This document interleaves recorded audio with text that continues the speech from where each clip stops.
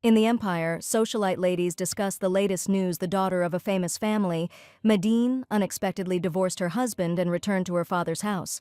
It was known that she returned there not alone, but with a small child in her arms, and the ladies were perplexed as to how she intended to raise him without a father. People gossiped that this girl acted too thoughtlessly and stupidly, but the main character of the novel had her own motives, and she was sure that she was doing the right thing. The main character saw that for some reason, everyone was concerned about her situation in the family, and everyone wanted to know the truth, and she supposedly understood the concern for her son. But she didn't care at all about the stupid gossip of girls who probably just had nothing better to do, and she didn't need it at all, because she had found real happiness. After all, now the little kind baby with huge blue eyes has a real mother who will protect him and love him with all her heart. Several months earlier, unexpected events related to the main character of the novel took place in one of the Empire's estates. One day, the heroine woke up and, looking in the mirror, felt completely lost. Her eyes slowly widened in surprise and confusion. She could not understand where she was and what was happening around her. She suddenly found herself in the world of her favorite novel called Serenade of Perdition, and became the wife of the head of the duchy named Sophia Grandcourt. And she woke up in the body of the main villain, who used her son's abilities to unleash real chaos in the Empire. The ending of this story was supposed to be tragic, and the main villain certainly did not expect a happy future. According to the plot of the novel, in the finale, she is killed by the hero because she tries to encroach on the powers of the Holy Virgin. Simply put, she was destined to die in the end, and when she realized this, the girl was horrified because she did not want to die at all. In the morning, a maid came to her room and wished her mistress a pleasant day, and at that moment the heroine realized that she had been reborn into the body of a woman who had already become a mother. Because a sweet boy named Adam was running towards her as fast as he could and called her his most beloved mommy in the world. At first, Sophia was scared when the boy ran up to her in her past life. She had no children at all, and she had no intention of having them. But for some reason, the boy named Adam turned out to be an incredibly kind child, and now this little gold belonged only to her. With all the tenderness and love, Sophia hugged her son Adam, as if trying to convey to him all her care and warmth, her arms gently wrapped around his shoulders, and her eyes filled with trepidation and pride. At that moment, she felt an immense love awakening inside her, and all her worries disappeared. The maid said that Mistress Catherine wished to see her, and she was just at the door of her bedroom. Catherine ignorantly burst into the bedroom and screamed at Sophia. How much longer could she sleep, since it was almost lunchtime and she still hadn't left her room? Sophia immediately disliked this rude lady who allowed herself to raise her voice right in front of her child. This shrew who broke into her chambers without permission was her husband's mother and her mother-in-law, Duchess Catherine Grandcourt. The Grandcourt family was one of the most famous ducal families with a long culture and special traditions that were passed down from generation to generation. Sophia was obsessed with the heir of this family, a dark-haired, mannered young man named Tristan. She was even lucky enough to be with him at the altar, where their wonderful wedding took place in the circle of their supposedly loving family. Then the heroine was incredibly happy that she married Tristan, because she truly loved this man with all her heart. But her happiness did not last long, and one day an event occurred that changed the girl's fate forever. It all happened at a time when she needed his support, and she had just given birth to her first child, Adam. Suddenly, the husband cooled off immediately after the wedding, and as soon as they started living together, this man changed dramatically. The mother-in-law, who bullied her day after day, hated Sophia with all her soul, and did not miss an opportunity to insult or humiliate her. She said every time that Sophia was not suitable for Tristan at all, and it was a shame that she even managed to give birth to his child. The desire to get a little attention from her husband turned into a manic need, which only tormented the girl to a terrible state. Her mother-in-law made her bury all her feelings for her husband. I assure you that they will never have a happy relationship. After all the events, Sophia became a real villain because her heart, previously kind and sincere, turned into an ice shard. And if this continues, then her son Adam will suffer a terrible fate from an unloved mother and unloved father, who will also abuse him, so now the heroine could not allow herself to do this to the child. The ducal family gathered at a rich and elegant table, decorated with silver and crystal. The air was filled with the aroma of fresh dishes and delicacies, and the soft candlelight created a cozy and festive atmosphere. In this calm and noble environment, there reigned a false harmony until little Adam did something. Little Adam accidentally knocked over a glass of water, and the liquid gushed onto the table, splashing in all directions. Adam was frightened and froze, looking at the mess he had accidentally created. At that moment, shards of glass fell out of the glass, and glass fragments scattered around, sparkling in the light. The Duchess angrily declared how much more dishes the boy would have to break before he finally got used to the table, since he was already 3 years old and still supposedly couldn't eat properly. She turned to Sophia, indignant that the girl was coldly approaching the child's upbringing and that her approach should be stricter. Tristan also supported his mother, saying that mothers should spend more time raising children, and she even suggested that something was wrong with Adam. She sighed and said what awaits the duchy with such an absurd air as Adam. If it had been Sophia, she would have silently swallowed all the family's barbs, but she treated Adam differently. Defending the honor of her child, Sophia admitted that the Duchess's son is already 28 years old, and the problems with his upbringing are becoming more and more every year. An awkward silence followed her words, and the ducal family looked at the girl with malice in their eyes. Smiling, she looked at the Duchess with her impudent eyes, because she clearly did not devote enough time to raising her son. A huge scandal could break out at this very moment, judging by the enraged look on the Duchess's face. But Sophia was not going to back down and said that dear mother sees everything herself, and it would be better if she paid attention to the problems with her son. Her son does not fulfill his duties as head of the family, but spends all the money on drinking and entertainment. Sophia told the whole truth because Tristan led a dissolute life, not thinking at all about his future.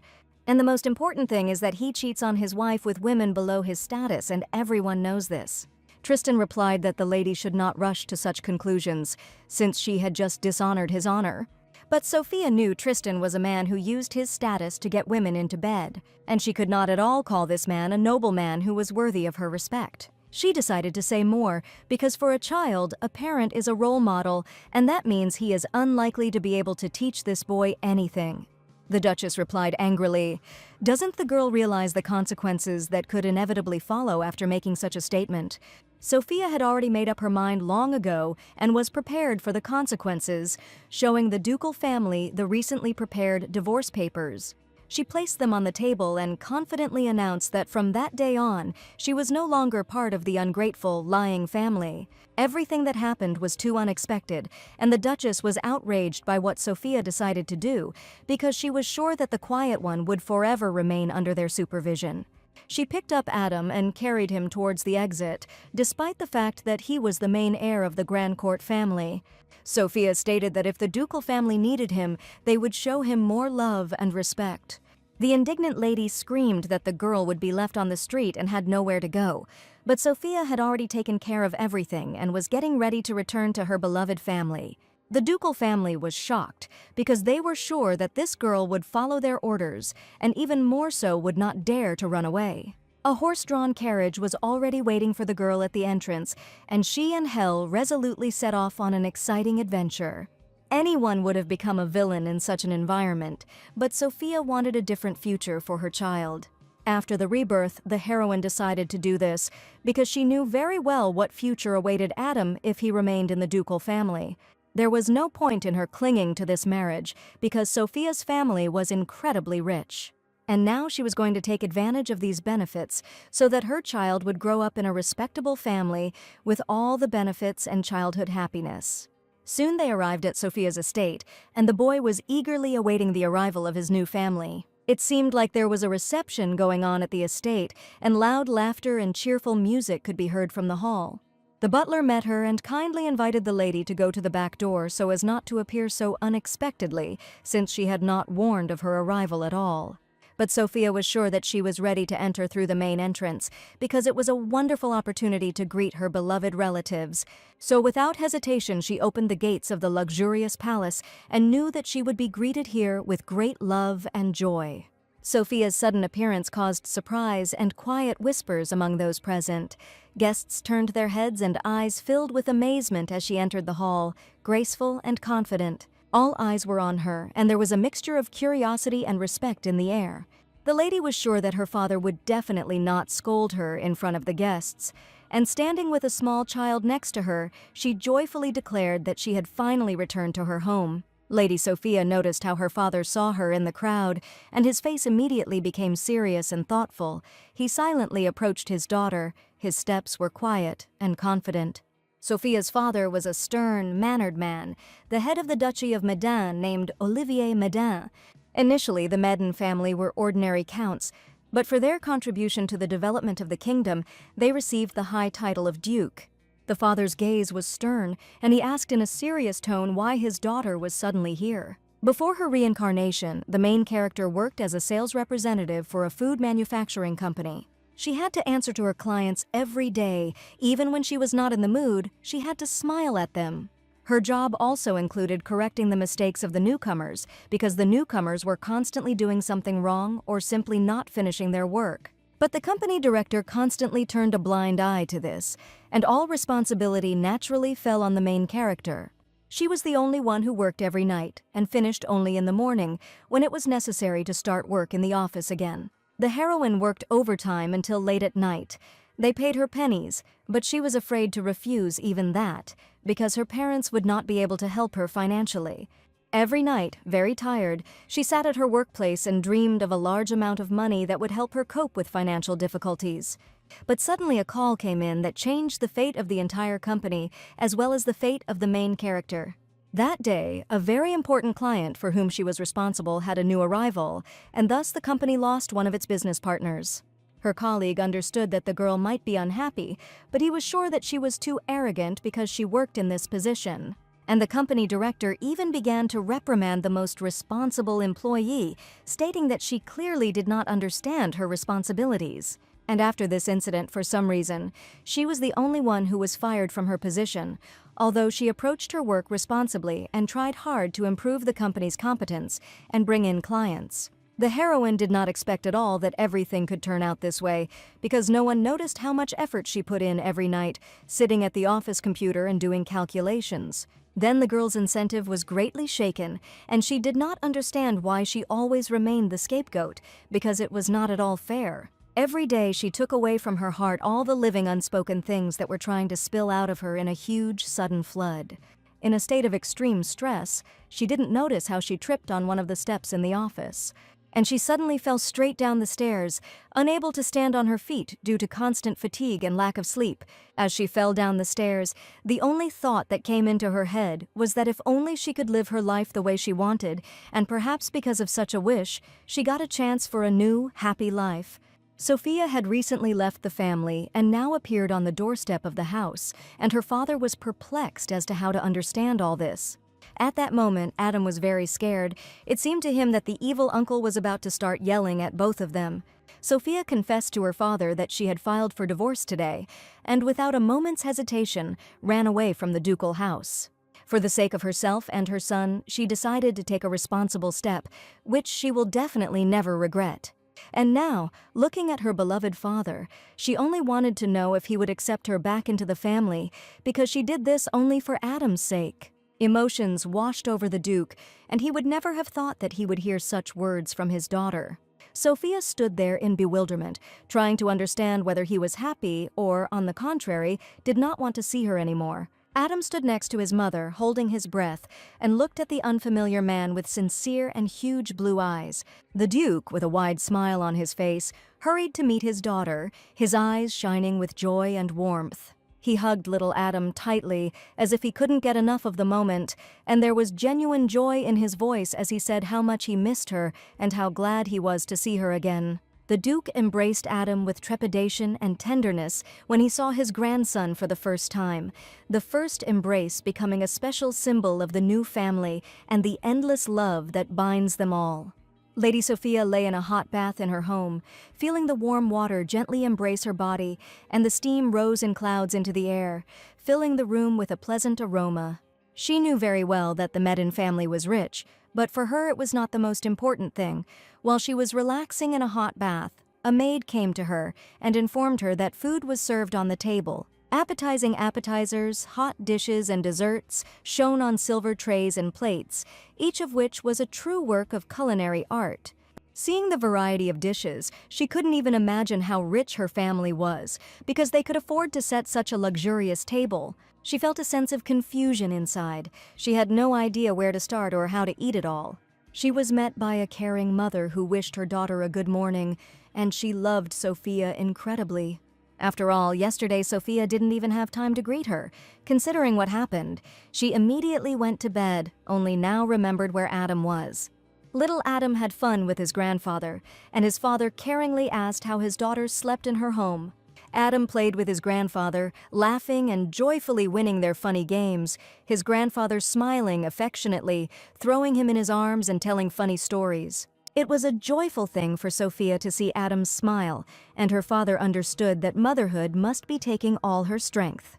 So he suggested that she have a quiet breakfast, decided to take care of his grandson himself, and Sophia was immensely grateful to him.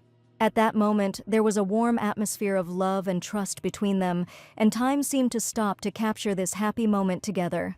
Sophia was incredibly happy that the family welcomed her warmly, because she had no doubt that her father and mother could accept her in some other way. The mother, with tears in her eyes, was worried that her daughter probably had a hard time living in a strange family since she decided to run away from there.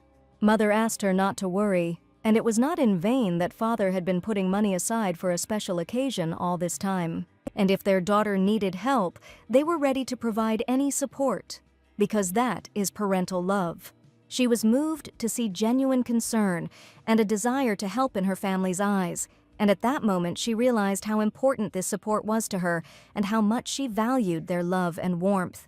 The Duchess admitted that she and her father were so worried about her because after her marriage, she had never visited them and there had been no news from her. In the novel, Sophia was ashamed to ask her parents for help, and after leaving, she never once told them how hard her life had been. But the mother confessed that she had something else to tell her daughter, but at that moment the maid interrupted her. The matter was probably too important, and the maid apologized for interfering, but it was too urgent.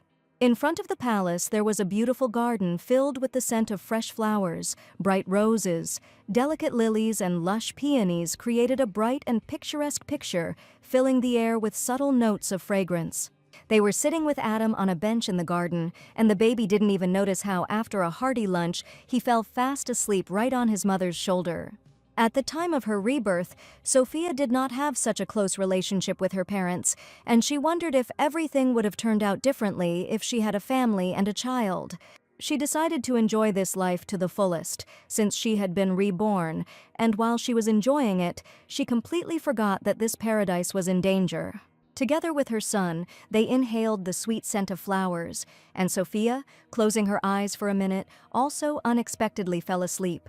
On the knight's platform, 2 knights were practicing their sword skills, their movements fast and precise, sparkling with blows and parries. One of the knights was a dark-haired youth who was renowned throughout the empire for his great skill.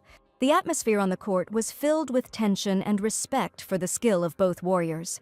Suddenly, one of them made a deft and swift leap, and then skillfully knocked the sword out of his opponent's hands in one smooth movement. The second knight stopped, surprised and a little confused, but quickly regained his balance and prepared for the next fight. Unfortunately, his sword flew too far.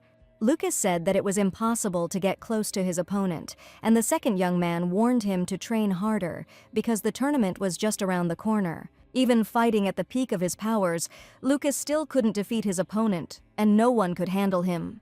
A magnificent knight was a duke named Leo of Lorraine, and no matter who he competed with, he always won. Lucas reported they had heard a long time ago that the owner's daughter had returned to the house of the family where Leo lived. I thought that even if this was true, it had nothing to do with Leo. A light breeze gently swayed the petals, and the sun's rays played on the leaves and flowers, giving the blooming garden a special atmosphere of calm and beauty. Finally, Sophia and Adam opened their eyes, and the girl did not help to understand how long they had slept in the fresh air. Daytime sleep in the fresh air was the best part of the holiday, when one could quickly restore one's strength. It was already getting a little cold outside, so Sophia suggested that Adam return home as soon as possible. Walking along the huge, wide corridor with columns, the boy looked at his new home with interest. It was not just an estate, but a whole labyrinth, and it was very easy to get lost there. Passing by a huge vase of red roses, the boy saw a bud lying on the floor and immediately wanted to go up to it. He reached out his hand and wanted to take the beautiful bud, but at that moment he was overcome with fear, because in the ducal family everything was different. His mother had always forbidden him to touch any flowers, and remembering how she had hit him on the hands, the boy seemed to be frozen in place. The trauma was forever imprinted in little Adam's heart, because in his previous home he was not allowed to touch anything at all. The boy began to tremble, and Sophia noticed that he was very scared and immediately began to ask for forgiveness. She knew it would not be easy to heal from the traumas left by the cruel Grandcourt family, and it would likely take a very long time. In a gentle voice, she confessed that now Adam was free to do whatever he wanted, and no one would ever scold him for anything. The boy still couldn't believe that he could feel free here, and even touch the flower lying on the floor with his hands. He asked with a laughing voice if he could really do everything he wanted, and his mother, with a caring smile, answered him in the affirmative and suggested that he explore the new house. Sophia and Adam set out to explore their home, a magnificent palace filled with history and beauty, walking through spacious halls decorated with exquisite paintings, golden chandeliers, and antique furniture. There was even a library with a huge variety of books, and each room was striking in its luxury. They visited a magnificent art gallery that occupied an entire hall of the palace. The walls were decorated with paintings by famous masters. The hall contained rare statues, and each piece radiated its own unique beauty and history. Sophia and Adam entered the dressing room, which was striking in its richness and sophistication. The spacious room contained many expensive outfits, silk dresses, velvet suits, decorated with precious stones and embroidery. After looking at just a few of the room's members, Sophia realized that this house had absolutely everything for a wonderful, luxurious life. But unfortunately, there was absolutely nothing for a small child to do here, because there were no toys or a playroom. Sophia decided to do everything possible to create a cozy and warm nursery for Adam. She began choosing soft fabrics, bright toys, and cute decorations with love and care.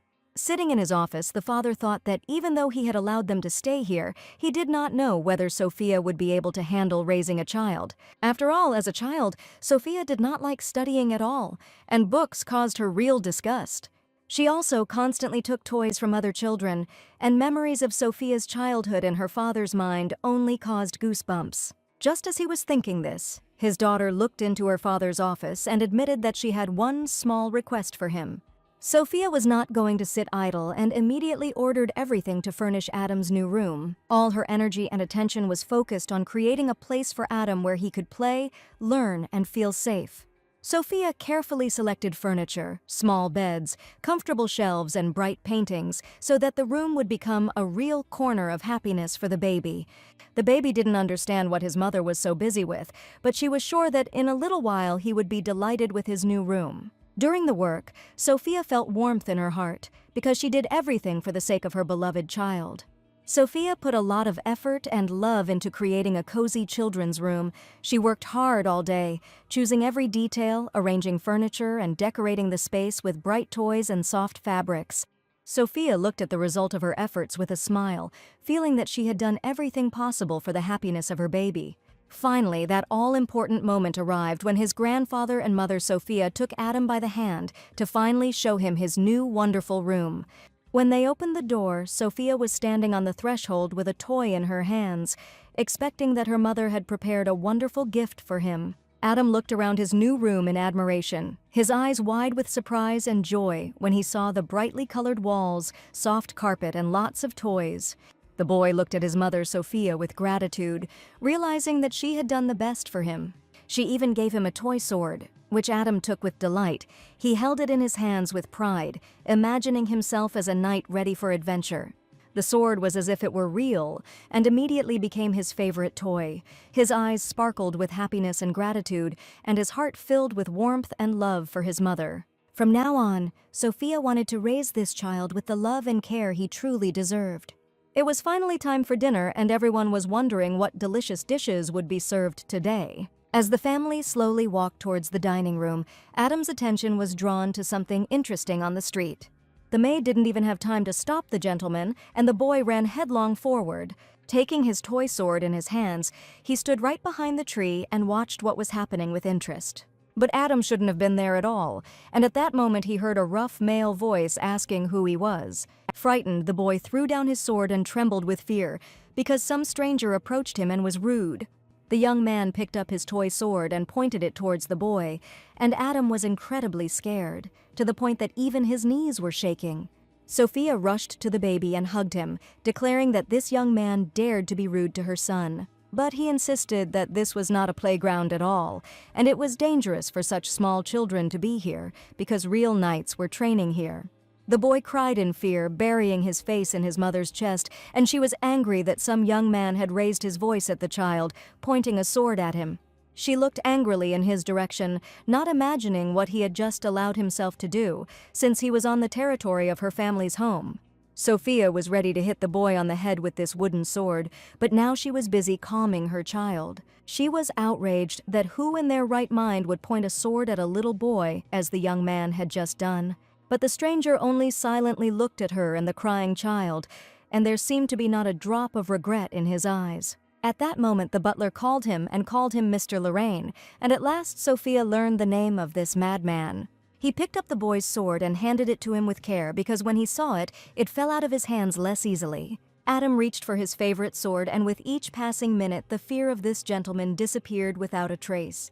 This man was a key character in the novel, and after Sophia learned his last name, she immediately understood it. The hero, commander-in-chief of the knights, Leo was the eldest son of the Duke, and also known as the strongest swordsman in the north. To put an end to the chaos, in the novel he imprisons the villainess and leaves her forever in a cold, dark dungeon. He banished her son from the kingdom, and the boy Adam was separated from his mother forever. And now she saw this young man right in the courtyard of her house.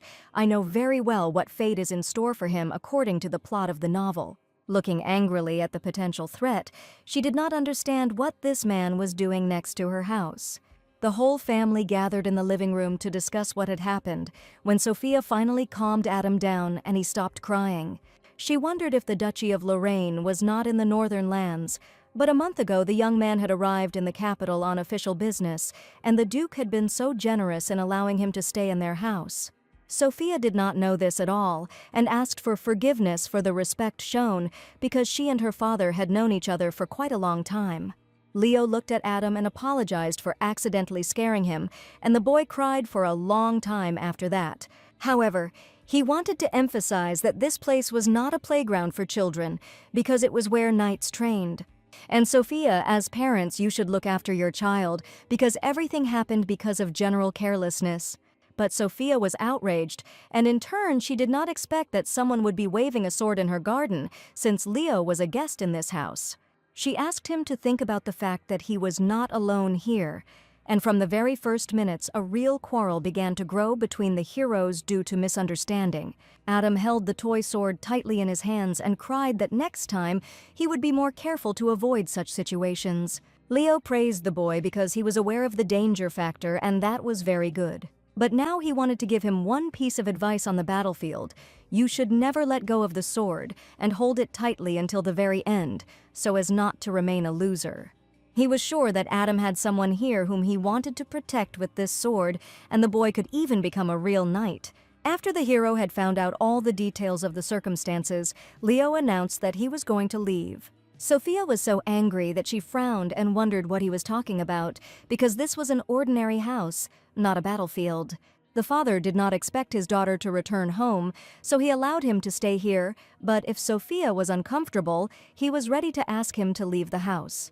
Sophia asked her father to stop and admitted that this man could stay here as long as he wanted, because he also needed help now. After all, their job as nobility is to provide a home for the people who bravely defend their country. Mother even thought that Sophia would be against it and would cause a real scandal, but to her great surprise, her daughter was completely calm. In that case, they would be able to take part in the spring festival that would take place next year, but Sophia was sure that Leo would not stay here for very long, since he had come to the capital for work. And after her mother's words, she understood that since the festival would be held next year, this young man would live here for a whole year. She tried to calm down from the unexpected events, and while she was breathing fresh air near the window, she saw that same left one below. He had one face for all occasions, but this young man was indeed handsome but terribly unfriendly. All the inhabitants of the mansion sighed languidly at the sight of him, and the maids went completely crazy over him. It's ironic that the parents covered for the man who would destroy their daughter in the future, but right now it didn't concern the main character, because she was just going to enjoy her life. The maid suggested that she visit the city, and it was a great idea, because a change of scenery would clearly do Sophia good. And it is important for a child to see the world outside the home, because Adam saw little while he lived in his previous family. The maids prepared Sophia, doing her hair beautifully and choosing an elegant outfit, and she looked magnificent, like a real lady ready for an important meeting. After that, they were ready to go into the city for the important walk that awaited them outside the palace, and Sophia and Adam walked out of the room with smiles on their faces, feeling confident and elegant, ready for new adventures. The city was beautifully decorated with colorful flags that fluttered in the wind and created a festive atmosphere. The streets were shining with bright lights, and cheerful music and laughter of people were heard everywhere.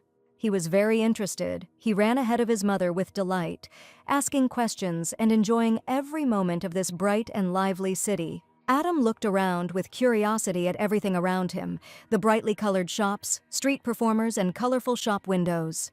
They went into every toy store, and Mommy bought Adam any toy he wanted, and the boy picked out knightly equipment and a helmet to go with his sword. A sense of adventure and joy from new impressions arose in his heart, and at that moment, familiar ladies saw them from afar. The lady with bright red hair immediately recognized Lady Sophia and stopped to greet her. The sudden approach of the stranger made Sophia anxious, and she took a step back, looking warily at the unfamiliar woman. The lady with red hair quickly ran up to Sophia and, looking into her eyes, asked if it was really her. Sophia looked at the stranger in surprise, not immediately understanding who she was. The lady hugged Sophia tightly without waiting for an answer, as if trying to express her joy and warmth. Her hugs were sincere and full of feelings, as if she had been waiting for this moment for a long time.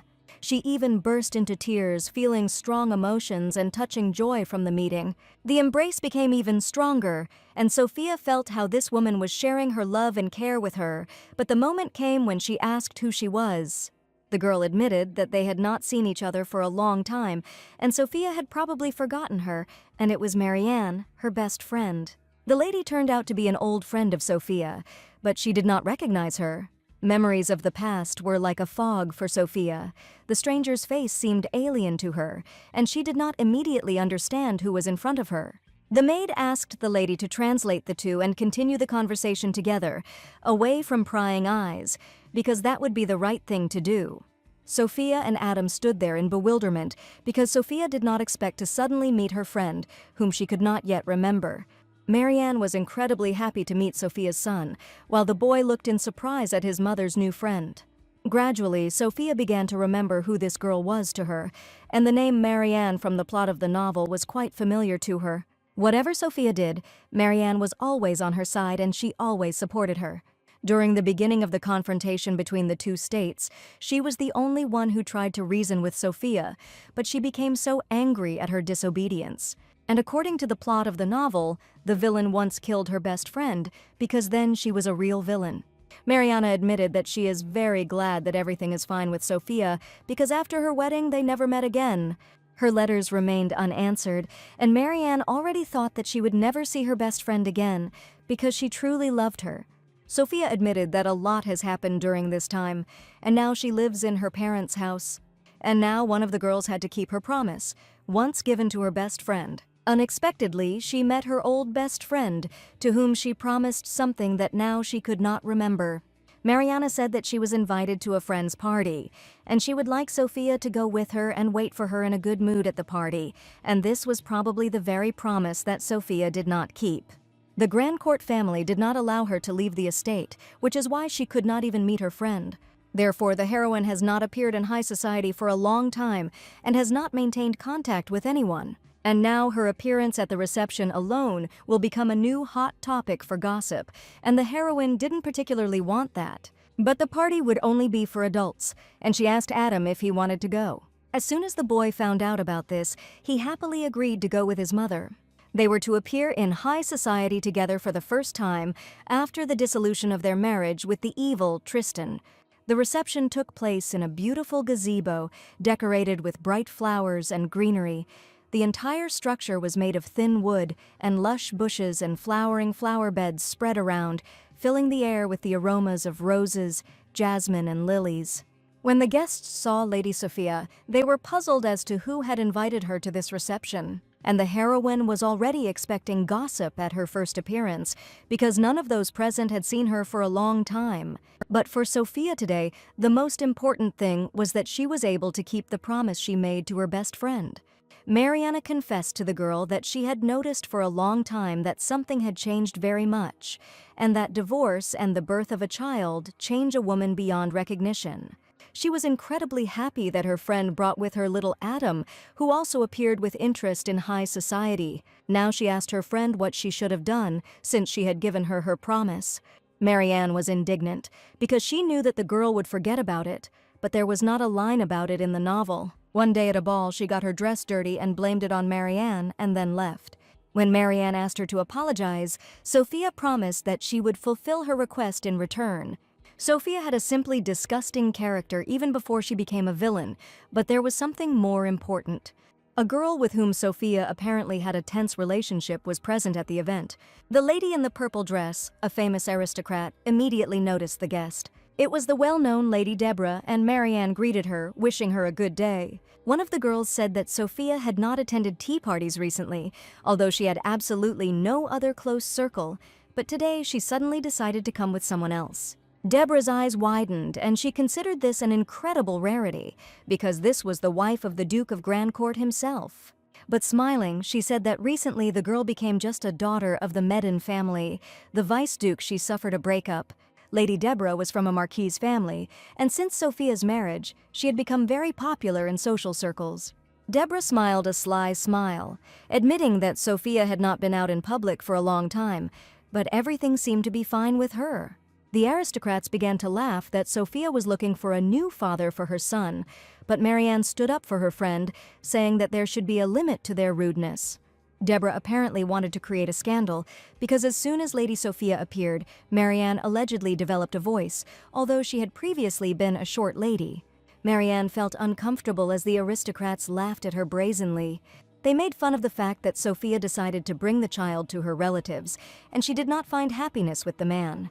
But now Sophia was a completely different heroine, a self-confident lady who stated that the girls were so aware of her life and must not remember what kind of person she used to be. Previously, Sophia fiercely defended her place next to Lord Tristan so much that she drove all women away from him, and eventually she abandoned him and took her only son. The girls laughed that the lady had acted inhumanely, and Tristan was a poor gentleman. Sophia said confidently that by attending this event, she wanted to show everyone that she was ready to enter a bright future, and it would not be good if all the attention was focused only on her. Deborah didn't expect Sophia to dare answer her, and she clenched her little fists in anger. The guests began to whisper that Sophia had indeed changed, and that motherhood had probably influenced her, because now she looked more like the daughter of a respectable duke. Deborah couldn't find her place and became furious, not understanding why everyone present began to praise Sophia. Wanting to trample this annoying girl, Deborah felt like she was going crazy, because all the attention was riveted on the other lady. Adam didn't understand at all what was going on here, and why the grown ladies were arguing so fiercely among themselves. He ran up to his mommy as if he felt guilty that all the fights were happening because of him. Deborah was already preparing a cunning plan, realizing that Sophia's patience was not endless, and she decided to ruin her dress so that a real scandal would break out. Holding a glass of red wine in her hand, she was about to pour it on Sophia's expensive dress so that she would finally become furious in front of the entire aristocracy. She approached the girl from behind so that she would not have time to notice, and Deborah wanted to show everyone Sophia's true face. But Adam noticed that Deborah was about to pour the drink right on his mother's dress and screamed loudly. Turning around, Sophia abruptly grabbed Deborah's hand with the glass, as if she really knew what was about to happen. The lady probably didn't expect such a turn of events at all, because she approached specifically so that Sophia wouldn't see her. Deborah's plan went awry while Sophia held her hand tightly in front of everyone. She chuckled that Deborah was completely lacking in grace and that her movements were like those of a stone mountain. And this was not a ball at all, and Sophia laughed and suggested dancing some other time, but the glass of wine was already in her hand. She was now the main character of the event, angrily declaring that it was time for Deborah to stop her stupid tricks. If she is going to embarrass herself further, then she can continue, but the victory will be on Sophia's side. All the guests were watching what was happening attentively, and Deborah was now completely disgraced. Although before that she was the most famous aristocrat, who was revered and supposedly respected, not daring to contradict. The aristocrats who followed Deborah suggested that the lady leave the event so that she would not be nervous. But Deborah suddenly cried out. No matter how dignified Sophia pretended to be, the way she treated Mr. Tristan was unforgivable. And apparently Mrs. Deborah chose the second option, to create a huge scandal at the gala event. She claimed that Sophia had brazenly stolen the Duke of Grandcourt's heir, pointing the finger at little Adam. While her friends were holding her, the lady continued to scream furiously that in the future, Sophia would definitely get paid for this. But Sophia remained calm under any circumstances, and only in a quiet voice declared that this would definitely happen. Adam was worried about his mother, but thanks to the baby, everything was fine with her, because it was he who noticed that Mrs. Deborah was going to pour red wine on her to shame her. The boy heard that he didn't want to get her dress dirty, so he tried to do everything possible to prevent this from happening. Adam was delighted with his mother, for she was simply inimitable when she snatched the glass from her. It was like a grand dance, and Adam said that he would like to dance like that too, but they were now at a formal reception, not a ball. Mr. Leo, who was also invited to the gala reception, observed everything that was happening. Sophia didn't even notice that the young man was standing nearby the whole time and saw everything perfectly. During the quarrel, the young man remained incredibly calm, and now Madame Sophia acquired a completely different role in his eyes. After the formal reception, the heroine and her child collapsed onto a soft, cozy bed, feeling how exhausted they were. They didn't even stop and immediately went to the bedroom, and Adam fell asleep right at the table with a fork in his hands. Sophia understood that the boy was probably very worried and nervous at the reception. She considered Deborah's behavior unforgivable, since it was because of her that Adam was so worried. Yes, she did it for Adam, but the fact remains that she was separated from his father forever. The heroine never doubted the correctness of her decisions, but no matter how much she shouted that she did everything right, no one would listen to her. It was the same in her past life, and the same thing was happening now, but she absolutely did not want to justify herself to anyone. Lying on the bed, she continued to play everything that was happening in her head, but suddenly she felt a small hand touch her head. After all, even Adam knew perfectly well that his mother did everything only for his and the children's happiness. He hugged her with trepidation and love, admitting that he envied how much he loved his mother and was grateful to her for everything. His embrace made Sophia's soul feel so warm because his boundless love made her dissolve the painful memories of the past. And now it was absolutely unimportant who said what about her, because she was happy with her child. Tears came to the girl's eyes. Adam thought that his mother was in pain, but in fact it didn't hurt at all. His small arms wrapped tightly around her neck, and his face shone with happiness and trust. He pressed himself against her so warmly and sincerely, as if he wanted to convey all his love and gratitude. Sophia gently hugged him, feeling her heart fill with tenderness and trepidation. At that moment, they were one family, connected by a strong thread of love and care, and nothing could destroy their special connection. She was grateful for her little happiness and promised to do everything in her power to ensure that the boy grew up happy. Adam hugged her tightly and tenderly, because for him, his mother is the most precious and beloved thing in the world. The boy grew up to be a wonderful, very caring boy, and all this was only thanks to Sophia's love. Sometimes it even seemed to her as if he knew what those around him were thinking and feeling. The Grandcourt family's abilities awaken in him at such a young age, and Adam grows older and wiser every day. The mansion was given a decorated piece of jewelry. It sparkled with bright stones and fine carvings, creating a sense of luxury and sophistication. Mother Sophia reported that the piece of jewelry had recently been stolen, and she was very upset about the incident. The other day, a jewelry store in the neighboring area was robbed. This piece of jewelry was found because the list of stolen items was given to the Order of Knights. The culprit turned out to be not the merchant who brought it to her for sale, because he bought this jewelry from a person and had absolutely no idea that he was wanted. And Sophia's family had been buying things from him for many years, and they were confident in the merchant.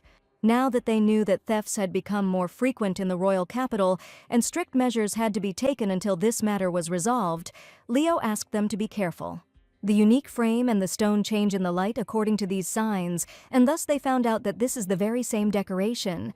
True, the price for which Madame Medine bought it was somewhat higher than in the store, and this was not at all surprising. The lady was upset because she liked the item so much, but it had to be returned to its rightful owner. Sophia found the situation too strange and really wanted to know who was behind all this. So she decided to go to the capital so that her mother would not be upset and buy her a new decoration. She and Adam had an important mission ahead of them, and they were going to find jewelry much better than the one her mother liked. Adam wanted to find a new brooch for his granny with pleasure and great interest to make her happy. But as soon as they decided to go to the first luxury jewelry store, they heard a familiar voice next to them. It was Leo, whose voice even scared little Adam, and he asked what they were doing here. After all, he had recently warned about the danger. Now was not the best time to go shopping.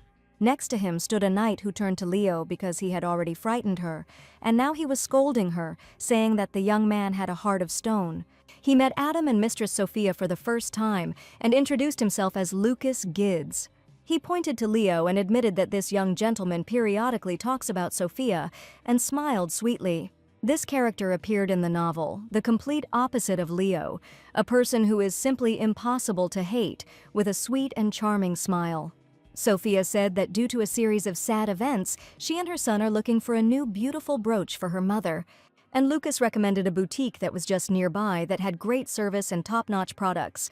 Sophia thanked him for the advice because the decoration for her mother had to be expensive and exquisite. Lucas warned that if the girl needed help, she could definitely call him, and they would rush there in a flash. The knights were going to patrol this street, and Leo asked them not to get into trouble. Sophia and Adam went into a luxury jewelry store and asked the staff to show them the best brooches. She said that she was looking for a gift for her mother, and it had to be incredibly special. The jewelry store employees carefully brought out the most expensive brooches with precious stones. Each brooch was made with great skill and decorated with bright, precious stones, attracting attention with its beauty and luxury. Looking at the jewelry, Sophia realized that they were all beautiful, but none of them could outshine that stolen brooch. The stolen brooch was special and unique. It shimmered with all the colors of the rainbow, like a living miracle. Its precious stones and fine work created an amazing effect, changing shades with every movement. The design of these brooches was particularly in demand at the moment, and the employee asked if the girl liked anything. Perhaps there was a similar product in this salon, and the girl said that she was looking for something unique. A brooch with a large precious stone in the center that can change color in the light. With admiring eyes, the young man said that they had recently received a whole set of jewelry made from a similar stone. He happily offered to take a look at the set, stating that the stone had found its owner very quickly. It would be fine if it was just a coincidence, but Sophia began to wonder if this set might also have been stolen. To get to the bottom of it, she asked to see the set and wanted to see it with her own eyes, making sure that it could be him. The employee brought out a set, and it was rare that he could provide customers with a complete set because this stone is mined only in a few regions. Surprisingly, the design was very similar to the very brooch that her mother had bought, but she hadn't seen the list of stolen items and couldn't say for sure whether the boutique was connected to the group of thieves. Suddenly, little Adam looked at Sophia and whispered that the salesman was somehow different. Sophia always trusted her son, especially his ability to hear bad people. Sophia smiled and asked what interested her, from which supplier this set was purchased. It just so happened that the suppliers next to the salon were unloading, and they were right next to the doors. These were two men whose faces expressed genuine insolence, and one did not want to trust them at all. The employee said that Mr. Rick and Mr. Barry from one company just brought them new precious sets today. But these people looked too suspicious, and Sophia and Adam immediately suspected something was wrong. They decided to talk to these suppliers directly and invited them into the salon's living room to take a close look at their faces. One was fat and sullen, and the other thin and talkative, who introduced his friend, calling themselves wholesale jewelry dealers.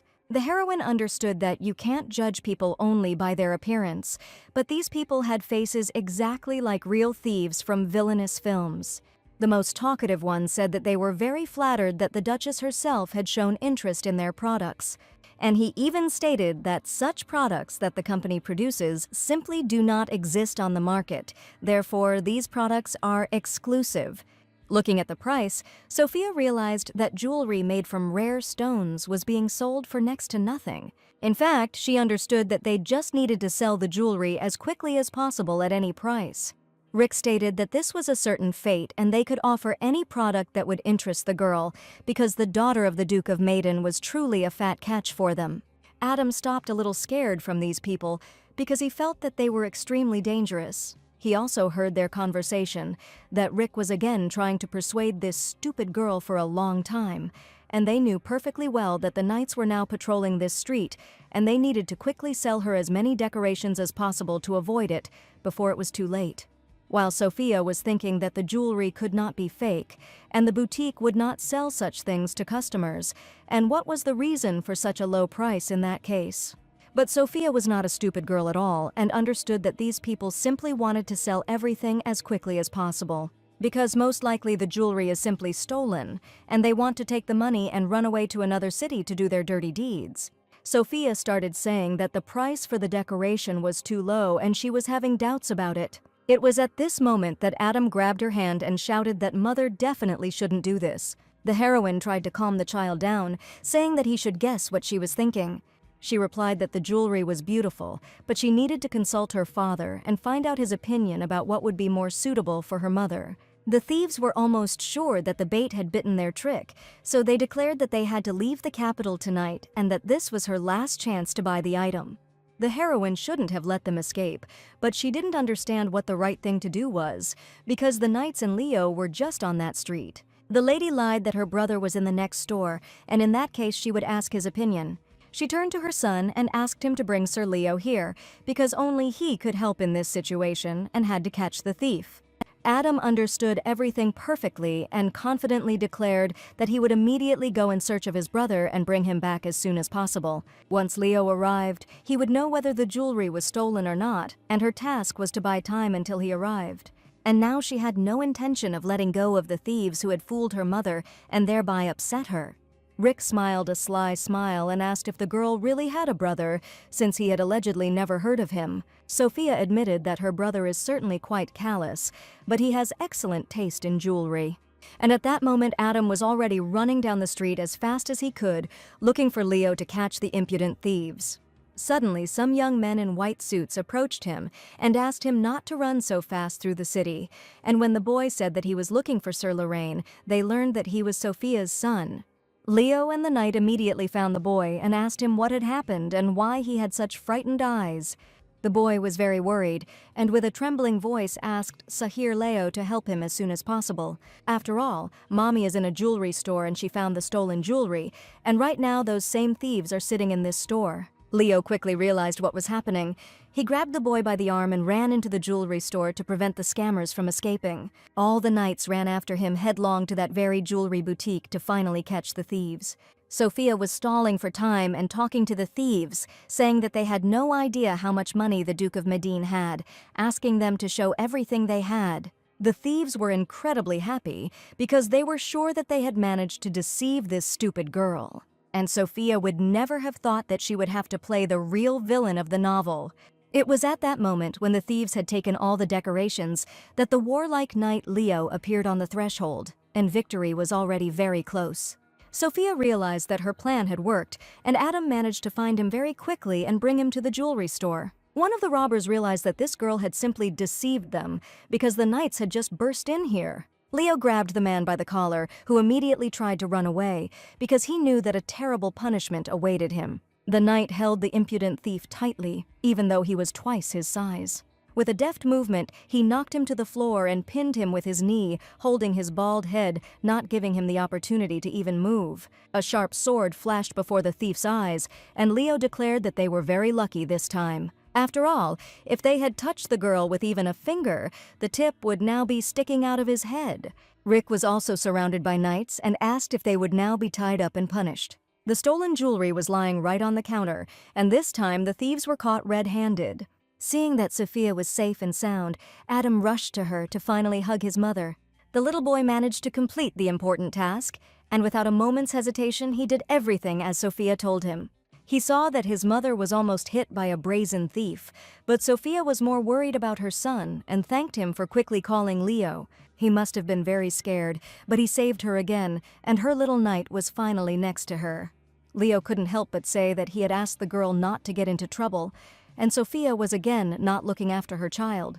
But the lady admitted that she had specifically asked to call them, or else it would be worth leaving her son near the criminals. The young man did not understand why she stated this so confidently, as if she had known from the beginning who they were. Leo probably didn't realize that Sophia had sent her son on purpose, and he decided to find out all the details later, how the thieves would be punished. He said that they definitely need to talk about it to sort out some issues. Now the first thing they need to do is interrogate the boutique staff to hear their testimony. For a moment, Sophia wondered if he knew about Adam's ability to sense people and their energy. But this definitely couldn't have happened, because only the mother knew about it. That evening, Leo sat comfortably in his chair, reading one of the letters that had recently arrived to him. There was a quiet knock on the door, and Mrs. Sophia wanted to talk to him because their conversation in the jewelry salon was not over. Although they lived under the same roof, he warned the left that the girl should not visit the man's room at such an hour because people might misunderstand her. She admitted that she really wanted to discuss what happened and asked for forgiveness for such an impudent act, and also wanted to thank Leo for his quick help. After all, it was only thanks to him that she and her son remained safe and sound, although the young man believed that he was only doing his duty. He stated that Sophia had known from the beginning that these two were involved in the jewel thefts, and now he wanted to know only one thing. Is it true that she only found out about this thanks to Adam, who told her about the terrible criminals? Sophia had no intention of lying and admitted that her son was able to read people's thoughts, which is why she was able to quickly figure them out. The next day, she told the whole truth about Adam to her mother and father, and no one could believe that the boy could do such a thing. Mother Sophia asked if Adam really could read people's minds, because in their opinion this was completely impossible. The father, of course, believed his daughter's words but still asked Adam to tell him what he was thinking about now. Sophia was indignant because her son was not a toy for guessing thoughts, but Adam was ready to fulfill any request of his grandfather. He hugged him and kissed him, and Sophia still didn't understand what her father was thinking, and although he looked stern, he was the kindest person. And the main thing is that the gang of thieves was quickly caught with the help of a little boy who, it turns out, can read other people's thoughts. Leo was sure that everything had worked out successfully because Sophia had cooperated with the orders and had promptly passed on important information to them. Suddenly, the lady said that Adam seemed to have prepared something for his grandmother because that was how it all started. Little Adam held in his hands a luxurious brooch that sparkled with bright colors and shimmered with all the shades of the rainbow. His little hands held the decoration with trepidation, and a sincere smile shone on his face. When he approached his grandmother and handed her the brooch, her eyes filled with tears of joy and tenderness. He happily announced that Grandma would now have a new, beautiful brooch since he and Mommy had carefully chosen it. Tears of joy and gratitude appeared on her cheeks because this gift was a very dear symbol of love and care of her little grandson and daughter. And the father told them that since they were involved in the incident, thanks to their help, he had more work. Sophia thought it might be wonderful, but it was different, and now it seemed even to the royal family. Sophia didn't expect that things could go so far, and she even screamed in surprise when she heard this news. The jewelry boutique where the thieves were caught also supplies jewelry to the royal family. This means that Sophia and her little son helped the whole country, and the father was incredibly proud of them. The heroine had no idea that this boutique could be connected to the ruling family, and this was the recommendation that Mr. Lucas gave her. And if it weren't for his help, this case would never have been solved, and everything happened by chance. But most of all, Sophia was glad that the whole family accepted Adam's peculiarity, because this boy was an unusual child. Not everyone in the world is so kind. There will be those who will try to use his power for selfish purposes, as the original Sophia did. And now the heroine wanted to protect her son from something like this by any means possible, and soon she met Mr. Leo again. For some reason she thought for a moment, and Leo, noticing her strange look, asked if nothing had happened. Fearing for the girl's safety, Leo asked her not to try to solve problems alone anymore, because this time everything worked out, but next time everything could turn out differently. After all, she can always turn to him for help, and he will gladly help her, no matter where she is and no matter what happens to her. Leo managed to determine so accurately that something was bothering the girl, and she already thought that he could read minds too. The young man only chuckled at this suggestion, but at that moment the girl was really having disturbing thoughts. He smiled sweetly and replied that anything can happen in this life, and he can probably also find out what other people think. A second later, Lil made a serious face again, but Sophia clearly saw that his expression had just changed for the first time. He had finally smiled at her just now, and she was glad that she had managed to get along with such a difficult person. After a pleasant conversation, they walked along the corridor, but the girl suddenly heard a strange noise in the palace. But the butler reported that a man had arrived who called himself an envoy of the Grand Court family. The mansion's security did not allow any outsiders in, but the young men persistently remained near the entrance and tried to get inside. And they only had one goal in mind, which Sophia would certainly not like once she found out about it. They wanted to see the young gentleman. That is, they wanted to see Sophia's son for a reason unknown to her. The noise could be heard even in the yard, and at that moment the maid was playing with Adam, wondering if uninvited guests had arrived. Suddenly, strange people came straight to the maids and Adam, and the girls were incredibly scared that they could harm the boy. When Adam saw them, an inexpressible horror appeared in his eyes, and it seemed that he knew these people. The chalk he was drawing with fell out of his hands right onto the grass, and the boy's hands began to shake so violently that he could not control them. After all, before him stood Tristan himself, his father, from whom Sophia had fled to save her life and the future of her beloved son. The young man smiled maliciously and declared that he had come to see his beloved son and that his dad had come today to take him home forever. News of the arrest of serial jewelry thieves who had become famous throughout the empire for their high-profile case recently reached the Grand Court mansion. The Duchess read in the newspaper that the royal family highly appreciated Sophia Medine's help in catching the thieves, and as soon as she saw her name, the lady was overcome with unimaginable anger. The Duchess, upon hearing the news, threw the porcelain cup in anger, her face full of anger and disappointment, and her eyes sparkling with strong emotions. This gesture reflected her storm of feelings and inability to contain her irritation at that moment. It flew through the air and crashed into pieces on the floor with a loud bang, spraying tiny pieces across the room. She hated this girl with all her soul, and the mere mention of Sophia made her want to put her in the darkest dungeon so that she would never see the light of day again. Tristan stated that such an empty-headed girl could not have done this alone, and no matter how you look at it, this is very strange. Therefore, the Duchess's first thought was that Adam had played a huge role here, and probably the powers of the Grand Court family had awakened in the boy. They decided that the girl allegedly used her son's power to catch the thieves and thereby restore her reputation. And Tristan was sure that this was the only way she could gain recognition from the other aristocrats who had hated her for a long time. Since she dared to use the powers of their family for her own benefit, Tristan could not turn a blind eye to her antics and decided that it was high time to bring the boy home, because he was the main heir and must work for the good of their family. That is why the very next day after the news, he showed up at the girl's family's mansion and was going to take her son by force. When he saw Adam, he said that the boy was probably already bored of being here and suggested that he return home with his dad. Boy Adam was scared when he saw his villainous father. His little heart started beating faster and his eyes widened in fear. The father's gaze was stern and cold, and it scared Adam to the depths of his soul, so much so that the boy stood rooted to the spot and was afraid to move. At that moment he realized that danger was near, and his little heart filled with anxiety and tears. Tristan spread his arms wide and declared that he supposedly understood, because the boy was simply speechless with joy. He walked closer to his son and suddenly stepped on a piece of blue chalk. which stained his expensive shoe. The father was overcome with rage in a second, because the boy had just dirtied his luxurious shoes. The maid stood up for Adam, and covering him with her hand, asked the young man to stop where he was and not move anymore. After all, the young master now lives in the Duchy of Medine, and Tristan has no right to take him away from here. Tristan's assistant approached the defenseless lady and shouted that she had forgotten her place, since she did not dare to interfere with the Duke doing as he had decided. The Duke's assistant struck the maid who was trying to protect Adam sharply. His gesture was sudden and cruel, and he paid no attention to her protests. The maid fell to the ground from the impact, feeling intense pain and dazed, her body trembling and her eyes filled with tears from the unexpected and brutal attack.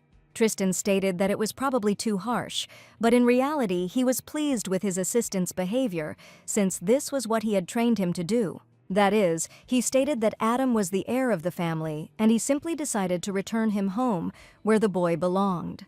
But the maid held the boy tightly, for she was a servant of the house of Medin and had never heard of such a thing, and without the permission of the mistress, she would not agree to give him up.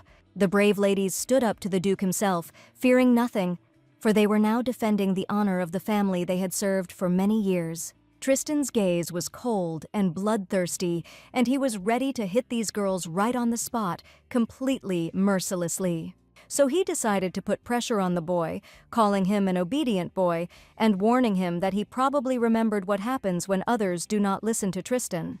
He always bullied and treated Sophia harshly while she tried to protect her son by following his cruel orders. The maids continued to fight for Adam, showing their courage and devotion, even at the cost of their own lives.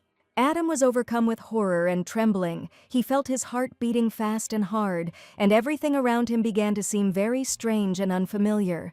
At that moment, he was genuinely afraid for his safety and couldn't hold back his tears, but most of all he was worried about his mom, grandma, and grandpa, because if he didn't go, Tristan might punish them. The maid screamed for the uninvited guests to leave right now, and she gathered all her will into a fist and showed all her courage. While another maid reassured the young master, assuring him that everything was fine, because he was now free to do whatever he wanted. And despite all of Tristan's threats, Mommy will always stay by his side, and no one will be able to take him away. Young Master Adam firmly declared to the villainous father that he would not go with him, his voice full of determination and courage, despite the fear and anxiety in his heart. As he took a step forward, Tristan thought his son had agreed to go with him, but suddenly he heard the boy's negative words. He confidently declared that he would never in his life return to a place where he was only scolded and constantly beaten, and shouted for his father to leave immediately. The maids praised the boy because the little knight acted like a real hero and looked straight into the eyes of his villainous father, overcoming his fear. And at that moment he saw the golden, silky hair of his mother, who immediately came to the rescue, having learned that Tristan was somewhere in the yard. She blocked her beloved son with her back, looked menacingly at Tristan, and declared that it was not for nothing that she raised him as a real hero.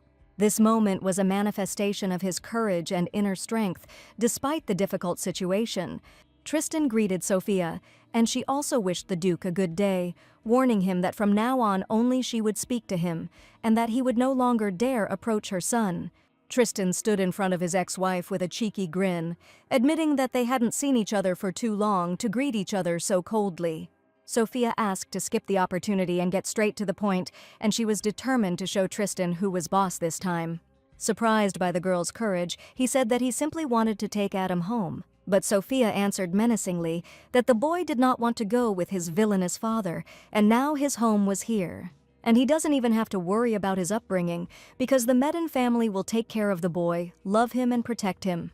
Tristan said he thought he would give the girl time so they could work out their family problems, but Sophia was sure that Tristan would finally leave her and her child alone. After all, it was only after she left the terrible ducal house that her son finally learned to express his own opinion. And she confidently stated that she believed she had made the right choice when she finally divorced that terrible man.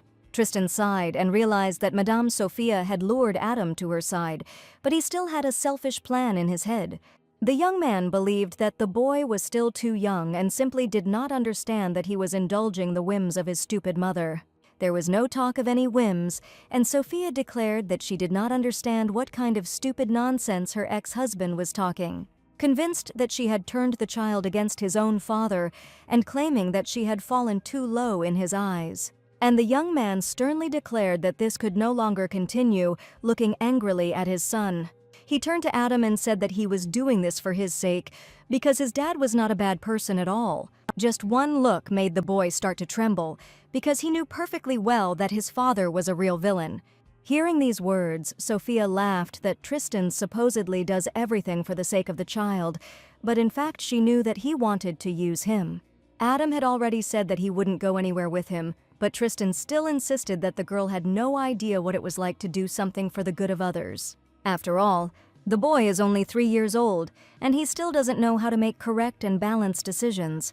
Sophia was beginning to get tired of this stupid talk, and she answered menacingly, whether this decision was right or not, but Tristan made it himself, and now it does not matter at all, because the boy had already made his choice long ago. After all, it is the duty of parents to accept the child's decision and help him on the chosen path, and not at all to order him what to do.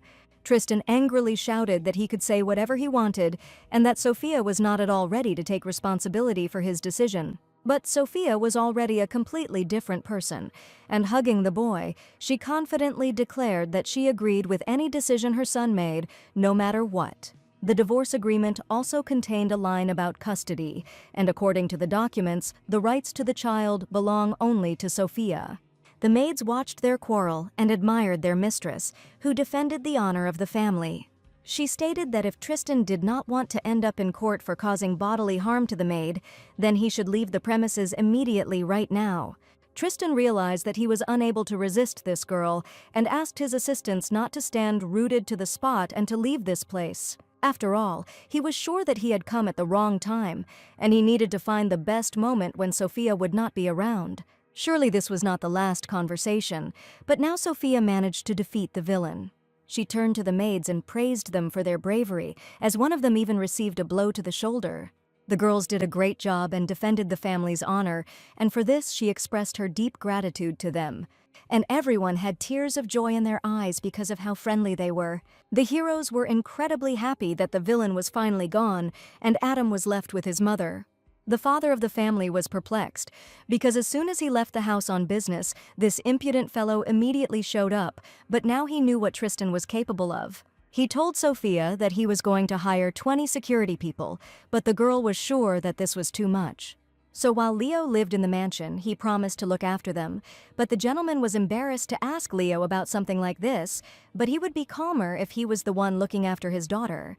The heroine would never have thought that Tristan could go so far and even come to their house, and now she understood that she needed to be on her guard. But now she was convinced of what brave people surrounded her, and even the fragile maids stood up to protect the boy. Adam asked his mother if there was anything he could do to help, and Sophia said that he could bring a little joy to the others. Adam didn't understand how he could please everyone else, and he began to listen carefully to his mother.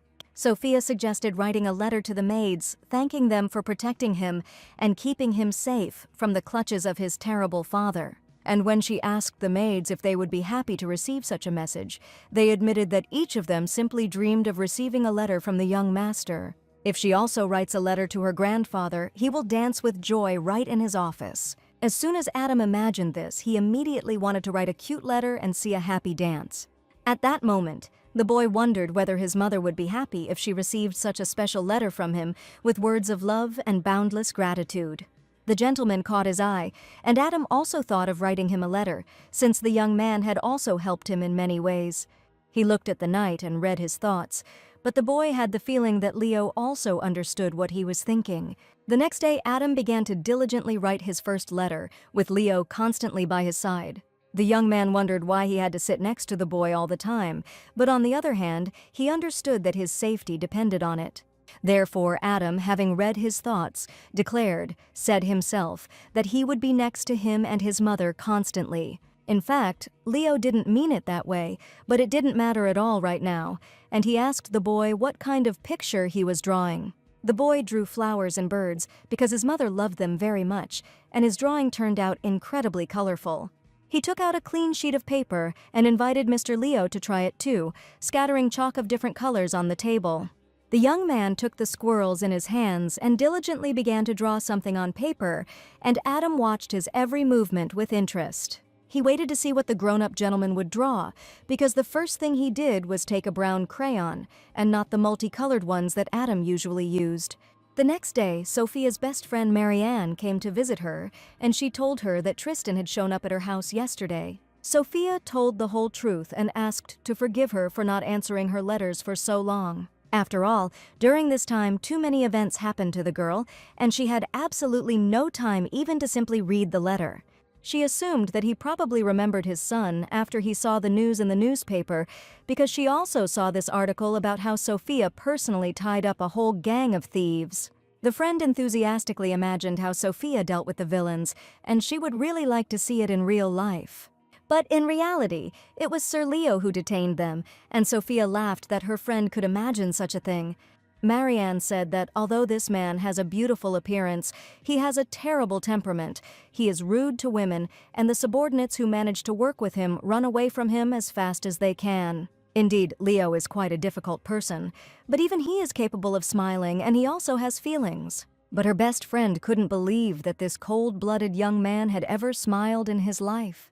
Looking at Sophia, she suspected and immediately noticed the unhealthy gleam in her friend's eyes, saying that she didn't know at all what she had imagined. Sophia asked her not to even start, because after the divorce, the mere mention of a relationship would definitely make her sick, so now she didn't want to think about it at all. Besides, Leo probably has a girlfriend that absolutely no one knows about, and perhaps Sophia didn't know some details from the plot of the novel. Unexpectedly, Leo approached them and apologized for interrupting the sweet conversation between the two friends. Looking at Leo, Marianne saw an incredibly handsome man in front of her, and his charm made her blush. He stated that Adam wanted to see her mother in his room and that she should come to him right now because it was a very urgent matter. It turned out that Adam had drawn many beautiful pictures and happily called his mother Sophia to look at them, his face glowing with pride and happiness as he showed off his creations. Sophia approached the little boy with a smile, took his hand and carefully examined his work, feeling warmth and pride for her little artist. He spoke with trepidation about each drawing, explaining what it depicted and why he loved it so much. With a joyful smile, he said that he drew all the pictures for his mother because she always tries so hard and she definitely deserved it. Sophia could not contain her strong emotions because all the drawings were simply beautiful, and she incredibly adored her son, who made her happy every day. Adam even drew one picture for his friend Sophia and happily presented it to her as a nice gift. He drew a lot of pictures, and Sophia looked at each of them with interest, on which were drawn various flowers and beautiful birds. But one of the drawings was very different from the others, and Sophia immediately noticed it, deciding to ask in more detail what it was. All the drawings were colorful and bright, but in one drawing, dark black and purple colors predominated. Sophia assumed that it was probably a black monster, and Marianne thought that perhaps the drawing depicted the depth of night.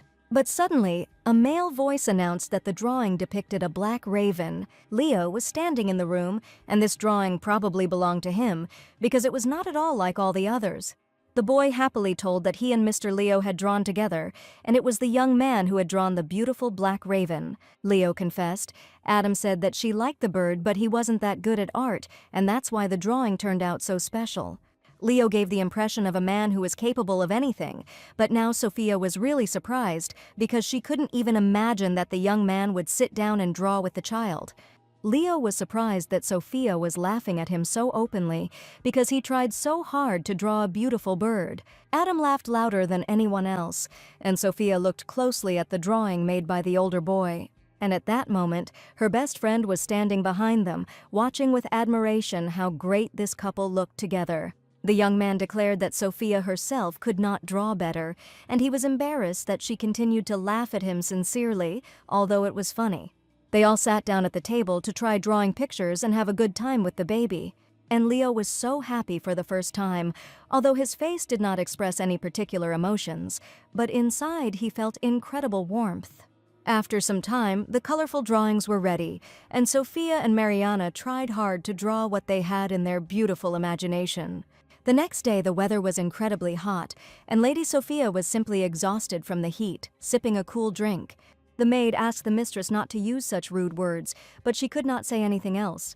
Due to the low humidity, the summer in the kingdom was especially hot, and the heroine just wanted to lie in the cool water and do nothing else.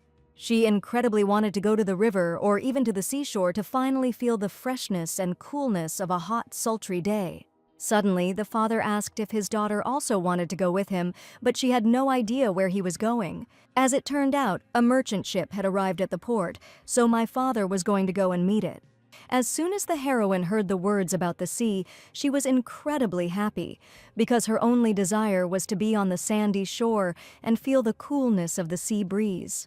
She went with her father to meet the merchant ship, and as soon as it sailed to the shore, it struck her with its unimaginable beauty. It was the first time Sophia had seen such a huge, luxurious ship, and it was the pride of the kingdom. They say that this ship can withstand any storm. It is completely unfazed by any weather conditions. At this time, Adam stayed at home, and as soon as the heat subsided, Sophia decided that this ship was definitely worth showing to the baby. The father greeted his friends with respect and was very glad that all the sailors returned home safely. They greeted the gentleman and expressed their deep gratitude to him for the opportunity to use such a ship. He introduced his daughter Sophia to his friends, who expressed a desire to come and see his work. The people asked the Lord to see what rare tea they had managed to obtain, and the merchants also brought new luxurious fabrics. Sophia admitted that she really enjoys spending time with her father because she loves him with all her heart and wants to know more about him. The father chuckled that the girl would not achieve anything with her flattery, and she might not even try. Sophia smiled and said that she was telling the whole truth because she loved her father incredibly. The sailors immediately saw the beauty, offering to take a walk with them in the port, but suddenly Leo approached Sophia because he did not expect to meet her here at all. She also had no idea that Sir Lorraine would be in port, but deep down she was happy to see him again.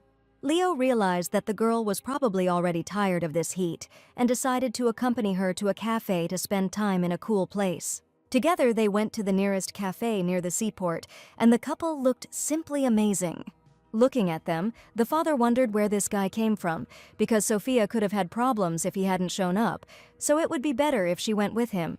Arriving at the cafe, Sophia reported that the young man, as always, had arrived on time and wanted to know what he was doing there.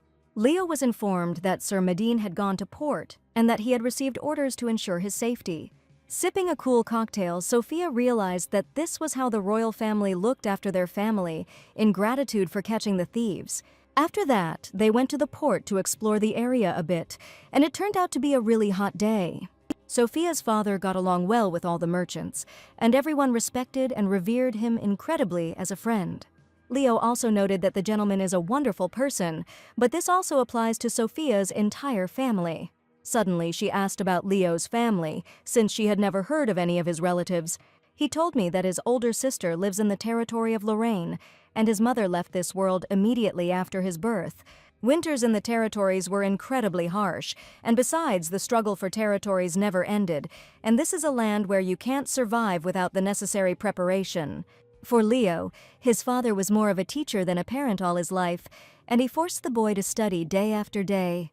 There were days when he was so unhappy with fencing that Leo was not allowed to go to bed until he had perfected the techniques.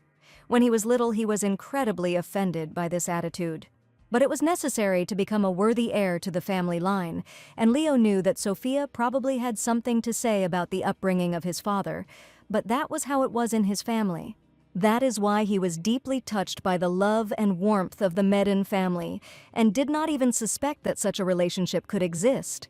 When each family member supports each other, rejoices in success and victories, and does not scold each other for defeat. But Sophia always considered her father a terrible person, but as it turned out, Leo's father was much stricter, and his childhood was completely different. She was sure that her father would not let her in with a child in her arms, but she took the courage and decided to show him her true feelings. In response, he accepted her and showed his boundless love for his little grandson, his daughter, and his beloved wife, and if she had not taken a step forward, their relationship would never have become like this. Her father and mother were worried about their daughter all the time, and she didn't even suspect it. But while her parents were alive, she had to do everything possible. It's never too late to talk to your family and tell them how you feel and confess your love for your family. Therefore, the heroine considered it right to do as her heart tells her, because one day this moment may not come. She stated that she was absolutely sure of this, and relatives are the only ones you need to love in your life, because this is family, and it needs to be valued infinitely. Leo's family lived in the territory of Lorraine, and in this place everything went on as usual. At the same time, one of the girls made an important decision and decided to leave her home, telling her parents about it. The father understood his daughter perfectly and offered to stay here with them, but was also ready to support any of her decisions. The girl assured her that there were many people in the kingdom who needed her powers, and she was obliged to help them, and hugging her daughter before leaving, the mother asked her to take care of herself, reminding her that her family was always waiting for her at home. Standing near the carriage, the girl decided to change her life and thanked her family for accepting her choice. All the local residents saw her off, and the children wished the Holy Virgin good luck, wanting to see her return as soon as possible.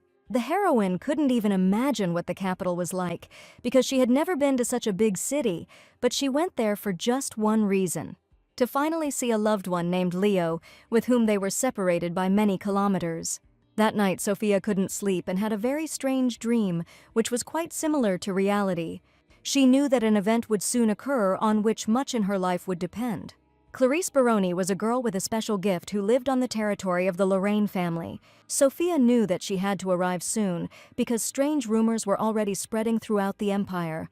Rumors of her abilities reached the church, and she was immediately summoned to the royal capital to help people.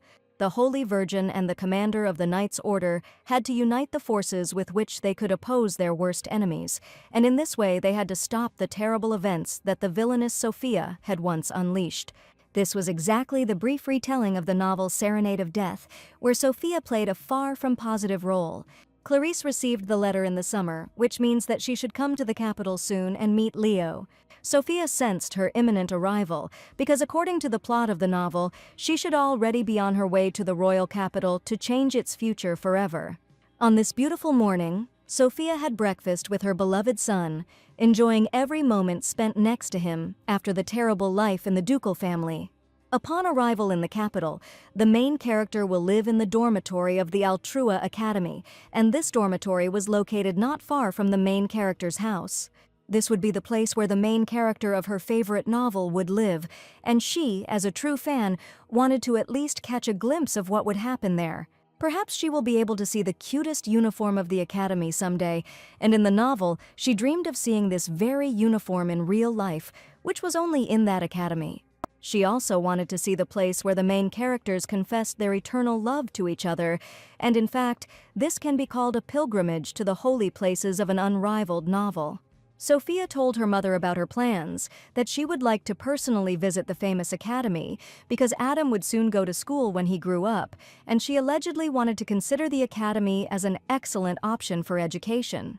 As soon as Adam heard about the school, he admitted with admiration that he would also like to see it, and his father considered it an unexpected choice.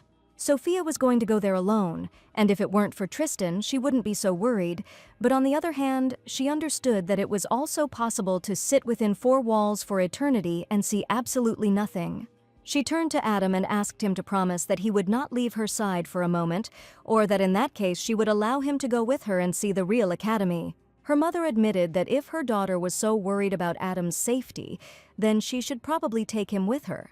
But she also suggested taking someone, apparently hinting at Leo, who would definitely keep the girl safe. Therefore, the heroine had to go with Mr. Leo, and her mother also assigned a butler to her so that he would closely monitor everything that was happening.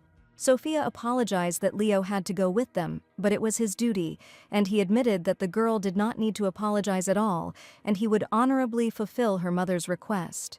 The Altrua Academy looked majestic, like a palace of knowledge and beauty. Its high walls were decorated with exquisite ornaments, and its towers reached into the sky, creating a sense of grandeur and power. The little boy saw such a huge building for the first time.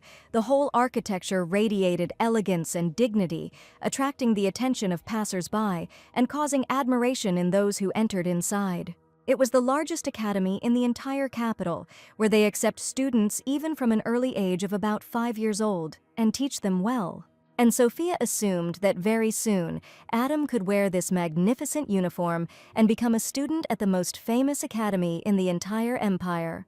But Leo said that this was not the only school in the capital, but Sophia was sure that the academy was just one of the excellent options, and did Mr. Leo really not like it at all? The young man most likely did not like the institution itself and its teaching methods, but the diverse contingent that studied there. In such a large academy where there were many students, it would be much more difficult for Adam to get used to it, and he was absolutely sure of it. Adam looked at Mr. Leo uncertainly, not understanding why the young man expressed such an opinion, as if he was worried about his future. Was he really worried about Adam's ability to read other people's thoughts? And at that moment, Leo asked for forgiveness, because the lady didn't even ask his opinion, and he spoke out so bluntly. But Sophia was only grateful to him because she hadn't even thought to take Adam's abilities into account when choosing an educational institution, and Leo had now suggested this to her. Leo felt embarrassed because he felt like he had no right to decide the fate of the lady's little boy, but he really wanted to help her choose a school. Suddenly they heard voices next to them, which were probably angrily arguing about something. Sophia immediately grabbed her son to avoid any unpleasant circumstances, and Leo confidently stepped forward to find out what was going on. A teacher in a tie stood near the institution, and next to him was a girl with pink hair, and it was probably between them that a strange scandal broke out in broad daylight. The lady asked for forgiveness because she had not looked at all where she was going, and the young man was indignant that village people were not taught to look around. As Leo said, there is a difficult contingent in such an academy, and the heroine is now convinced of this herself, that it may not be easy for Adam here, and it is also very difficult to find a circle of friends. The young man screamed loudly that the girl had hit him in the shoulder, but the lady offered to heal his wound right now so that he would no longer feel his pain. And right before everyone's eyes, glowing magic appeared around the girl, and probably in this way she could heal any wounds and ailments. Sophia and Adam watched what was happening, fascinated, and Leo could not understand at all what kind of girl appeared on the threshold of the academy, wanting to heal a stranger. Suddenly the boy's arm was healed, he no longer felt pain, and he could not believe that in this way an unknown girl was able to heal his shoulder because it was an incredible miracle. The girl gave her name as Clarice and admitted that if the young man had any problems, he could always turn to her for help. She would be happy to help him. Light pink hair, soft purple eyes, and Sophia had no doubt that this was the very heroine whose appearance she feared the most. Leo approached the girl and asked what she was doing, and Sophia got the feeling that they had known each other for a long time, because as soon as the lady saw Leo, she rushed into his arms, joyfully declaring that she had not seen him for too long and missed him incredibly. But Leo asked her not to use her power just anywhere, because this is not the territory of Lorraine, where she lived all her life, and in the capital everything is completely different. The lady really understood everything, but Leo said that it was for this very reason that he did not want her to come to the capital. He believed that the church was simply taking advantage of her kindness, because the Holy Virgin was ready to help anyone, regardless of whether it was a bad or a good person. Clarice, folding her arms across her chest, admitted whether the church was using her or not, they needed her for some reason, and so it made sense to come to the capital to help the church. The girl smiled and called Leo still imaginary to everyone, and he still does not trust people, just like in his distant childhood. Sophia watched what was happening carefully, and she waited a long time for this girl to arrive in order to see the heroine of the novel in person. Therefore, exhausted with curiosity, she eagerly awaited the meeting with her because she remembered this heroine very well. And she just saw with her own eyes how Leo looked at Clarice, and that moment was simply unforgettable. After all, she had just seen the interaction of the main characters of the novel Serenade of Death, and this moment simply gave her goosebumps when she read the novel. Sophia was delighted, and it seemed that this admiration was spreading throughout the entire street, and the heroine could not help but notice it. Noticing the girl who caught her attention, she wondered if this lady was also familiar to her. Just recently, Sophia made a pilgrimage to the holy places of the novel and even met a holy virgin, but the next day she woke up with a terrible headache. Adam was worried that his mother was not feeling well because nothing foreshadowed trouble, but she assured him that everything was fine with her. The maid assumed that it was most likely a common cold due to overwork and was sure that Sophia would soon get better, but the main thing was that she should have a good rest. Divorce, catching thieves, showdowns with Tristan, and it is not surprising that Sophia suddenly fell ill with a severe cold, but now she needed to regain her strength because there were many exciting adventures ahead of her. Even though she was feeling unwell, Sophia was incredibly happy that she was able to meet Clarice's character in person, and she went up to her to say hello, because when she read the novel, she could not have imagined that she would ever be able to see Clarice. Only thanks to this meeting did Sophia finally become convinced that she had been reborn into the world of her favorite novel. Sophia rose from her bed to drink some cold water, but on the table in front of her she saw only an empty decanter and asked if any of the maids were nearby. Opening the door, the girl was going to go to the kitchen alone to fill a glass decanter with water, since there was not a single servant in the corridor. But Sophia wondered if she would be reprimanded if she walked around the corridor in her nightgown, since the maids would obviously be outraged that a decent lady could not walk around the house dressed like that. This thought made the girl very happy, but she decided to go to the kitchen, since it was unlikely that anyone would catch her here. As she walked quickly down the corridor so that no one would notice her, confident that no maid would see her, the heroine did not expect to see the master's face in front of her. Sophia pretended that nothing had happened, and only stated that Leo had returned quite quickly, but the young man had already heard that the girl was unwell and could not understand what she was doing there if she should be resting in her bed. Holding the decanter in her hands, the heroine confirmed that she simply wanted to go to the kitchen and pour herself some cool water, because the decanter was completely empty. But at that moment, Leo snatched the decanter from the girl's hands and also gave her a veil so that no one would see her walking around the mansion in a nightgown. Leo asked Sophia to go back to bed and promised to bring her some water right away. And he himself stated that it was too bold to wear such an outfit in the presence of the opposite sex.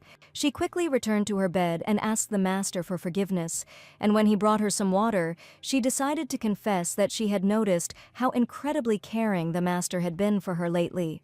Leo's face remained calm, and he was surprised only by the heroine's ability to get into various stories as soon as she was alone. He peeled a tasty, juicy apple for her and gave her a piece so that Sophia would get better as quickly as possible and eat as many vitamins as possible. Leo admitted that the more he communicated with Sophia, the more he believed the rumors that were circulating about her throughout the empire. Sophia Medon, according to many, is supposedly a callous lady who thinks only about herself and her comfort, and these are the rumors that Mr. Leo heard from some people. But she turned out to be a completely different person, and all the rumors circulating throughout the empire turned out to be completely far from the truth. After all, in Leo's opinion, Sophia was smart and incredibly brave, and she didn't care at all what others might think of her. She is also a wonderful, loving mother who adores her little son and takes care of him with all her might. Every day the hero realized more and more that it was simply impossible to take his eyes off such a person, and he was ready to look at this sweet girl forever. Sophia listened attentively and with great surprise in her eyes to the gentleman, because for the first time he had such a heartfelt conversation and was talking about his feelings. As soon as Leo realized, he apologized and stated that he was talking nonsense and that he probably only embarrassed the girl with these words. But Sophia happily admitted that she had never been praised like that, so she was surprised by his warm and noble words towards her. Opening the bedroom door before he found her, he said a few more words, admitting that he spoke from the heart, and these were his thoughts. When Leo left the heroine's bedroom, he was overcome with disturbing thoughts that he supposedly shouldn't have said that at all, and it was probably impudent of him to prove his feelings to the girl. Sophia dealt with the thieves, but Duke Grandcourt was still breathing down her neck, and Leo decided to think about her safety first, because in such a situation it would be better to involve the knights, but he wanted to personally remain at her protection. After an unexpected, sincere conversation, Sophia began to think about how this man had just surprised her incredibly and why he would suddenly raise this topic at all. But on the other hand, he is just a knight who is currently living in her family's house, but the next day, unexpected news came that Lady Clarice needed protection. A request came from the cardinal, and it was probably also difficult for the Holy Virgin to settle in the capital, since she came here completely without anyone's help to an unfamiliar city. Leo apologized for having to leave Sophia in a difficult situation from now on, but she asked him not to worry, because she had two wonderful maids. Besides, she heard that Leo grew up with this girl in the same city, and they probably have a lot to talk about, so they should just have a good time together. Little Adam wished the gentleman a safe journey, and Sophia was also sure that this was just a necessary measure that would not take long. Adam and his mother Sophia saw through the window that a thunderstorm was gathering. The sky became dark and gloomy, lightning flashed on the horizon, and the thunder became louder and louder. But Leo still had to hit the road, even with the bad weather approaching. Rain and thunderstorms flashed over the empire, lighting up the sky with bright lightning. Dark clouds hung over the city, lightning cut the sky into pieces, reflecting in the watery streams of rain that fell noisily onto the streets and rooftops of buildings. The Holy Virgin was praying in the temple, immersed in deep prayers and reflections. Her face was calm and bright, and her hands were folded in a prayerful gesture. Knight Lucas noticed an approaching thunderstorm. Dark clouds were gathering on the horizon, and lightning was flashing in the sky. Suddenly the rain began to pour down in buckets, in strong streams, flooding the ground and rustling on the roofs.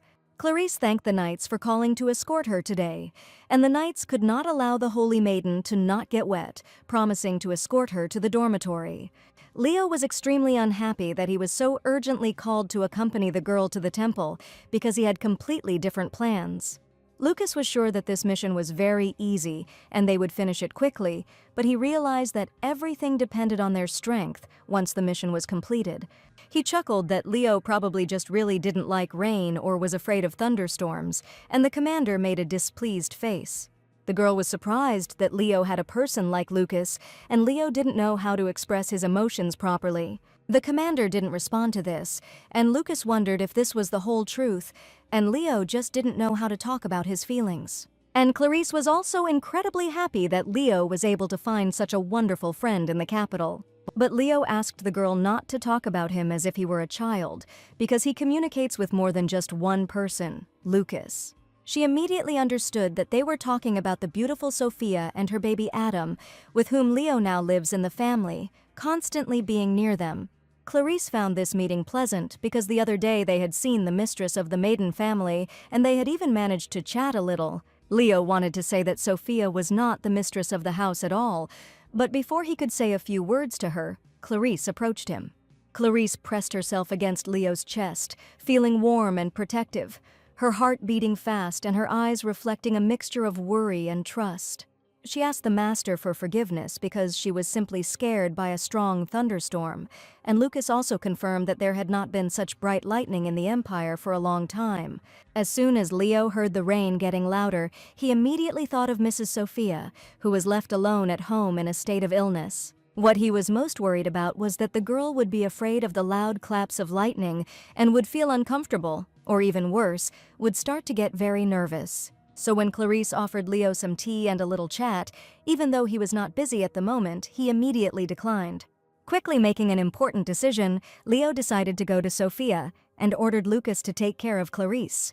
Leo jumped on his horse and, in the pouring rain, raced towards Sophia, his heart beating fast and drops of water running down his face, not stopping him from moving forward. No one understood what had just happened, or why the commander decided to drop everything so quickly and leave. Wind and thunder accompanied his path, but Leo did not stop. He was determined to get to Sophia as soon as possible, and perhaps he was even too worried. But now he just wanted to get to Sophia as quickly as possible to make sure that she was completely okay. When the girl saw him on the threshold, she did not understand why the young man decided to return so quickly. After all, he was entrusted with an important task to protect the Holy Virgin, but for some reason, after just a couple of hours, he found himself back in her house, soaking wet from the heavy rain. The first thing he asked was how Sophia was feeling, and she admitted that she was already on the mend and felt much better. The girl's mood was simply wonderful because she slept a lot and also ate deliciously, which helped her quickly regain her strength. Raindrops were running down Leo's face, his clothes were soaking wet, and water was streaming down his cheeks and neck. Sophia noticed that the young man was soaking wet and said that Leo was at risk of catching a cold just like her, so she ordered the maid to prepare a warm bath and clean, dry clothes.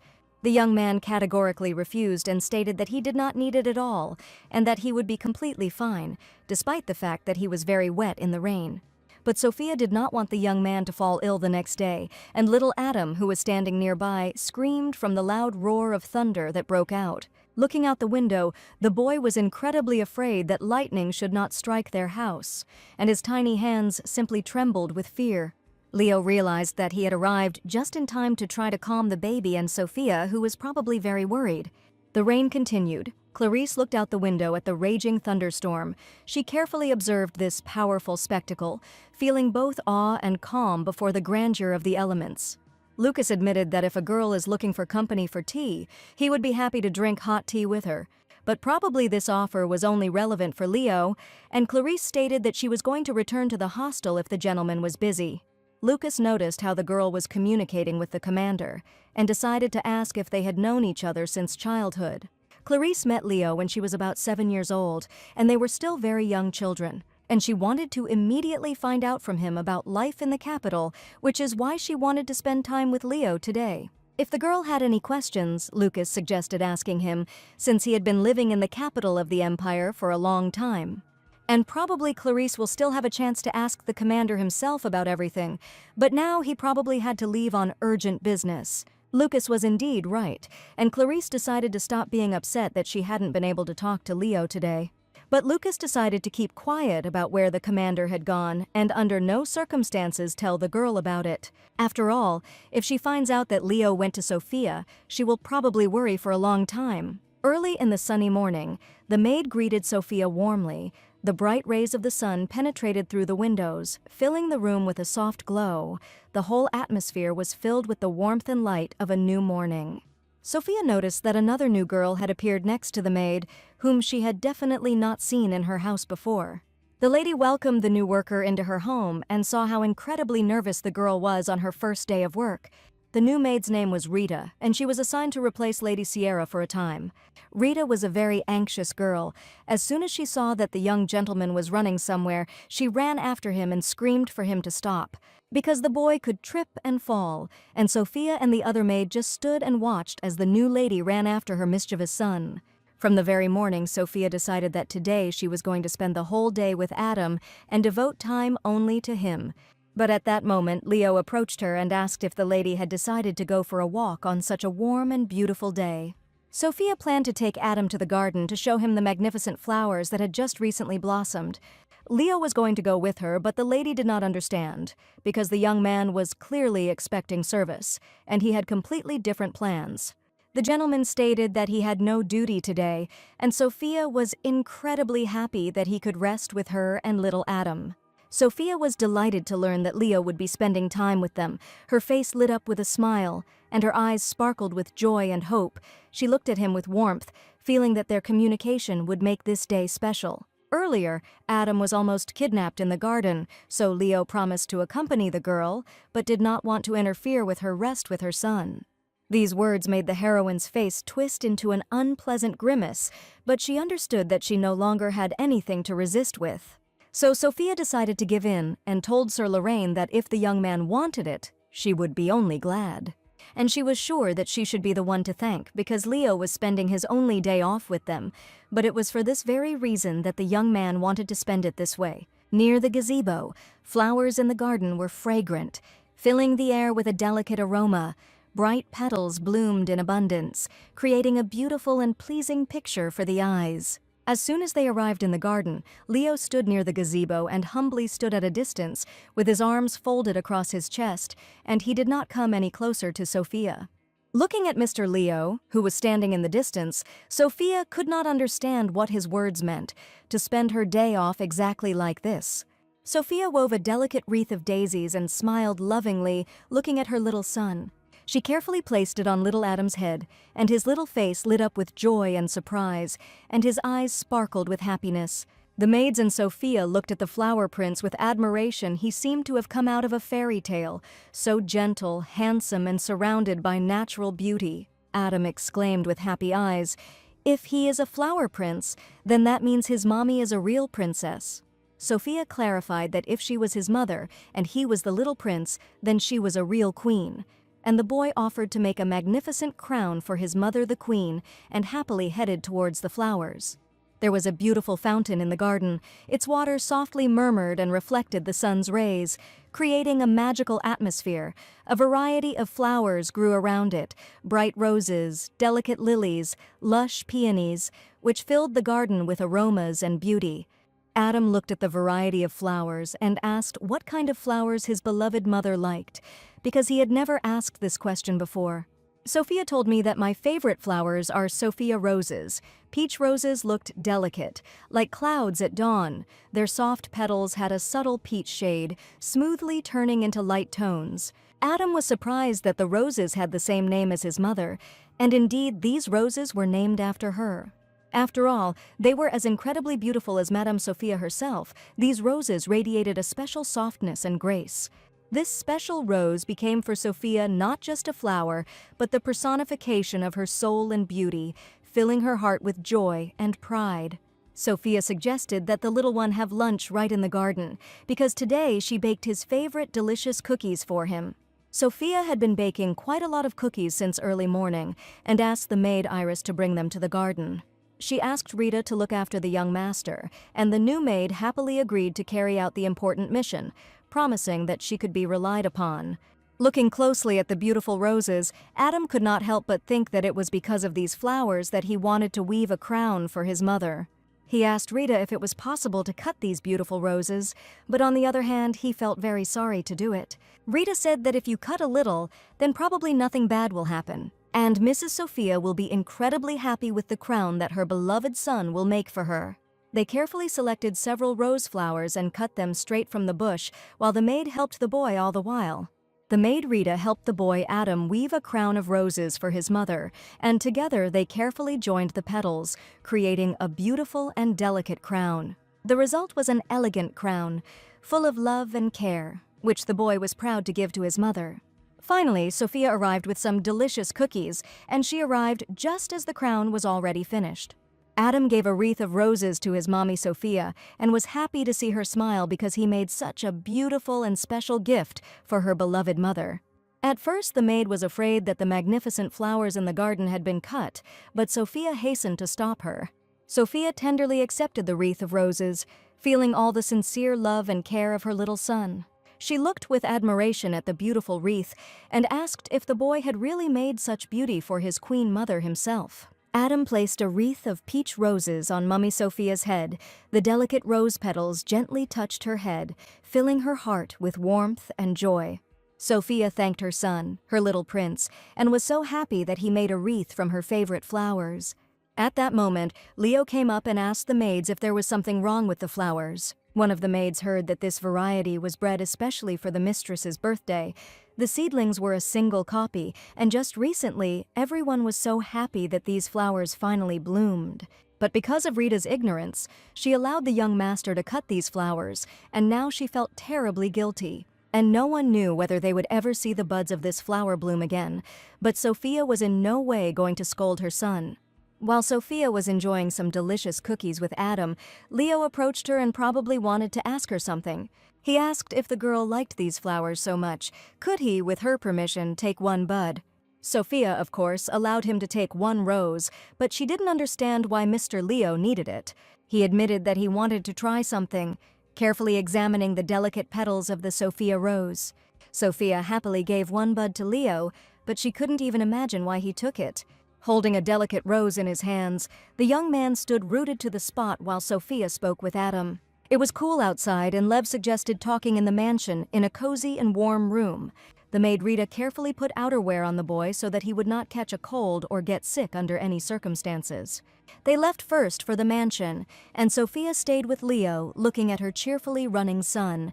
Leo learned that these flowers were incredibly important to the girl, and it was for this reason that he decided to take one bud. He probably wanted to somehow preserve the memory of these flowers, which would no longer bloom in the garden. Sophia just silently followed the young man, and she was very interested in what he was going to do. After the flowers bloom, they later fall off and wither, and Leo wanted to preserve the beautiful appearance of the blooming flowers. If you remove the excess water before this point, you can preserve their original beauty, and Leo suggested that Adam use sand and a wooden box. Adam carefully placed the beautiful buds in a wooden box and did everything as Leo told him. He carefully closed the wooden box and had no idea what might happen to the flowers in the future. Leo said that now all that remains is to wait for the results in about a week and only then open the wooden box. As it turned out, Leo knew a lot about drying flowers to preserve their original beautiful appearance. Adam was surprised that Sir Lorraine knew so much about drying flowers, and this was surprising for the knight. In the region where he grew up, it was always very cold, and flowers did not survive for long, so this method was invented specifically to preserve their fleeting beauty. And Sophia noticed that since even Adam had managed it, it shouldn't be that difficult, since Leo had explained everything in detail about each stage. Remembering the black raven the gentleman had drawn, Sophia smiled, and the young man admitted that he rarely succeeded in doing this. And Sophia asked what exactly had caused him difficulties during the hearing. In fact, Leo was not entirely sure, and perhaps he picked the flowers too young, and he also expected what would happen next. He had tried to dry freshly picked flowers more than once, and perhaps had used too much force in the past when burying flowers in the sand. Eventually, people begged the young man to leave the flowers alone, and no matter how hard Leo tried, he never managed to do it well.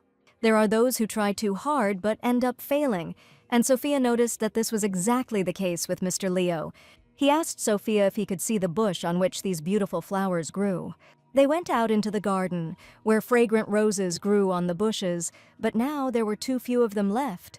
Leo suggested that the girl plant flowers next to this bush, and this time name the flowers after Adam. Sophia had never even thought of such a great idea, and illuminated by the rays of the sun, she thanked Sir Lorraine for the sweet idea. She really wanted to choose the perfect flower for Adam, and Leo suggested that they choose it together. Sophia looked at Leo in surprise, not expecting him to suggest such an idea. He admitted that he would be happy to help if Sophia needed his help, and she could always turn to him. But the lady was sure that the young man had already done so much for her and little Adam, and she knew that he was doing all this from the heart. Leo somehow thought of Mr. Adam as an endlessly sweet child, so doing something for him was not at all a burden for the young man. Sophia smiled, because could it really be that her son's charm had struck such a cold young man, who had certainly never wanted to do anything like this before? In fact, Leo was sure that he was not good with children, but Mr. Adam, despite the young man's bad character, communicated with him so sincerely and purely. But now he wanted to do something special for this boy, and flowers would be planted in his honor as a sign of respect for the young master. Leo even suggested that perhaps it was because of the love that Sophia endlessly gives to her child. The heroine was a little embarrassed, because she never expected to hear something like this from the knight. And in her eyes, Leo was the ideal hero of a novel that was good for everyone, no matter what he did, because in reality he turned out to be the most ordinary living person. Smiling tenderly, she asked what flowers Leo thought would describe Adam's character. The young man thought for a moment, and most likely the radiant boy reminded him of bright sunflowers. Sophia thought these flowers were a great choice. The sunflowers were beautiful yellow flowers that the boy would definitely like. She was sure that if she chose a bright sunflower for Adam, then Mother would have a cosmos. In the language of flowers, it signifies harmony, humility, and maiden innocence, and in Sophia's opinion, it was simply perfect. Even without knowing the language of flowers, Leo picked up a beautiful flower, and he only remembered everything that Sophia had ever told him. Together, they came up with the idea of creating a whole family flower bed, and Sophia wondered what flowers would be suitable for her father in that case. While the hero was in the garden, the butler respectfully greeted the uninvited guests who unexpectedly appeared in the mansion. Lady Clarice appeared on the threshold with her maid, and today she appeared here completely unannounced. If she hadn't come here, she and Leo wouldn't have met for another year, and she was incredibly glad that Leo had a friend like Lucas, who became a source of information for her. While the butler was escorting the girl, she noticed Mr. Leo in the courtyard, who hardly expected to see her here now. As soon as she saw the young man, her eyes lit up with unpleasant happiness, and Clarice was very happy. But she saw Leo with another girl, and noticed how they were chatting sweetly with each other, and Sophia was smiling radiantly at him in response. Leo promised to show a store next time that is highly valued by the locals. This store has the best goods in the capital. Sophia couldn't wait to see Adam's reaction to the planted flowers, and Leo suggested surprising him and not telling anyone yet. Clarice saw the two of them together and stopped in her tracks, completely unsure of how to feel about this now. After all, this girl was definitely the owner of this house, but for some reason they were walking together with Leo in the garden, pleasantly chatting with each other. The butler reported that this girl was the daughter of the owner, the most respectable Mr. Medina. The maid said she heard that she had recently divorced her husband and returned to her parents' house with her son. The butler heard the maid's words, and she tried to justify herself by saying that she simply thought that since Leo was indebted to her, they should surely be just as respectful. Clarice ordered that the schedule for tomorrow be changed, and that the church be informed, since she now decided that she had completely different plans. 2 days earlier, Mr. Lucas had come to Lady Clarice and apologized for her having to see the young man in such an unsightly state.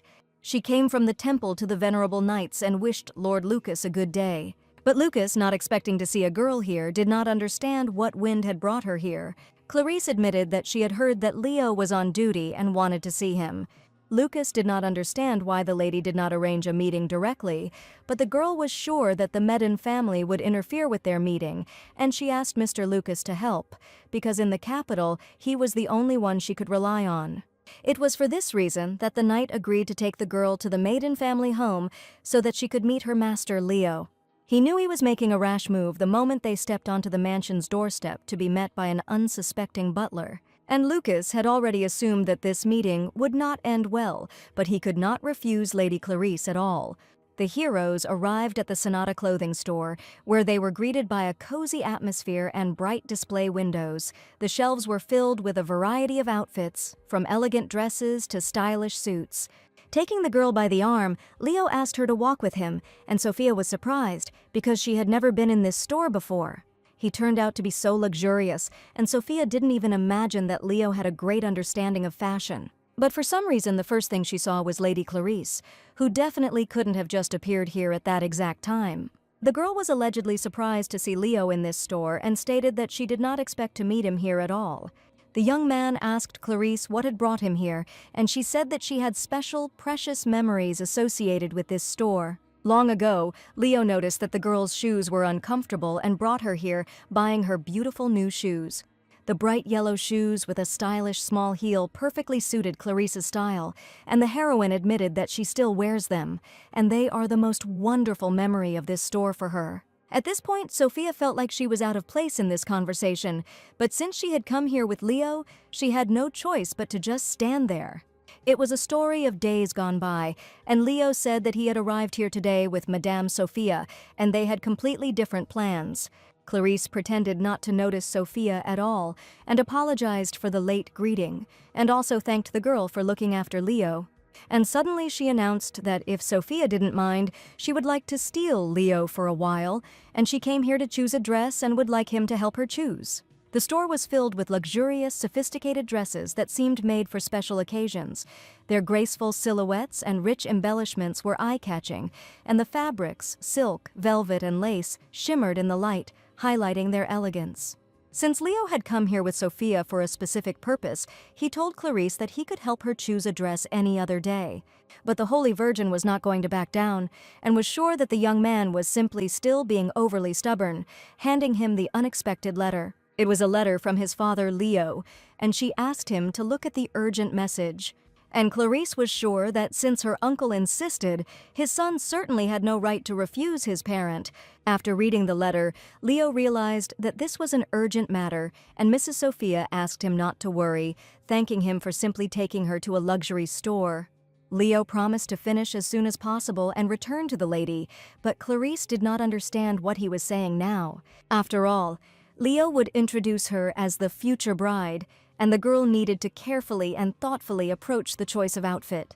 Clarice was one of the candidates for the bride, but the master asked her not to speak as if everything had already been decided, despite the fact that everyone saw them as a beautiful couple. Leo and Clarice were engaged, and Sophia knew that, according to the plot, they would eventually become husband and wife, so everything that happened was extremely logical. Lucas watched closely as Clarice took Leo away, and he really wanted to be wrong about his opinion. But now Clarice stood opposite Mrs. Sophia, confident that Mr. Leo would definitely be with her and not with this girl. It was probably too early to say that, but everyone around them was confident in their union, and Clarice admitted that she just didn't want to put pressure on Leo. Sophia understood perfectly well what this girl was getting at. and she was simply jealous that Leo often spent time away from her. Allegedly, they had known each other for a very long time, and she knew him better than anyone else, so she stated that she did not intend to give this young man to anyone. She thought it was wonderful that the girl was driven by a pure feeling of love, which certainly filled her heart with warmth and joy. Everyone around them was used to relying on Mr. Leo, but Clarice was sure that as soon as he married her, he would immediately leave the Maiden family. And she confidently stated that Sophia should stop relying on him so much because it would soon be painful for her and her son to say goodbye to him. Sophia didn't expect Clarice to bring up the subject as soon as Leo left and they were alone. She asked the girl not to worry about anything, warning that their family had enough benefits and her son had a loving mother. And no matter what pain she goes through, as long as her boy is happy, she will survive everything. That is what it means to love someone. Clarice apparently didn't quite understand the meaning of Sophia's words, so with a surprised face, she asked what she meant. Sophia sincerely admitted that if a girl has someone she loves, she should understand her at least a little. And in that case, Clarice should think not only about her own feelings, but also about Mr. Leo's feelings too. After all, as a true friend, she sincerely wished him happiness and would only be glad if the young man had a wonderful relationship. After her words, Clarice seemed to perk up, and now she was convinced that Sophia turned out to be a good person at all. Knight Lucas noticed that according to rumors, Sophia was called evil, vain, and egotistical, but how empty these rumors turned out to be. And they are absolutely the opposite of reality, because Sophia was an absolutely sweet and friendly girl. Lucas wondered if Leo would be angry if he tried to get closer to her and communicate. Leo was soon informed that the engagement was to take place in just a week, and the Holy Virgin was considered one of the candidates. Apparently, because the girl was called to the royal capital, the uncle saw in her the most promising bride. After reading his father's letter, Leo could not understand how it could have come to this, that their engagement was about to take place soon. He couldn't believe that he had to find out this way, and not from his father. Lady Clarice chose a white dress with soft pink inserts for her engagement. Her eyes took in the delicate details as the light, silky material flowed softly beneath her fingers. Clarice stated that she needed to prepare properly before that day, so she decided to go to the Lorraine family first, but Leo suggested that they go together. But the girl asked what about the young man's service, but now he believed that there was nothing terrible about it, and he should be present where the important decision of his life would be made. When Leo mentioned this, Clarice was sure he was referring to their engagement and was glad that it was an important event for him. He suggested that Clarice hurry up, but in reality he just wanted her to leave them alone with Sophia. Looking at them, the lady was sure that they looked incredibly cute together with the girl with pink hair. Leo even apologized for having to leave, but right now this event was really very important. Having offered to walk Sophia to Maiden's mansion, the heroine asked him not to bother since she still had business to do in this store. Instead, she suggested that Leo hurry to go with Madame Clarice to an important conversation. Overjoyed, the girl was already waiting for Mr. Leo near the carriage and happily waved her hand to him from afar. But for Mrs. Sophia, Leo promised to compensate for his presence later, because it was she who invited the lady to the store today. And most of all, the young man was worried that he was unable to give her the small gift that he wanted to give to Mrs. Sophia today. Looking at sweet Sophia, he decided to definitely give it to her when he returned. Looking at the main characters, Sophia was sure that everything was going according to the plot, and it was simply wonderful. This little shop also sold incredibly beautiful flowers that could be purchased there. Sophia looked carefully at the catalog and thought about which flower she should choose today. But at that moment she heard a familiar voice nearby, and it turned out to be Mr. Lucas, who scared her a little with his unexpected appearance. She certainly didn't expect to see Sir Lucas here, and immediately asked what he was doing here. Smiling, the young man said that he simply saw a lonely, beautiful lady and decided to approach her, assuming that she probably needs help with shopping, and perhaps Sophia cannot decide on a choice. Sophia thanked the gentleman for his pleasant attention, but she did not need anyone's help at all now. After all, she promised to choose these flowers exclusively with Sir Lorraine, for their joint idea. Lucas noted that Sophia surprisingly turned out to be a very conscientious lady, and he admitted that he would like to see the real her. The young man saw Lady Clarice release her claws on Sophia, and she in turn only smiled sweetly at her, and it was truly amazing. In his defense, the young man only wanted to say that he was worried about Lady Clarice's behavior, which is why he came here. Sophia believed that the young man was openly interfering in the personal lives of others, and it would have been more logical to ask for an apology rather than pique. Lucas wanted to know why Sophia called the commander to accompany her shopping. Now she refuses his help. The heroine said that Sir Leo took into account her feelings and wishes, so he suggested visiting this place, and she was touched by his action, so she came here in his company. And suddenly the knight asked the girl to argue, having just heard her words. It was completely unclear what Lucas was going to do, but he only asked Sophia to wait a little and winked at the girl. Holding the catalogue in her hands, Sophia looked at the knight in bewilderment, not understanding at all what his behavior meant. In fact, she was already thinking about returning home because Adam probably missed her very much. And Sophia already imagined how happy the boy would be as soon as he saw her on the threshold of his home. Right now, she decided to buy gifts for her loved ones and relatives and return home as soon as possible. But she had to buy presents for Adam, Dad, Mom, as well as the maids and the friendly butler. At this point, Lucas returned, apologizing for the wait, reminding her of his bet and stating that if he could understand the girl's feelings, he would win. Lucas decided to tell what the girl was thinking about now, and as if he read her thoughts, she wanted to return home as soon as possible. These were not all the predictions, and waving the white cloth, Lucas prepared to pronounce the next one. That Sophia probably wanted to buy gifts for her family and her servants, and this time the young man was absolutely right. It turned out that he understood this from the girls' conversation when Clarice told Sophia about her feelings. It was incredible, but Lucas really guessed what the lady was thinking just from their conversation, and Sophia considered him very observant. Lucas smiled and confidently replied that since he had won, he could count on a date as a reward. Sophia responded with a stern refusal, but only offered Lucas to help her with the shopping. And in that case, this would be the very reward for their little argument, which Lucas unexpectedly won. But even with this outcome of events, the knight was incredibly happy, because his goal was to communicate with Sophia as long as possible. Smiling, Sophia noted that what a strange young man wanted her attention, but she was pleased that he wanted to know the real her. That evening in the temple, the Holy Virgin had an important conversation with her mentor about whether he was sure that Lady Sophia was a bad person. The head priest replied that he didn't think the ex-husband would lie about such a thing, and he had probably already met Tristan. But Clarice said that this girl supports her relationship with Leo, and what the Reverend says sounds like an absolute lie. The man replied that Clarice was simply a good girl and therefore wanted to see good even in terrible evil, and that the Holy Virgin should not get involved with Madame Sophia at all. After these words, he asked the Holy Virgin to go about her business, and she, almost throwing a smirk at her mentor, thanked him for her speech. But unfortunately, the Holy Virgin did not know what fate the Church had prepared for her, because she was called to the capital for a reason.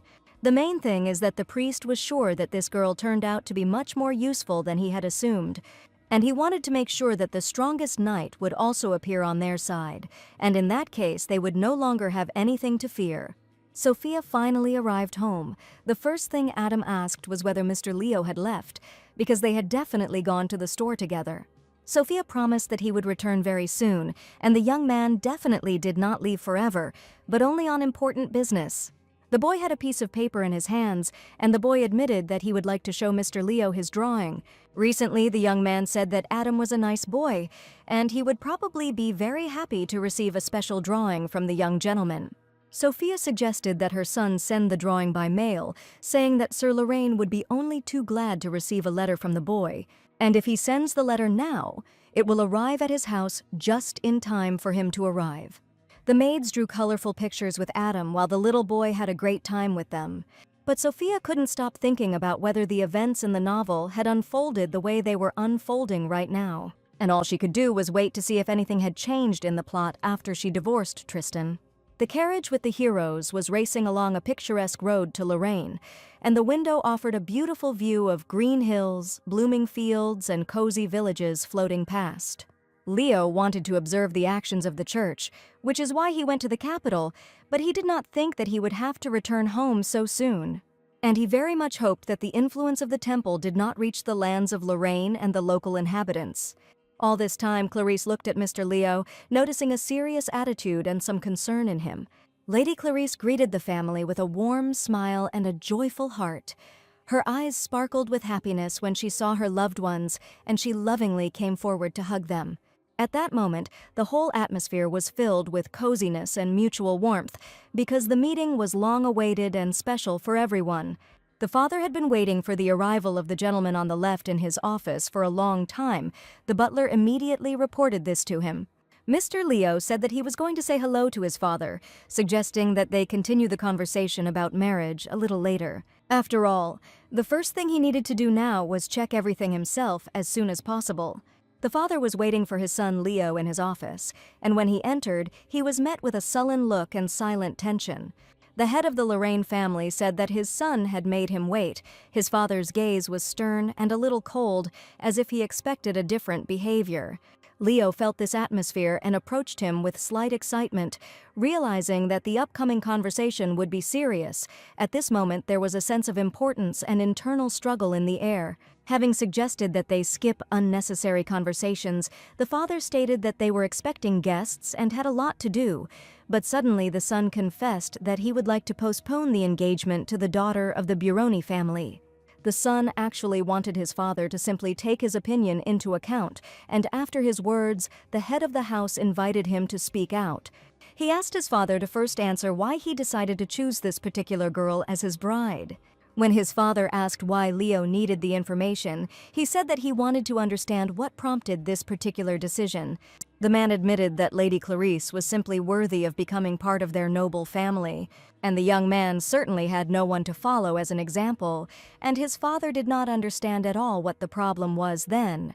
When they brought up the topic of engagement, in order to establish a connection, father wanted Leo to marry a noblewoman from a neighboring kingdom, and he had previously proposed to her to marry someone else. He was sure that his father would respect his opinion on this issue first and foremost, but for some reason now he decided everything for his son without even talking to him. The father was never a role model, but he stated that he had always wanted only happiness for his son, and asked him to simply silently accept his will. Leo felt that something was definitely wrong here, and he really wanted to believe his father's words. But most of all, he wanted his opinion to be taken into account in any case, and not in the way it happened now.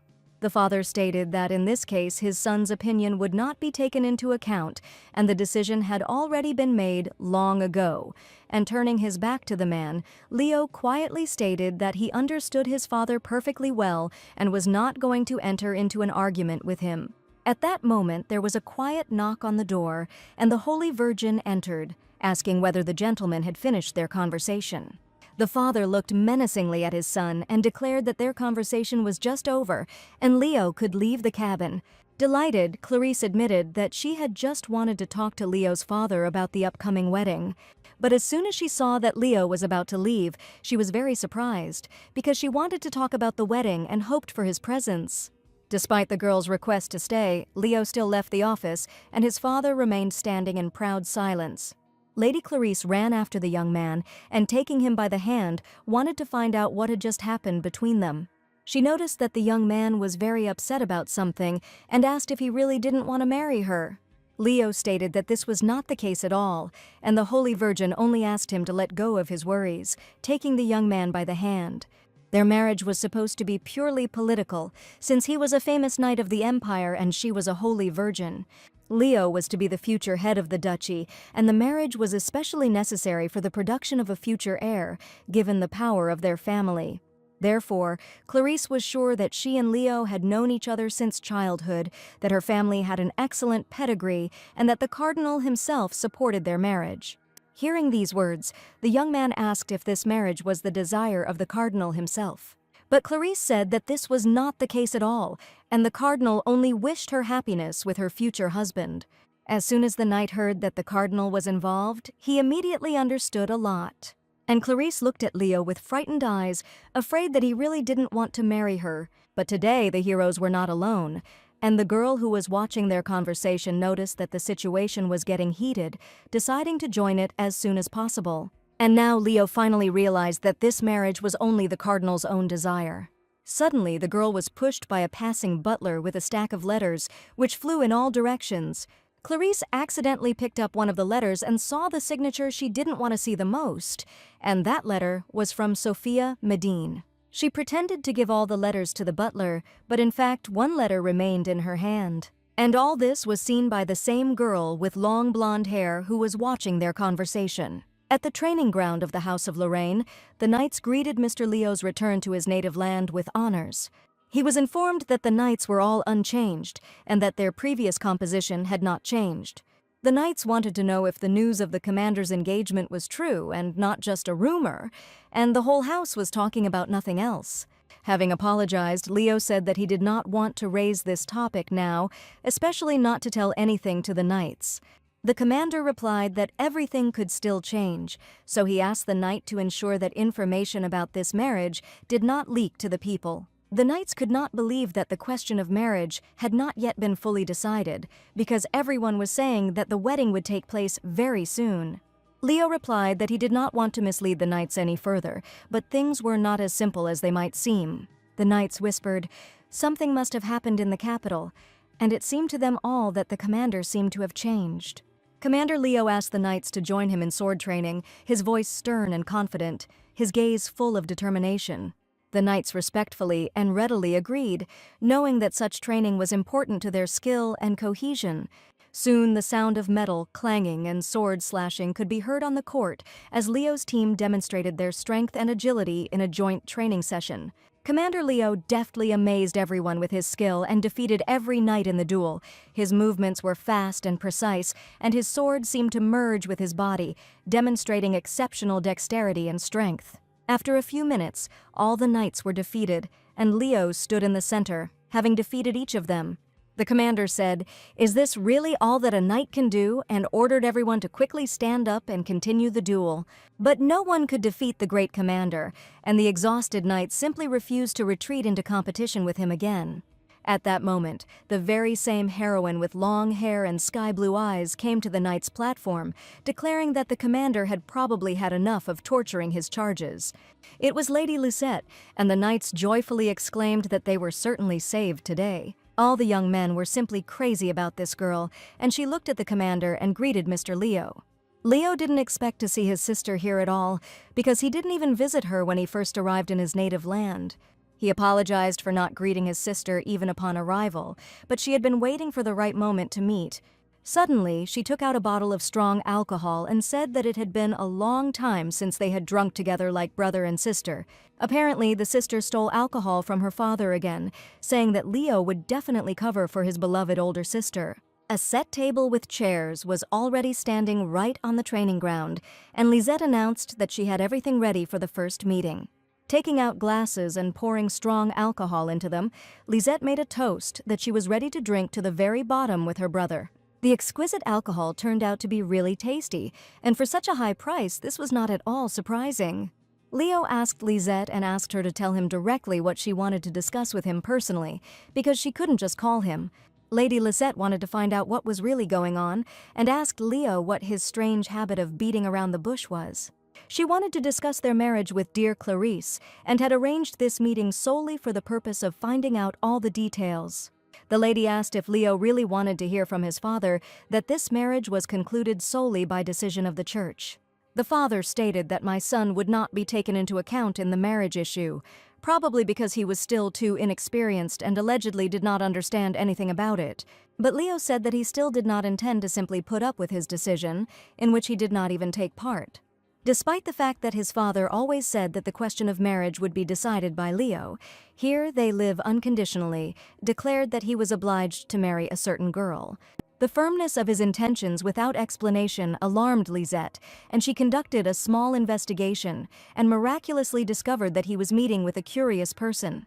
The sister didn't know what the deal was with the church representative, but the church had clearly made an offer their father couldn't refuse. The sister's words only confirmed all of Mr. Leo's guesses and fears, and now he realized that everything was true. And he was incredibly grateful to his sister that she decided to share her opinion and the same concerns with him. In return, Lisette only asked to drink one glass with her since her brother was so grateful. The alcohol really turned out to be quite good, and even Leo, who rarely drank, appreciated its taste. Lisette laughed and declared that he was now a full-fledged accomplice in the crime of stealing alcohol from his father. She grinned and offered to take the brunt of her father's blow and only praise her for the delicious alcohol she had managed to get. Leo knew very well that it was impossible to argue with his sister, and apparently there was nothing to be done in this situation. And the sister supported the young man in his decision that only he was worthy of creating his own future with his own hands. All she can do is support her younger brother, with whom she has had a wonderful relationship since childhood. Leo always trusted his older sister, and there was complete mutual understanding and trust between them. Lisette handed her brother a letter that had been mistakenly delivered to her, but she was sure it was addressed to her brother. The letter had a red seal, and at the bottom, in small letters, the addressee's signature was visible. An unexpected letter was delivered from Mr. Adam, and Leo realized that the boy had probably written him a letter. In the letter, Adam wrote that Leo taught him how to dry flowers, so he decided to make them just for him, and dried flower petals were glued to the top of the card. Leo appreciated the boy's efforts because he succeeded in drying flowers correctly for the first time in his life. Adam made every effort to do so, and Sophia also asked in the letter to praise the boy as soon as he arrived back in her home. Leo realized that Sophia was expecting his return because the letter clearly stated that he was coming back. Noticing her brother's sweet smile, his sister didn't even know that he could smile like that. He was even afraid that he looked strange with a sweet smile, but Lisette admitted that it suited the young master very well. And now she was interested in only one question who was able to influence Leo, who had been reserved and cold-blooded in communication all his life. She thought perhaps she should visit the Duchy of Medine and go up to meet this wonderful family, and in particular, Lady Sophia. This message filled his soul with joy and confidence because he knew that there was someone next to him who loved and appreciated him very much. A feeling of calm and happiness ignited inside Leo, like a ray of sunshine breaking through the clouds. He looked at his older sister and admitted that he would return to the capital tomorrow, and he knew his sister would support any choice he made.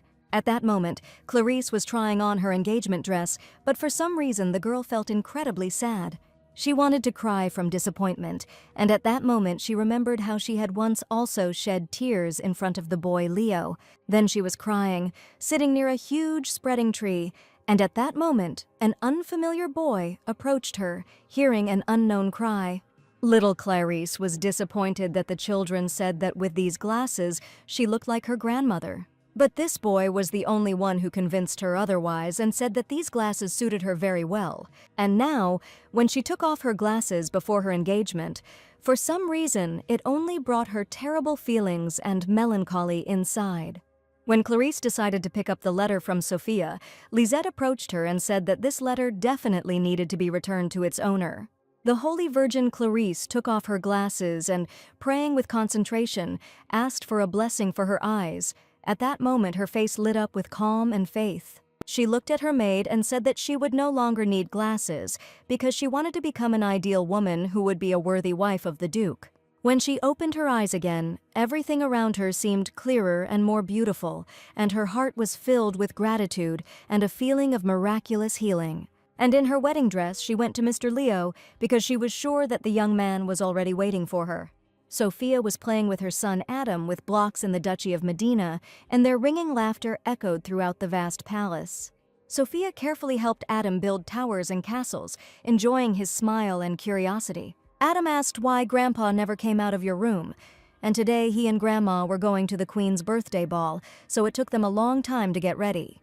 Adam knew nothing yet about the luxurious social events where respectable aristocrats gather to dance at magnificent balls. Sophia said it was an evening where everyone wore their most beautiful clothes and danced to beautiful music, just like in a fairy tale. In the novel, Clarice and Leo danced their first ballroom dance at this evening, and Sophia would have loved to see this scene live. The boy asked why his mother wasn't going to the ball, since all the aristocrats were invited there. At this point, the butler informed the lady that the gentleman wished to see her, and as soon as possible.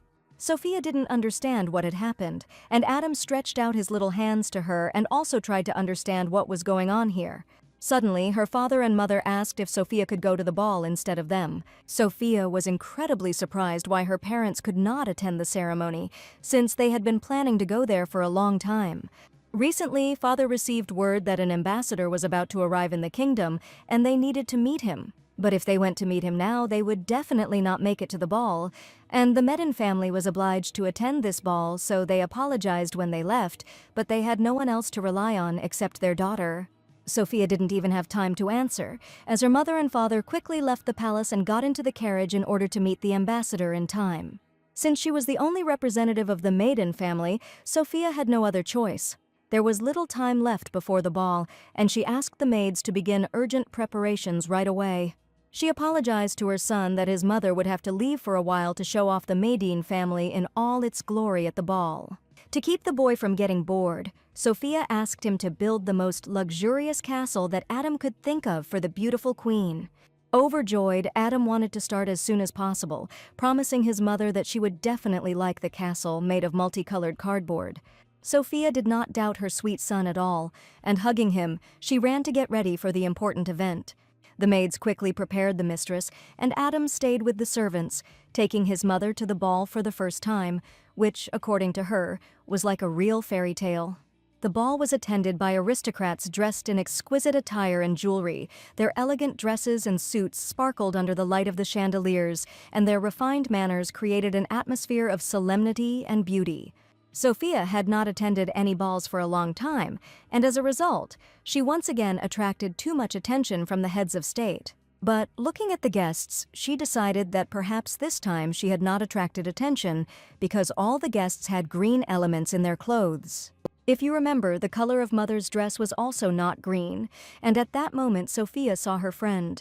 Mariana rushed to her friend and said how to understand her appearance here, because she didn't even warn about it.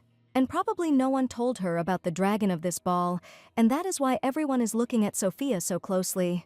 Sophia admitted that it seemed she had been misinformed, but her parents didn't even have time to tell her that the outfit had to include emerald green. But suddenly the young man who approached the lady said that he guessed whose fault it was. It was Mr. Tristan with his mother, and Sophia understood that this ball could end in a real scandal. After all, right in front of her stands her ex-husband, who recently demanded that she give up her child and burst into her home. Seeing this annoying family, a furious anger began to rage inside Sophia, and her hands began to tremble. She tried not to show her emotions, and she had to remain stoic, as befits a true Madame Maiden. After all, she was a completely different person, and she could not have previously known what horrors were happening in this family and what Sophia had to endure. And neither she nor the previous heroine could tell the truth that so troubled their hearts. She felt someone's hand touch her shoulder, as if expressing love and support. And it was a real heroine who was reborn as Sophia, because it was thanks to her character that the girl decided to change her life. She was sure that Tristan's family would no longer be able to influence her. Tristan's mother said in a squeaky voice that she had not expected to see the girl at the ball. A gloating Catherine didn't want to let the moment go and admitted that she was disappointed that Sophia had come to the party completely alone and hadn't even adhered to the dress code. And in front of everyone, she declared that her son did the right thing when he decided to divorce Mrs. Maiden. The aristocrats began to say that Sophia's people had indeed acted ugly, and no one understood whether she had abandoned Mr. Tristan or whether he had abandoned her. Marianne angrily responded to the aristocrats that they did not dare discuss the girl right at the ball and that it was completely indecent.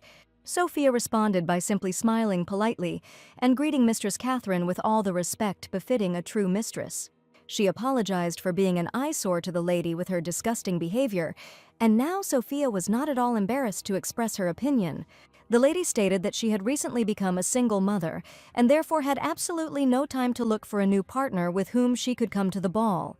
Madame Catherine stated that she understood everything perfectly, but even in Sophia's position, she should at least have followed the dress code of the event. After all, this evening, everyone was supposed to come in outfits the color of Her Majesty's eyes, that is, with emerald details in the costumes. The invitation stated that the outfit should be in the color of sapphire, and apparently someone simply switched the invitation.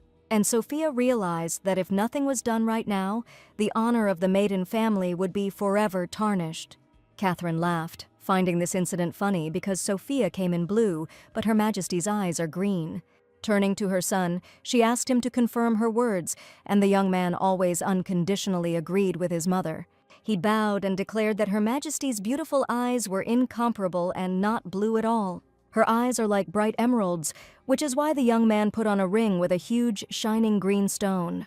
Tristan walked up to Sophia and whispered in her ear that his mother had always treated her unbearably and that he was incredibly sorry. But Sophia knew this man very well, and his words sounded like a blatant lie, as was generally always the case. Tristan grinned and said that as an apology, he was ready to give the girl his emerald ring. If she tries on the property of the Grand Court House, she will automatically become a member of their family. He also asked to bring Adam to their family, but now Tristan was trying to get his mother back, in the hope that the boy would no longer have a reason to run away from his cruel father. This is exactly what was expected from this family, and breaking the dress code on the Queen's birthday itself is comparable to spitting in the direction of the royal family. And in this situation, Sophia was afraid that she would have to accept the terms of his game, while Tristan had already put the ring in her hand, asking her to try it on. At that moment, music began to play, and Her Royal Majesty, named Beatrice, appeared before the guests. Tristan and Sophia immediately turned their heads towards the Queen and waited with bated breath for her appearance. Beatrice walked with dignity through the hall, greeting each guest and filling the atmosphere of the ball with a special nobility and grandeur. Majestic and graceful, she was dressed in a luxurious dress decorated with precious stones and wore a crown on her head. The Queen was grateful to everyone present for coming to the event and enjoying a wonderful evening. Tristan told Sophia that the members of the ducal family must greet Her Majesty first.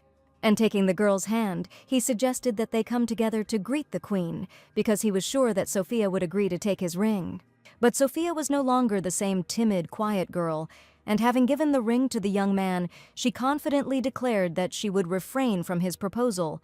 She called the failure to comply with the dress code entirely her fault, and she had no intention of causing trouble to a stranger Tristan, because she would never give her beloved son to this coward. The stubbornness was admirable, and Tristan Hrivnia declared that he was ready to see where it would lead Sophia in the future. And Catherine was going to have the pleasure of watching Her Majesty's reaction to the outfit of Sophia, who had just refused the mercy of her son. One by one, all the guests greeted the magnificent Queen and respectfully thanked her for the luxurious celebration. Finally, it was Sophia's turn, and she bowed and politely greeted Beatrice. After carefully examining the daughter of the Medina family, Beatrice asked what happened to her outfit, since each invitation indicated the dress code.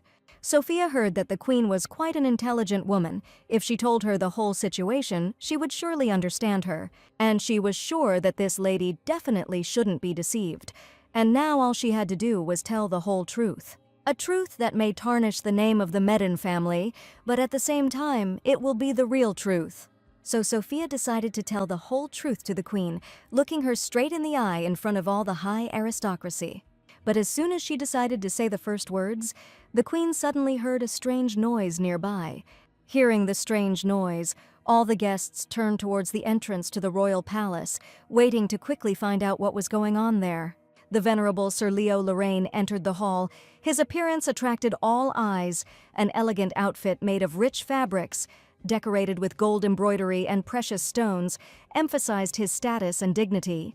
Sophia didn't expect to see Leo at the ball. Her heart suddenly started beating faster when he appeared in the hall, as if against all expectations. Excitement overwhelmed her because meeting Leo in such a solemn setting was a real surprise for her. Leo asked Sophia to rely on him and turned to the Queen, asking for forgiveness for the delay. The Queen was glad to see the dear guest, whom she had not seen for a long time, asking if he had really come to the ball in the company of Lisette. His sister was also supposed to be present at the ball, but suddenly the young man announced that he had another partner for the evening. And pointing with his hand at Sophia, who was standing next to him, he admitted that his partner was standing right in front of the Queen. Sophia watched him with a slight smile, feeling that this moment would be special and remembered forever. And hearing the word partner, she could not believe that this was really happening right before the eyes of the Queen herself. The young man stated that due to egregious circumstances, Sophia came to the evening completely alone, but he specially prepared a gift for her that would help her comply with the dress code of this ball. And as proof of their joint arrival, Leo turned to Sophia with a request to give her a wonderful gift. Sophia didn't even know what to answer, but just looked at Leo and his actions with frightened eyes. At this point, the impudent Tristan decided to intervene and declared that Leo was shamefully deceiving Her Majesty right in front of all the aristocrats. He insisted that Sophia took responsibility for not complying with the dress code, and the aristocrats immediately began to whisper about the lady. But Leo admitted to the queen that Lady Sophia had never deceived anyone. And if she ever resorted to something like that, it means she was in danger at that very moment. And looking at Tristan, the young man asked if anyone could have threatened the girl that evening, seeing his frightened eyes. Leo once again approached the queen, asking permission to fulfill the promises he had made to his partner. Sir Leo took a red box out of his pocket at the ball, and its bright color and elegant design immediately attracted the attention of those around him. Sophia looked at Sir Leo's gesture in front of the queen in surprise, and his action seemed unexpected and full of meaning. And then she remembered the words of Tristan, who promised that Sophia would never get anything again if she did not take his side. But now in front of her stood Mr. Leo, whom she trusted completely and entirely, and now, for some reason, he was trying to defend the honor of her family. In the box lay an exquisite brooch with a large emerald surrounded by a thin silver frame. This brooch was a real work of art, a symbol of wealth and refined taste. Sir Leo held it carefully in his hands, as if he were handing over something very valuable and special.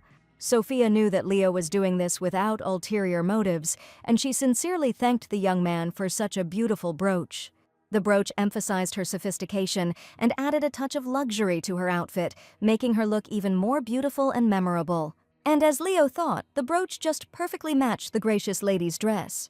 Tristan and Catherine were perplexed and angry, because it was Leo who was able to defend her dignity and show his courage. However, despite their indignation, everyone understood that it was Leo who showed true courage and nobility. Their eyes were full of disappointment and discontent, and their hearts were seething with emotion.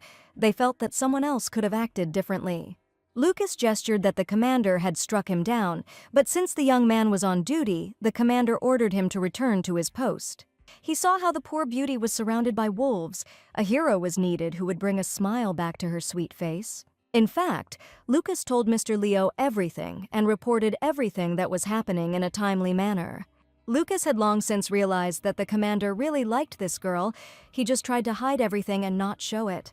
The gentleman was already given away by the blush that appeared on his cheeks, and he declared that if Lucas intended to make fun of him, then he would immediately leave the ball. The knight had no intention of mocking the commander's feelings. He simply wanted to know whether it was true or not. Lucas also warned that an important dance moment at the gala event would soon come. And since the first dance has already come to an end, Leo needs to invite his partner to dance. But Leo already knew perfectly well who he would invite to a wonderful dance, and it would be only one girl. And Lucas could only watch as Sir Leo invited Sophia to dance at the ball, and their movements merged into a harmonious and graceful waltz. In fact, he was incredibly happy for his master that he was lucky enough to meet his true love. Putting the glass on the table, the knight decided that this was definitely the last time he would give his commander a head start. At that moment, Sophia and Leo looked incredible, like two bright diamonds shining in the light of the chandeliers and surrounded by the admiring glances of the guests. Sophia decided to find out if this brooch really did not belong to the maiden family, and she understood everything correctly. As Leo said earlier, this is his personal gift that he decided to give to a beautiful girl.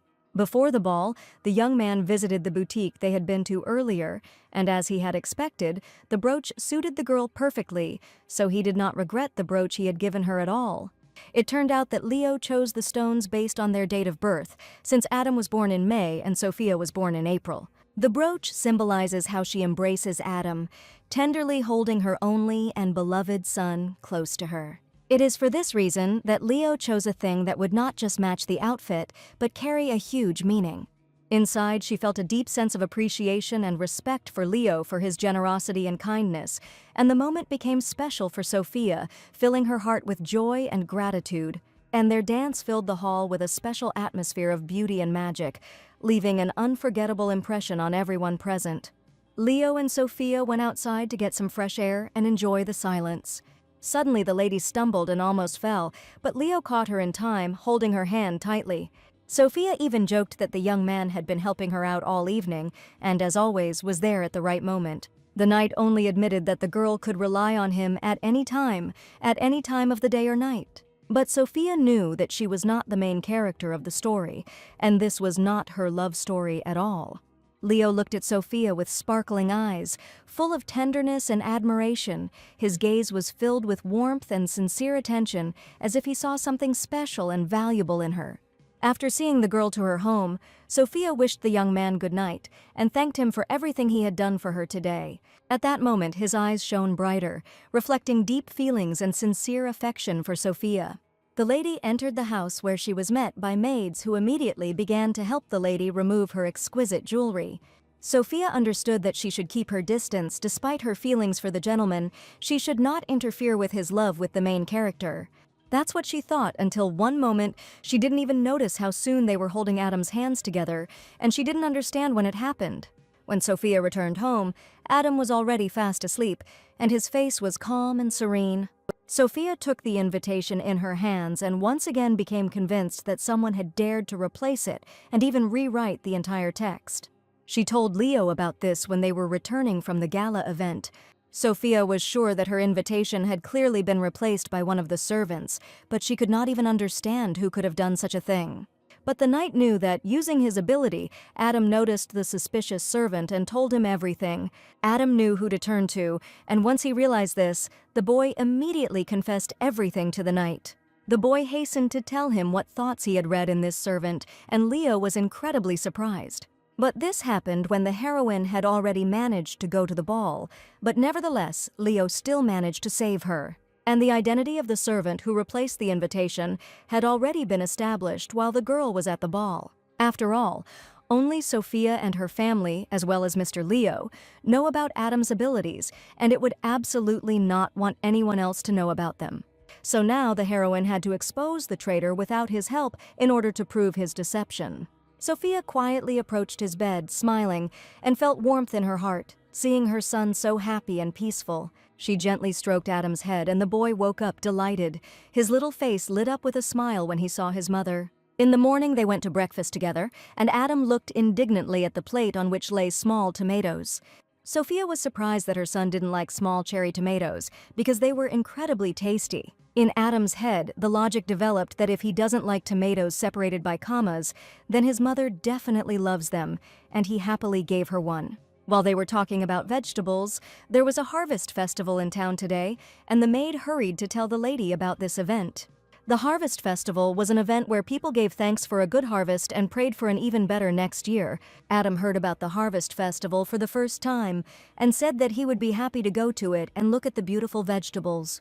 But Sophia looked down sadly because if they had to go out somewhere, they would need an escort. But relying on Leo again somehow felt wrong, because it seemed to her that she was demanding too much from him and taking up his time.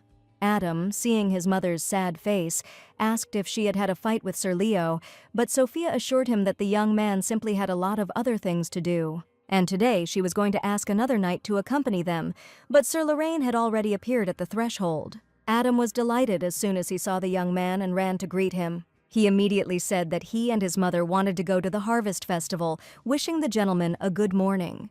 Leo immediately expressed a desire to accompany the lady to the Harvest Festival as soon as he heard about it from Adam.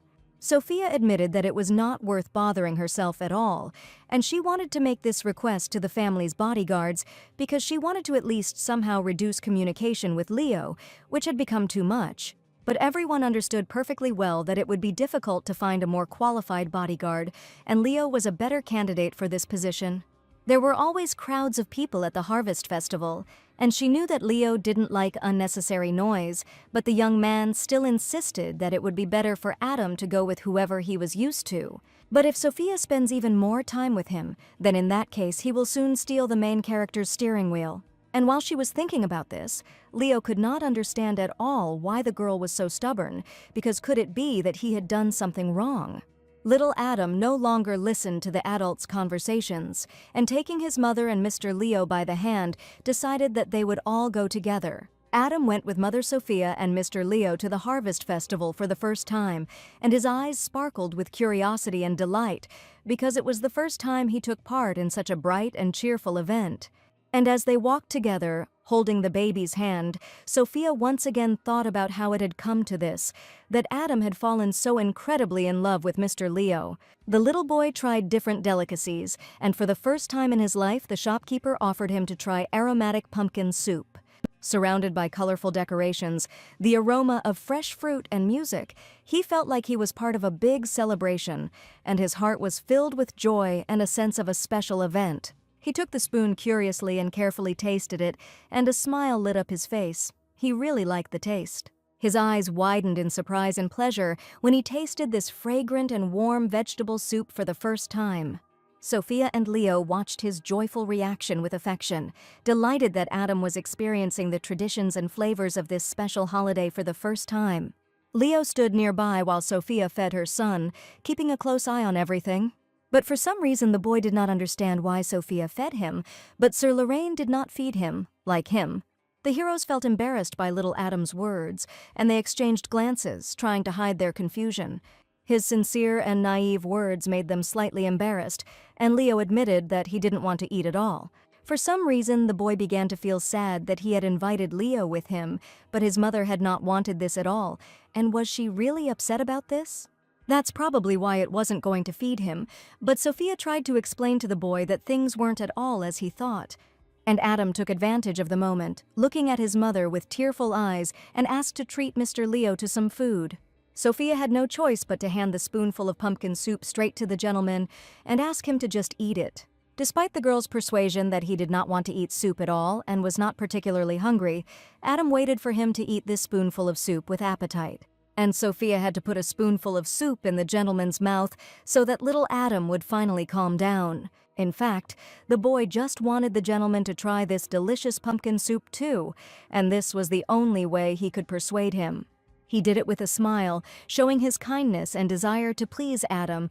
The baby was incredibly happy that his beloved master was so attentive to the request, because Adam felt very important and loved in this special, funny moment. And Sophia just realized that she had spoon-fed Mr. Leo like a little boy. But Leo only smiled sweetly, noticing Adam's joy. He understood that his support and attention were important to the baby, and therefore he simply nodded softly, showing his gratitude for the trust. This calm and gentle gesture made the moment even more special for Adam, filling his heart with warmth and confidence, so the gentleman on the left immediately handed him another spoonful of pumpkin soup.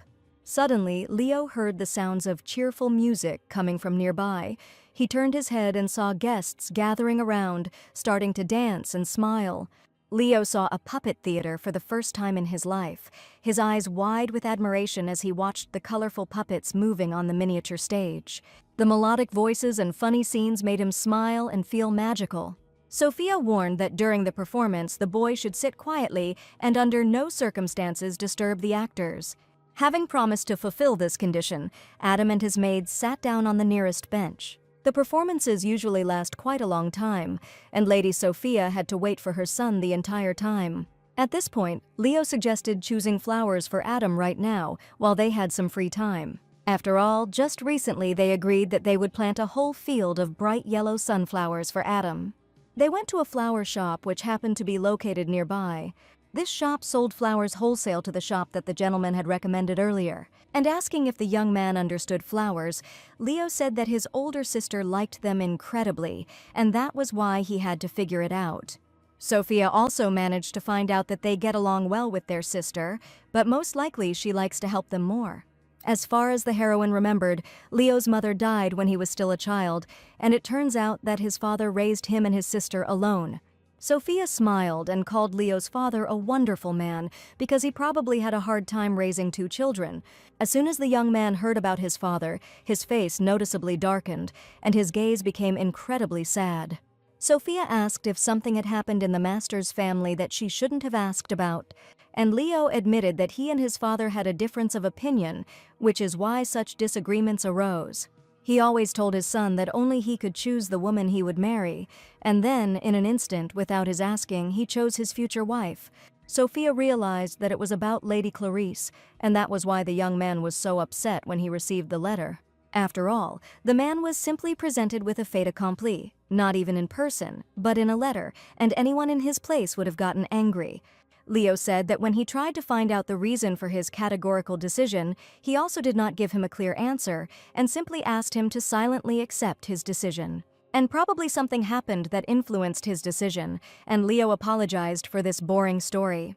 But for Sophia, it was not boring at all, and she admitted that even if there was an ulterior motive behind this decision, her father had gone along with it for some reason.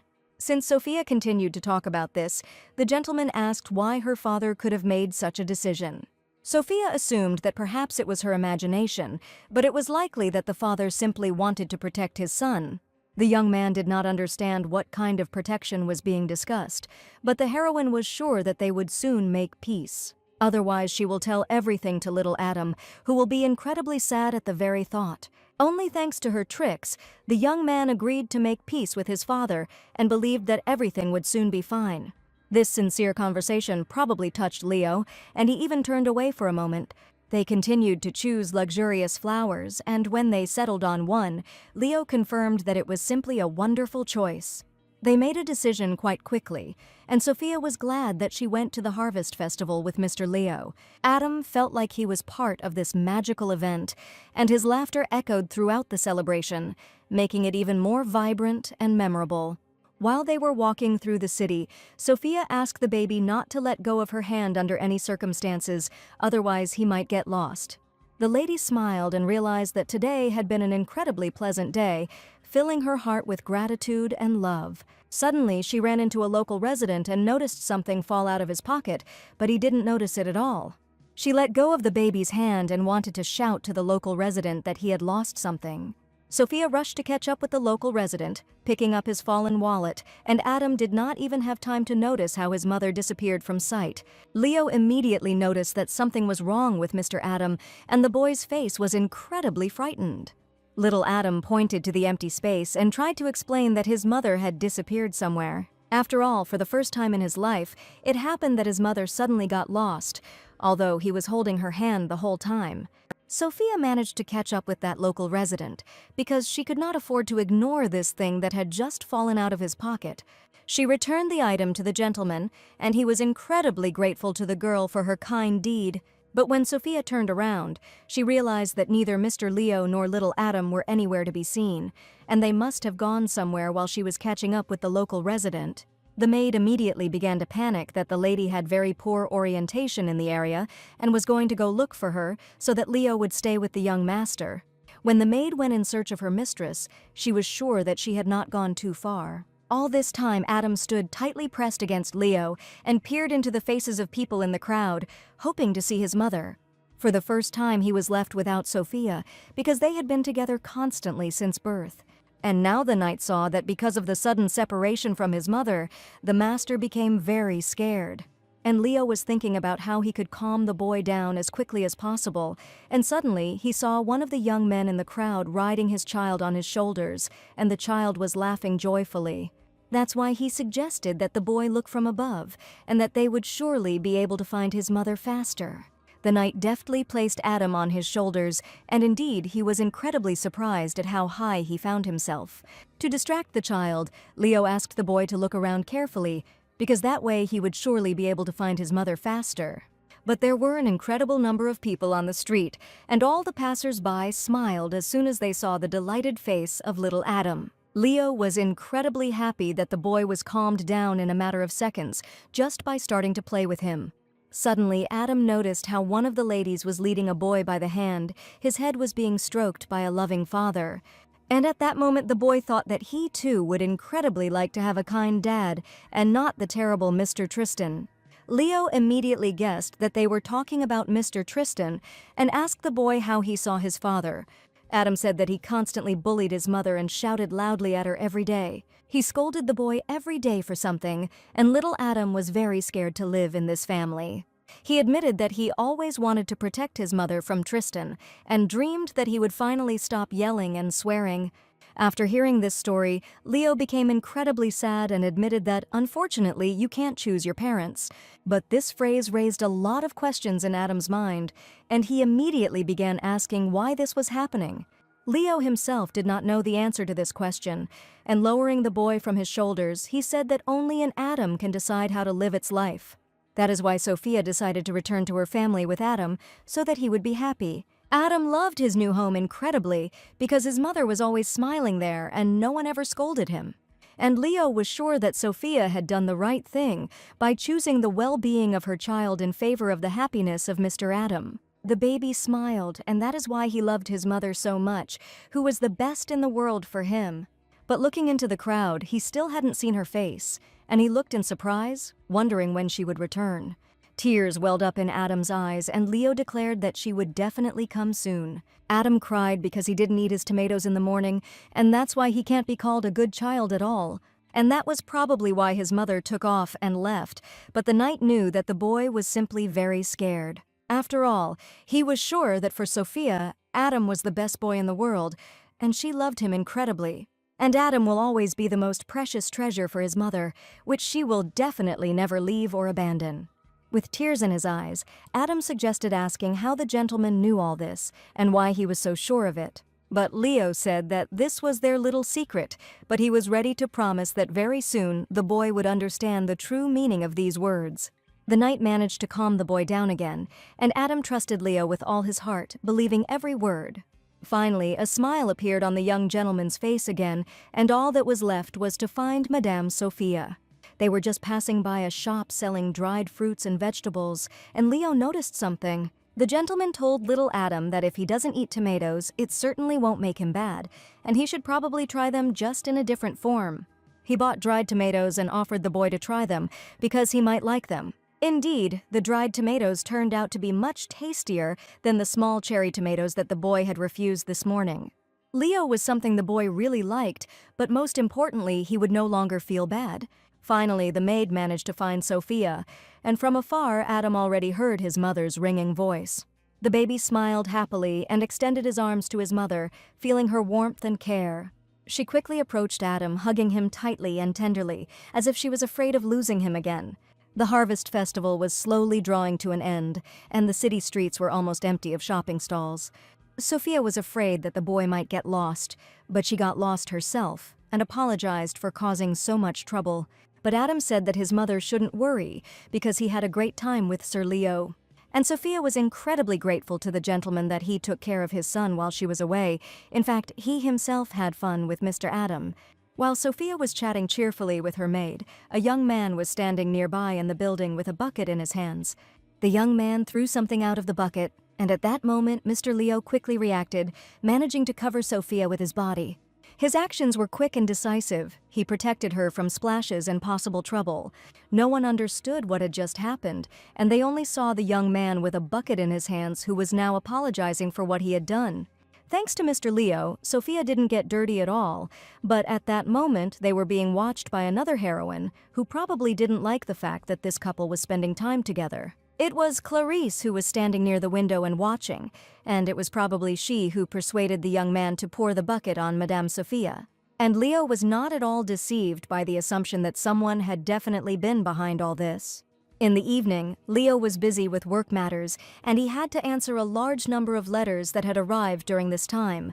He finally finished and breathed a sigh of relief as he placed the final night's seal on the envelope. On his desk stood a cardboard box with dried roses, as well as a postcard that Mr. Adam had sent him. The young man's heart filled with warmth, and he considered this a great end to a pleasantly spent day. Leo wasn't going to let that bucket spill on Sophia go to waste, so he found a photo of the boy. There are many priests in the church who revere the Holy Virgin. They even created a holy guard to protect her, and this man was one of Clarice's close associates. During the incident at the Harvest Festival, he claimed that it was just a pure accident. But Leo was 100% sure that his goal was to slander and disgrace Madame Sophia, because he was just in a certain place when the lady passed by. Leo even thought he saw light pink hair in the window, but now he didn't know what to believe from his own thoughts. Perhaps the young man imagined it himself, but he was certain that Clarice was to blame for this. There was a calm atmosphere in the temple, filling the hearts of everyone present with a sense of peace and harmony. In the silence and candlelight, Clarice spoke with sincere faith and hope, asking for blessings and protection for all. The priests approached the girl and suggested that she rest a little since every free minute of her holy work was spent in prayer. But Clarice replied that everything was fine, and when she prayed, she felt the Almighty filling her with strength. Her prayer filled the temple with a special atmosphere of holiness and peace, inspiring those who were nearby to reflection and spiritual purification. 3 days before the engagement, Mr. Leo arrived in his native lands of Lorraine to tell the family of the Holy Virgin the important news. He showed up and announced his desire to postpone the engagement ceremony indefinitely. The girl's family did not know what to make of this, since all the preparations had already been completed, and the young man wanted to postpone everything a few days before the appointed date. Mother was completely outraged that the gentleman did not even think about their daughter's feelings when he made such a decision. The gentleman bowed his head to her family and once again admitted that he was incredibly sorry. But Clarice's father was so outraged that the girl even had to calm him down, although she herself admitted that she was also completely calm.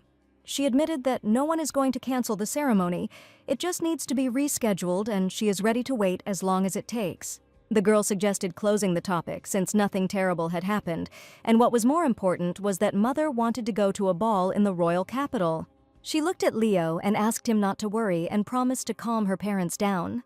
The gentleman asked for forgiveness for causing inconvenience, but in this situation he had already made a decision long ago. And Clarice said that if the young man was so sorry, he probably wanted to make amends to her for the failed engagement. She allegedly had work planned at the church to which she invited Mr. Leo to go together. A ceremonial meeting was to take place in the temple, to which all local residents were invited.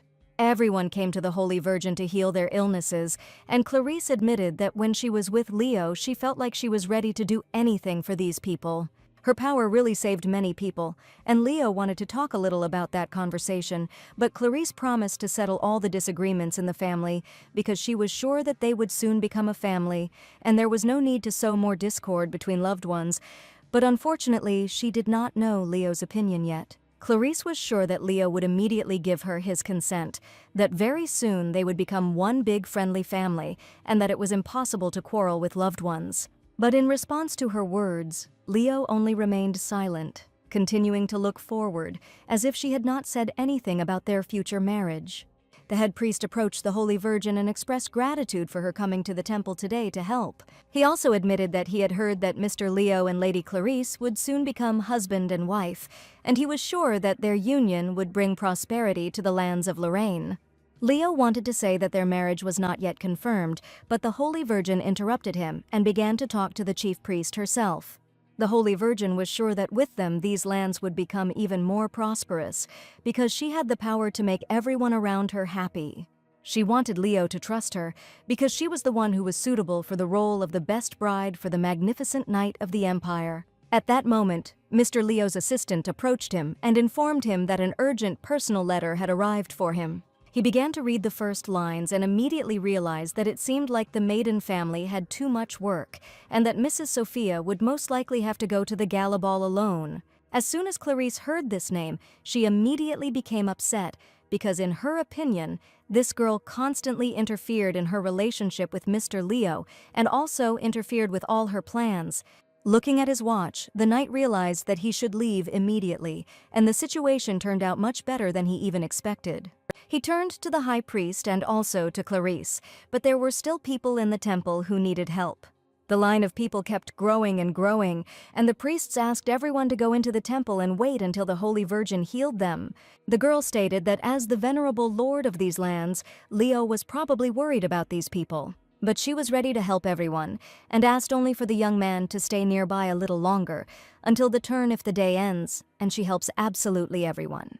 Leo understood that this could drag on for too long, and probably Clarice was doing this on purpose so that he would not have the opportunity to meet Lady Sophia, but suddenly another heroine approached them.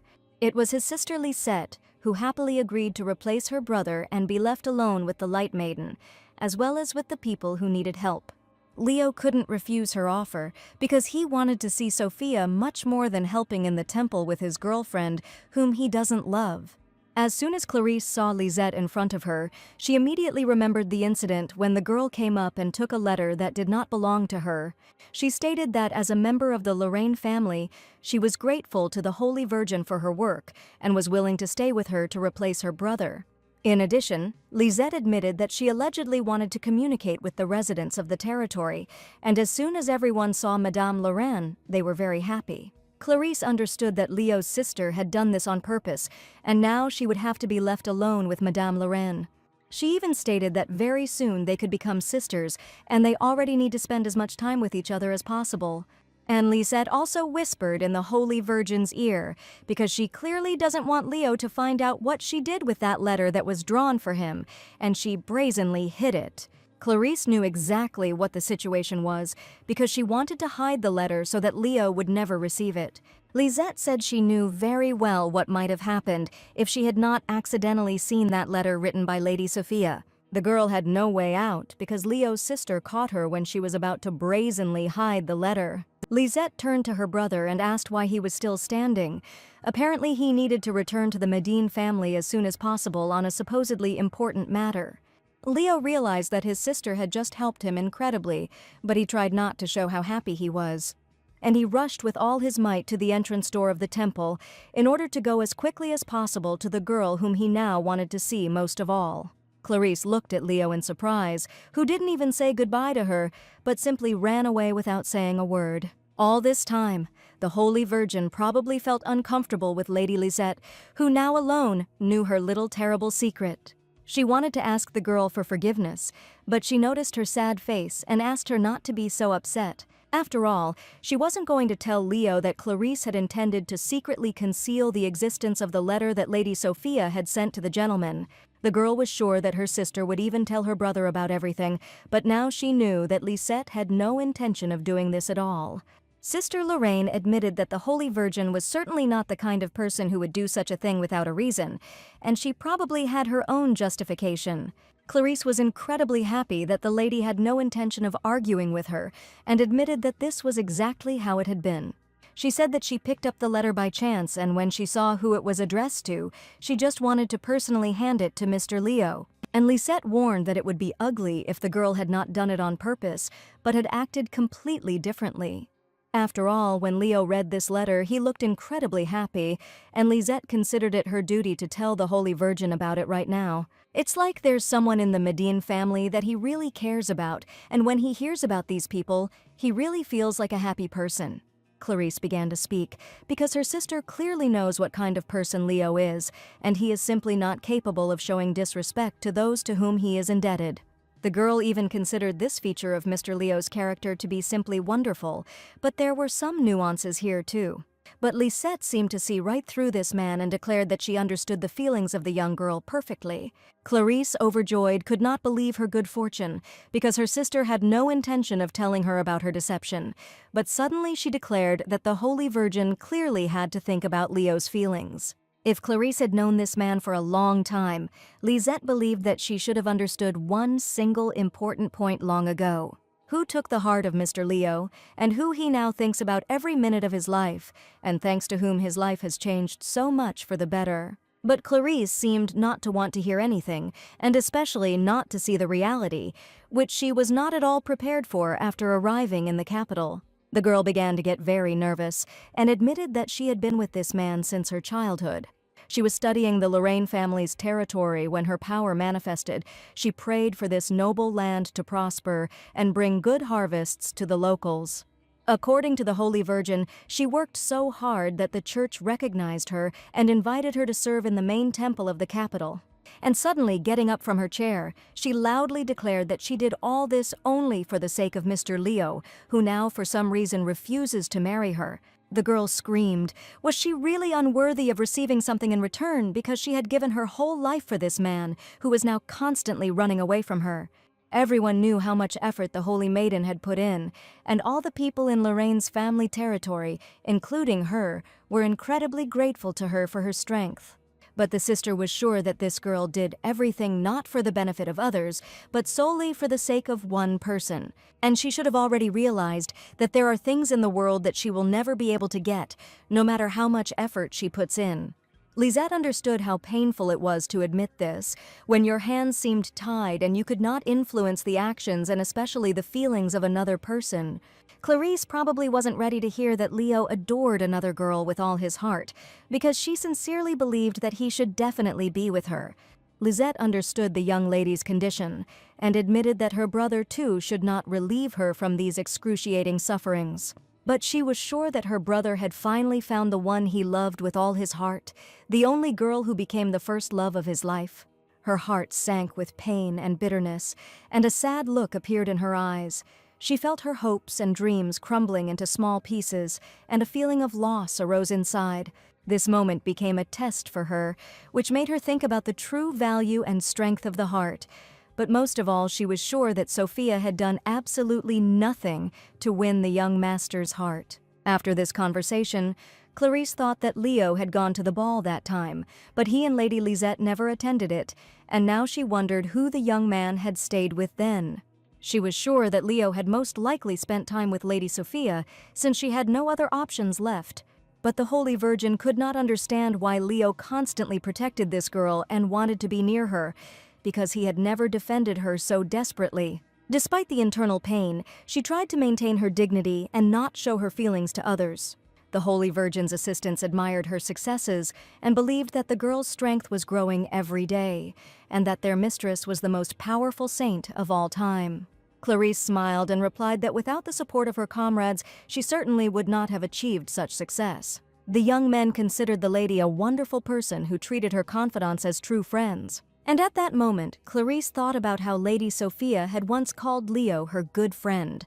But for some reason, the Holy Virgin was sure that Leo's feelings were not mutual, and if Sophia refused him, then surely Mr. Leo would have to retreat. After all, she was sure that only she was worthy of becoming his real legal wife, with whom he would definitely be happy. At the early breakfast, little Adam was present with his beloved mother, who noticed that the boy had finally come to love vegetables, and Leo was even more pleased to hear this. As Sophia watched her son's interaction with his master Leo, a very strange thought arose in her head. That she didn't even notice how much her beloved son became attached to Leo, and perhaps she was wrong to push him away because of her personal experiences. Considering how Mr. Leo had helped her out at the ball, she definitely needed a loyal ally like him. After all, the young man would definitely not consider her a villain, as the original story said, and Sophia needed to check how far they had progressed in the plot of the novel. She asked the young man if she was interested in how Lady Clarisse was doing, and she heard that Leo had postponed the engagement indefinitely. And Sophia began to think that, based on the course of events in the novel, a certain event should happen after the engagement.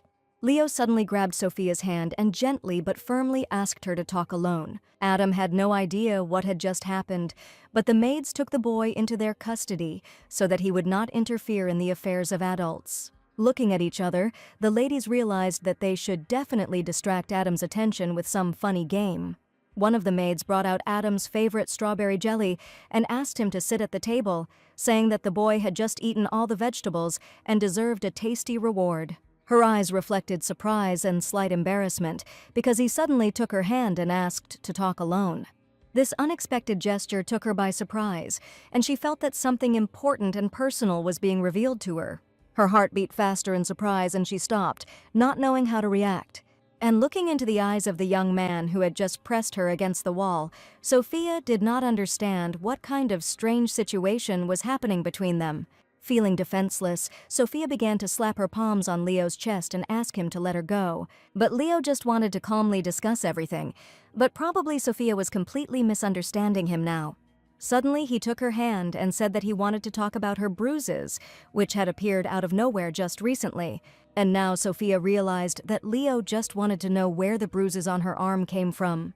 Now, the gentleman wanted to know only one thing whose handiwork this was, because the bruises on the girl's body could not have appeared just like that. Sophia sighed and didn't know whether to tell her the truth or just keep quiet about the situation that happened between her and Tristan at the ball.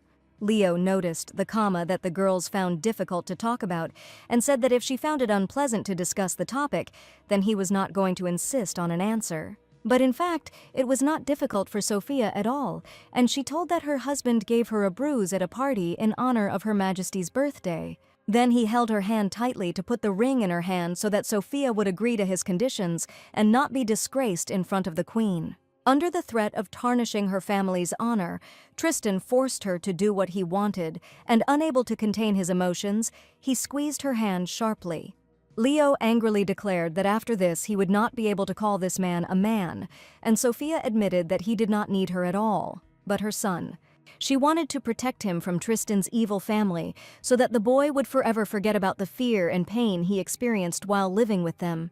Tristan knew that Adam's powers had manifested when they left the Grand Courthouse, but he certainly shouldn't have known about her awakening.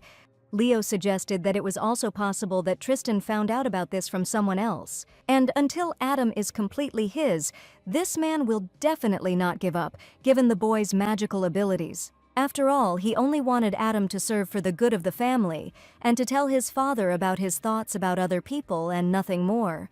At that moment, the butler knocked on the door and asked the lady's permission to enter and report urgent news. He apologized for disturbing Sophia, and when the girl saw him, she was scared, wondering if something could have happened. When the butler reported, the clergyman, who called himself a saint, asked to see Sir Lorraine. The Holy Guard was the name given to a group of bodyguards serving the Holy Virgin, at least that was the name used in the novel. Leo promised that he would come out to them right away, and the butler also informed Sophia that her order from the garden store had arrived. The heroes looked at each other and were happy, because the flowers they were going to plant for little Adam had probably arrived. Sophia and her son Adam were planting flower sprouts in the garden. The little boy was digging the ground with great enthusiasm and carefully placing the small seedlings into the prepared holes. Leo soon joined them and apologized for the delay, as he had just been called to an unexpected urgent meeting. Sophia asked what brought the Holy Guard here, but he assured her that it wasn't even worth paying attention to. Adam asked his mother to watch him plant the flower, his eyes shining with pride and joy as he carefully showed her his little garden masterpiece. This joint work brought them joy and warmth, strengthening their bond and filling their hearts with pride for the work done. With tenderness, Sophia called little Adam as small as the flowers he had just planted in the ground. Adam spoke with admiration. He would like this seedling to grow up to be the strongest and coolest. Together they created a bright and beautiful corner of nature, filling the garden with freshness and the aromas of future flowers. Sophia laughed because the thought arose in her head that this seedling would grow up as strong and cool as Sir Lorraine. Leo also planted the plants with care and patience, carefully selecting the right seedlings, digging the holes carefully, and carefully placing each plant in the ground. Suddenly, Adam noticed something that was completely incomprehensible to him and asked his mother what it was. They were some kind of seeds, and Leo said that he noticed them in the store and decided to order them too, offering to plant little Adam the seeds of a plant that they don't even know anything about and will only see when it grows. Adam was curious about what flowers would bloom from these seeds, but Mr. Leo decided to make a little secret out of it. He whispered to the boy that none of them knew what kind of flowers would bloom from these tiny seeds. He asked Adam, when he grew up, to be sure to tell him what kind of flowers these were, and this would be their little promise to each other. The little boy nodded curiously and waited impatiently for the moment when he could see the result of his labor. This little secret about the future flowers became a special moment of anticipation and hope for them. Leo watched little Adam with warmth, rejoicing that together they were creating something beautiful and alive. They sealed their promise with their little fingers, and Adam proudly promised to show them what flowers would grow in the future. Sophia watched her son closely and their interaction with Mr. Leo and felt warmth and joy inside. The smile on her face reflected peace and happiness because she saw Adam growing up in love and care, and Leo showing him sincere kindness. And even when she asked Leo what kind of seeds they were, he still said it was their little secret.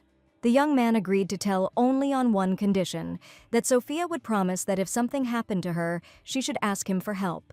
He asked if she had never told anyone about the bruises on her wrists and had been trying to hide them all this time. But Sophia didn't see any point because she considered it her problem and didn't want to worry any of her parents once again. It was a shame on her part to get such a bruise, but she also didn't really want anyone to see it, her own weakness. Therefore, she decided that no one should ever know about this, and she also did not intend to tell Leo about them. But Leo didn't like at all that Sophia decided to hide the fact that Tristan allowed himself to be rude at the ball. Placing his hand on hers, Leo admitted that he was the only one who wanted her to rely on his strong shoulder the most. This unexpected moment made her look at Leo in a new way and feel a special warmth inside. She stopped, surprised and touched by his words, feeling that before her stood a man with a kind heart and real feelings. His words were soft and honest, and there was a deep sincerity and concern in his voice. Sophia was incredibly frightened by such frankness and even recoiled a little away from the gentleman sitting next to her. Smiling, she quickly decided to change the subject and asked again what kind of seeds they had just planted. But when their faces were too close to each other, Sophia suddenly felt like she could drown in the depths of his eyes, completely not listening to what he was saying. Sophia admitted that she would like to find out this answer together with Adam when he grows up and is the first to see a flower in bloom. She really liked the idea of the mystery seeds because none of them knew what would grow out of them. The days flew by for each of the heroes, and Leo's life changed a lot from the moment he first met Sophia. It even seemed to him that a lot of time had passed since he began living in the maiden house, and Sophia remembered that the young man had begun living with them back in the spring. It would soon be autumn again, and Leo would have to stay with Maiden until May, which meant that they had been together for almost half a year. Sophia enjoyed every moment spent together, but suddenly the left one, with a serious expression on his face, wanted to tell her something. Sophia already had a premonition of something that she could not describe in words, and the young man only confirmed her suspicions. Leo was planning to leave the Maiden family home very soon and decided to confess everything to Sophia right now. Her heart sank with surprise and alarm when she heard about his plans, and Sophia did not expect Leo to leave their home so soon. But first of all, he wanted to tell about the conversation with the Holy Guard, who had just urgently arrived for the meeting. He said that the church had decided to form a group of holy guards to protect the safety of the Holy Virgin. The young man came for an important reason and offered Commander Leo to become their commander-in-chief. Finally, the church, which had been expanding its influence behind the scenes into other territories, made its first move. Leo immediately realized that a major conflict could develop between the church and the royal family. The arriving guest presented Leo with an order appointing the commander-in-chief, signed by the Pope himself. And if the young man decides to accept this post, it will mean an automatic transition to the side of the church. It is he who will give them an advantage at the beginning of the conflict, which they have probably already fully planned. Leo immediately stated that he was forced to refuse the offer to become the main commander, because he understood what it could entail. The church minister was surprised that the commander was not ready to do this even for the sake of the Holy Virgin, who was now helping all those in need. Mr. Leo confidently stated that his answer remains the same and he is completely confident in his decision. After all, he knew that someone had changed the invitation to the ball for Sophia, and this was done deliberately in order to disgrace her. He made this decision because he wanted to protect Sophia and Adam, and he knew he had to stay here to keep these people safe. The gentleman had no intention of changing his decision and stated that he still had obligations to the maiden house. But suddenly the young man told Leo that he should certainly know that Mrs. Sophia never got a divorce from her ex-husband Tristan.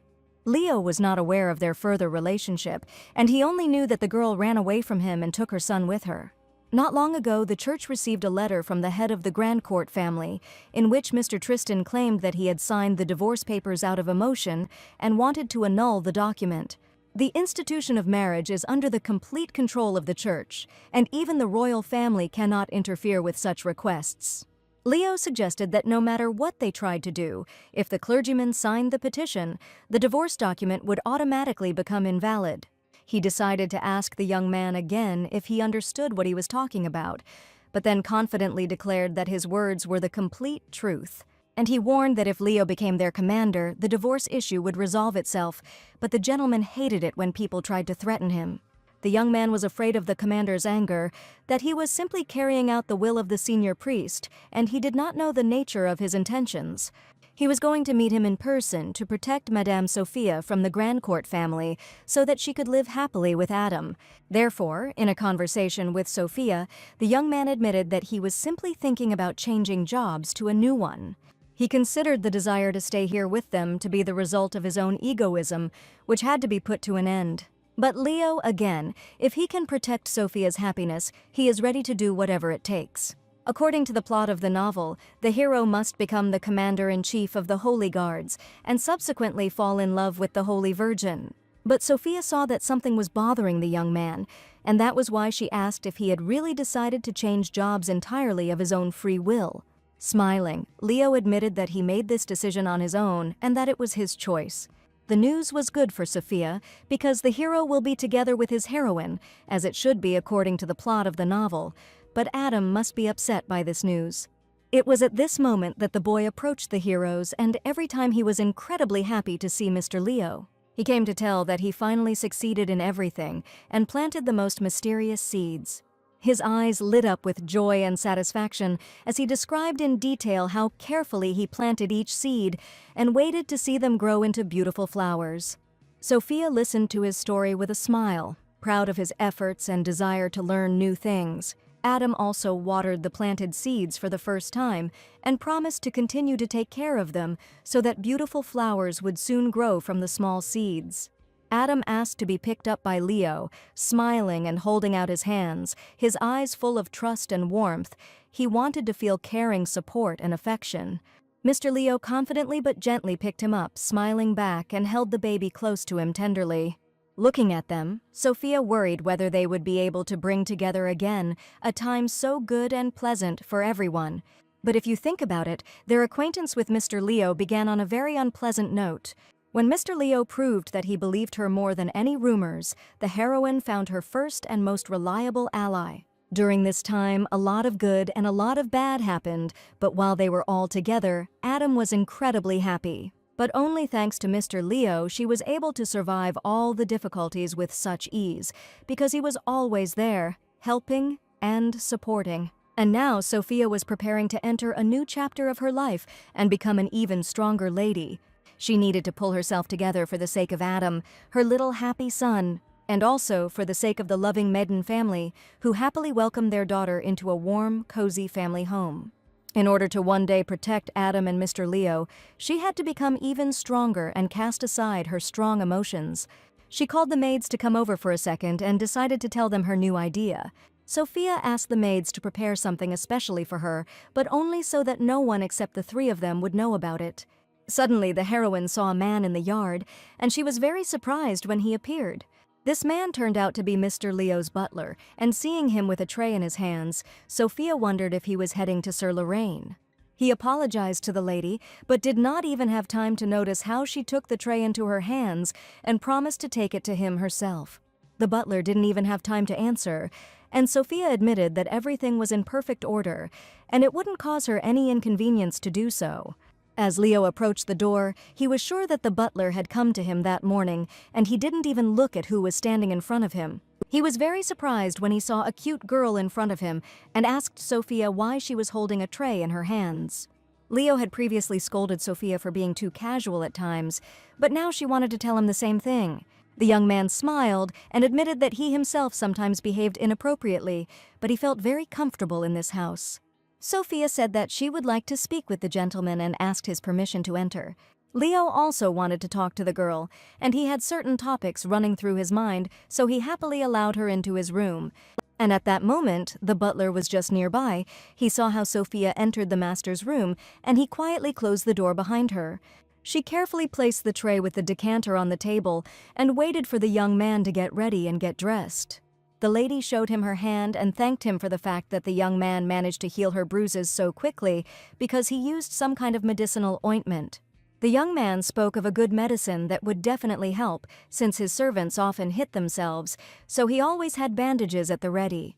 It turned out that it was medicine for the servants, and Sophia realized that Sir Lorraine looked after her charges very well and was concerned about their health. Leo didn't even realize that he was a very caring person until Sophia told him about it. On his desk was Adam's card and dried roses, and every time he looked at them, he felt boundless love inside. At first glance, Leo may seem a little cold towards others, but in reality, he really values those he is friends with. And Sophia was sure that he also had strong feelings and respect for her and her little son. The young man said that he would like to talk about Adam, and this topic worries him incredibly. Recently, the boy said that he was very afraid that Tristan would kill him and he couldn't save his mother, and only now the heroine learned that Adam told him everything. Leo asked not to worry because there are times when you can't tell a person something precisely because you value them so much.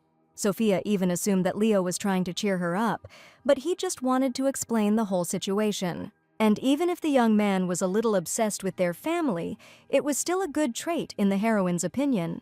Having laid out delicious sandwiches on the table, she asked to tell Leo about his new job. After all, does he really want to become one of the Holy Guards? It was not for nothing that the young man wanted an urgent meeting with Leo. Leo didn't suspect that Sophia could guess everything, but to his great surprise, she already knew everything. The House of Medin has always been on the side of the royal family, and they respected and revered the venerable queen. But the guards, of which Leo wishes to become one, belong to and obey only the church. And Sophia was afraid that from this moment on, she and Sir Leo might find themselves on completely different sides. From the moment the gentleman becomes the commander-in-chief, he will henceforth become a political opponent of the Maiden family house. The young man did not hide that there was only one reason the church wanted him to focus on protecting the Holy Virgin. As a saint, she has great power and is now being closely watched by neighboring countries. Sophia suggested that Leo herself personally wants to protect Madame Clarice, so she wants to enroll in the ranks of the Holy Guards, and even if she is not an antagonist, she will still become an enemy of Leo and the others according to the plot. In the future, Sophia will still be recognized as a criminal, but now everything is different, and if Leo wanted to choose a path in which he would protect an important person, then she promised to support him. The young man was sure that Sophia would always understand his choice and support whatever side he took. Therefore, after Sophia's approval, Leo immediately began his work as commander-in-chief. Lucas was surprised why the young man had suddenly signed up for the guards, because he had really gotten involved in the affairs of the church and wanted to spy on them. This was exactly Leo's plan, and he really hoped that he would be able to do it and take full advantage of this opportunity. Lucas asked if his friend was sure of his decision, since there could be serious circumstances behind it. After his words, the knight decided to find out the details from Lucas, asking what could await him after this decision. Lucas couldn't believe that Leo was going to become the chairman. It was not like him at all. He was probably going to do it for someone's sake. Lucas even asked to look for other ways to help, other than joining the ranks of the Holy Guards, because if he failed, he could become one at any time. Leo stated that it had nothing to do with Sophia because he knew absolutely nothing. But these words caused a storm of emotions in the gentleman, and Lucas did not expect to see the commander like this at all. So Leo sternly asked Lucas not to speak about it with such confidence, because in that case he would become a serious obstacle for him. Lucas still couldn't believe that the gentleman had made this decision. Could what he was saying really be true? The commander knew that if a quarrel occurred between them, he would still be much stronger than his opponent. Lucas began to get angry at Commander Leo. His face expressed irritation and displeasure, and rage flashed in his eyes.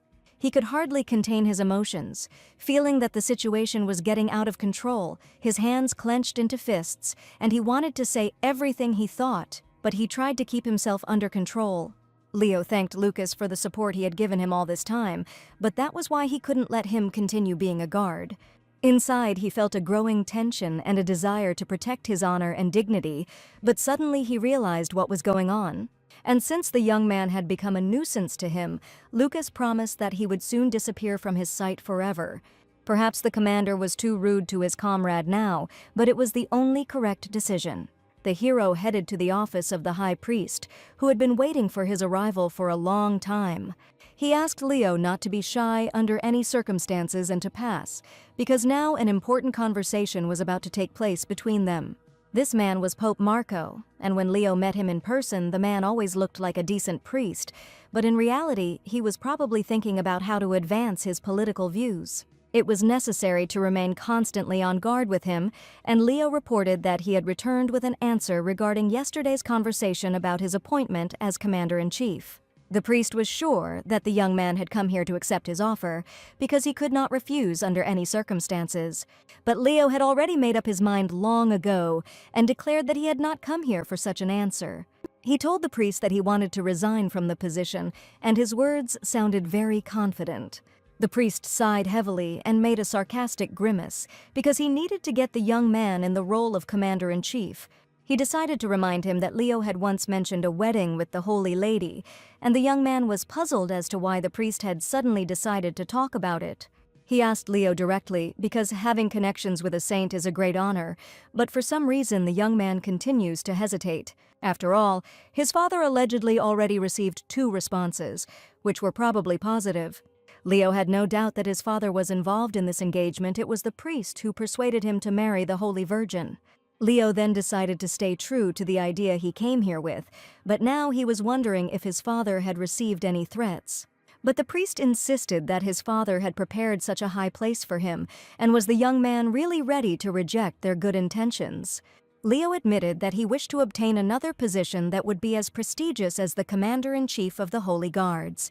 He offered to stand up for St. Clair and from that moment on become her only protector. It turned out that the priest's face immediately changed, and he said that he needed to think about it because they didn't even have a name for such a profession.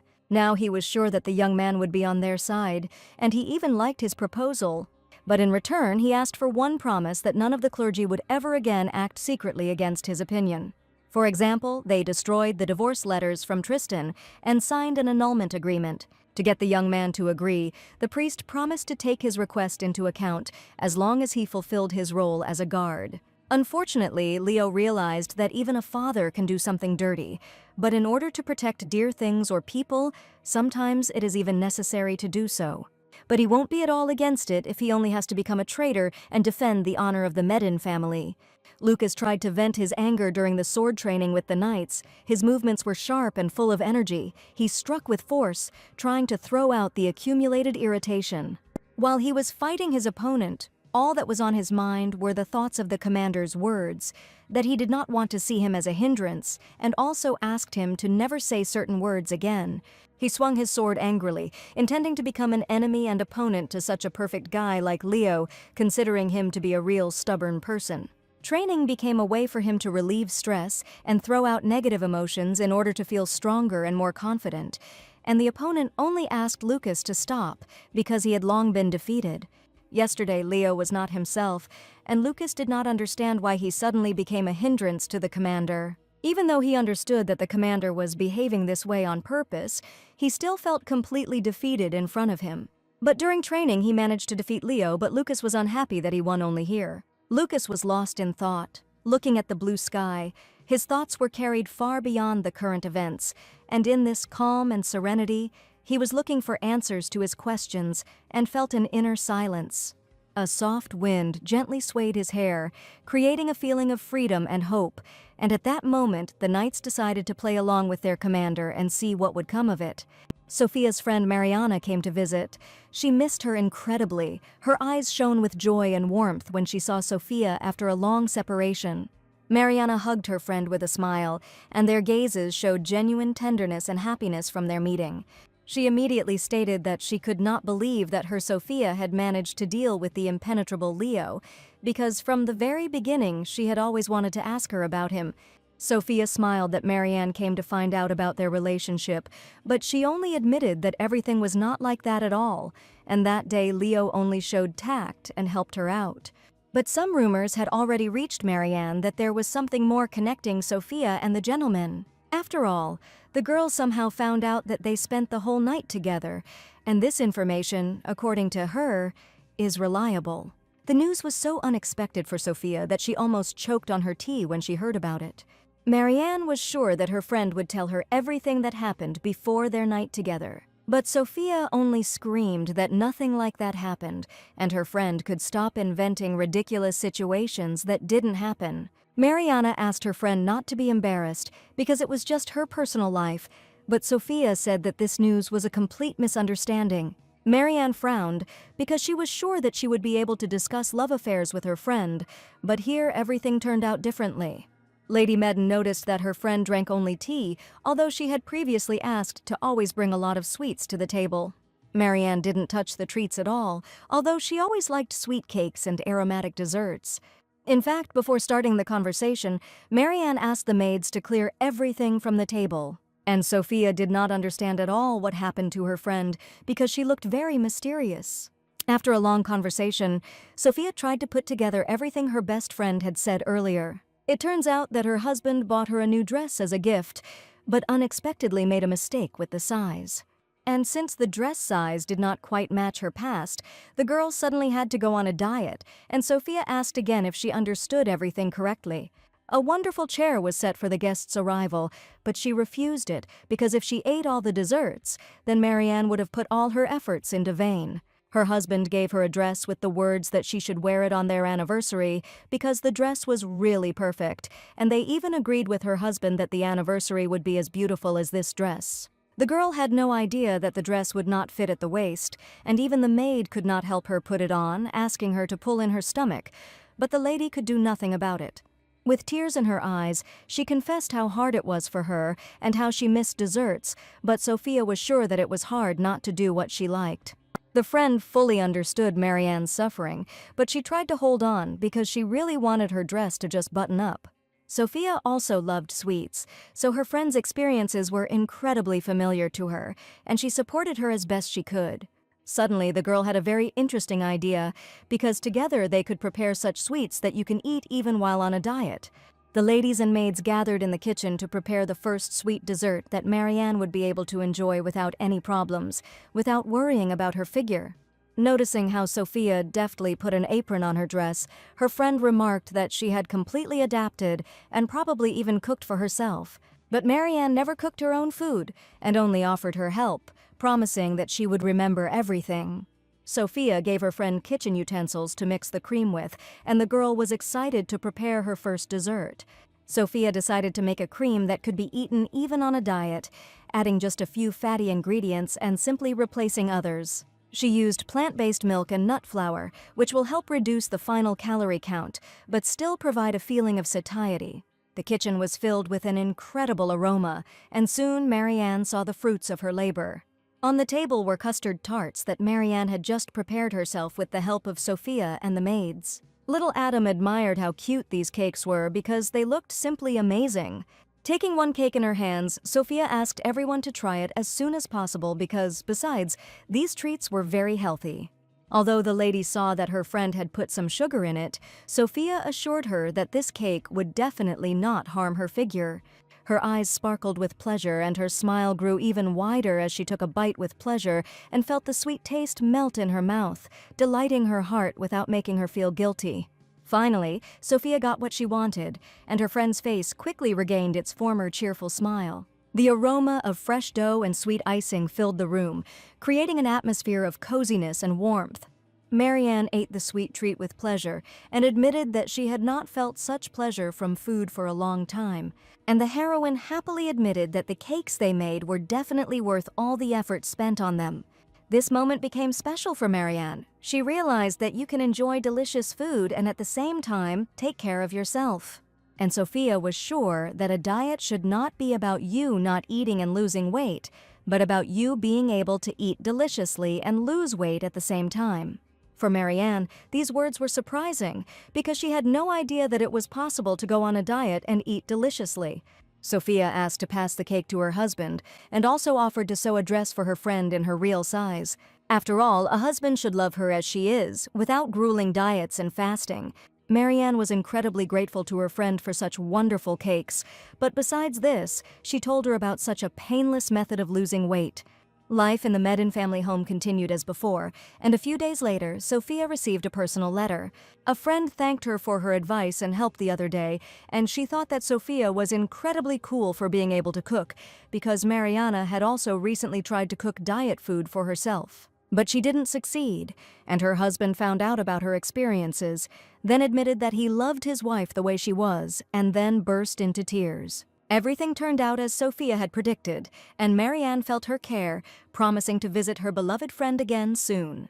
Sophia was glad that her help was at least a little useful, because in that case her past life was not in vain either. She put the letter from her friend on the table and remained sitting with a thoughtful look, as if something had flashed through her memories.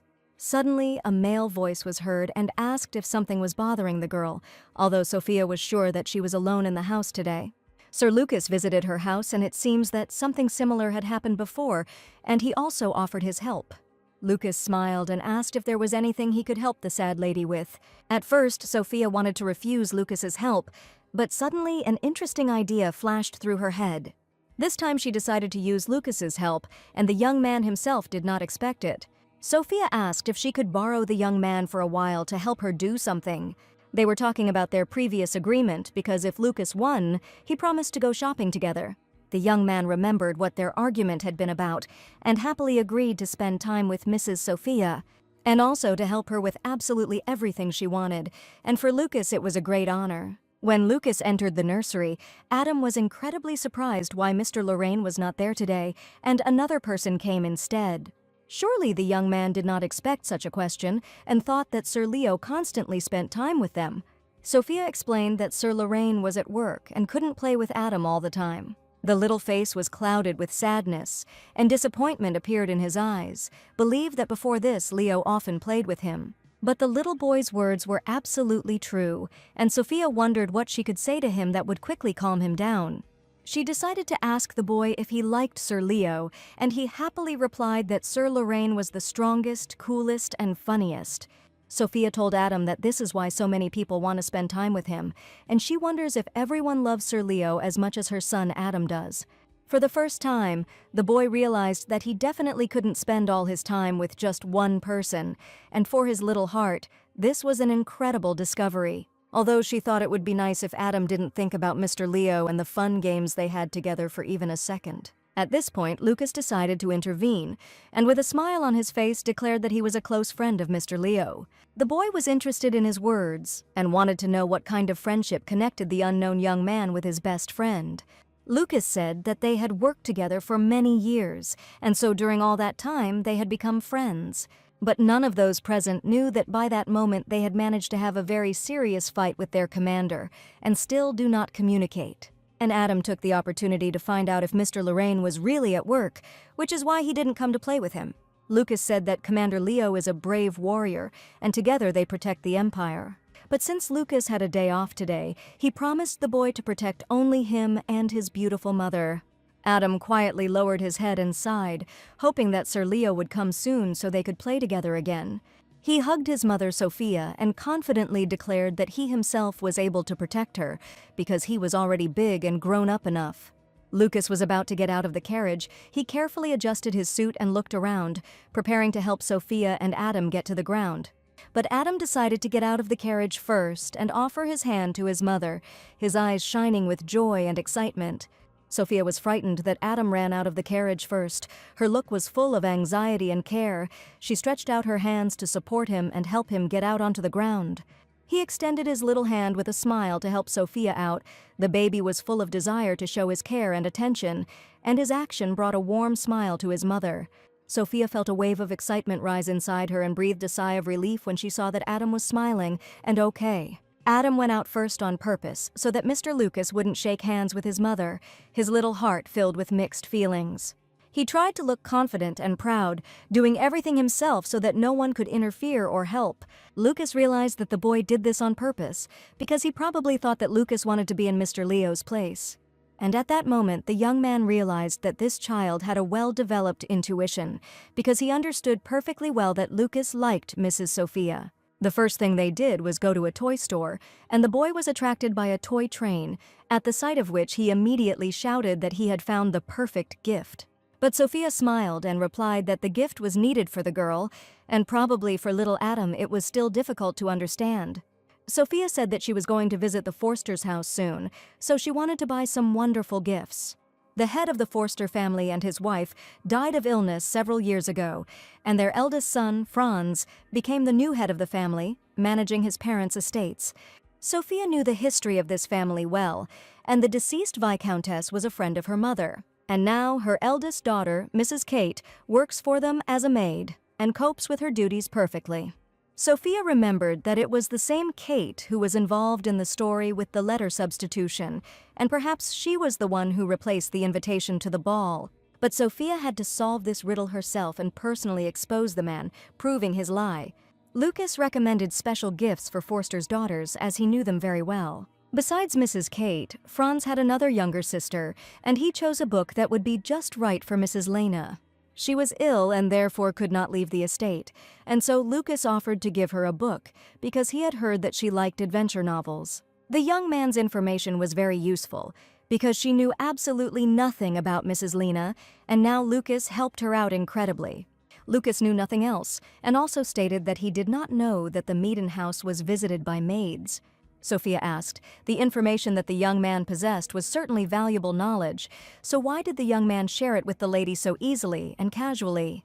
Lucas whispered in Sophia's ear that she should not worry under any circumstances, and he considers this his duty. Sophia promised that if those people liked the gift, she would definitely thank Lucas for his help. But the young man suddenly declared that he would like these to be the case.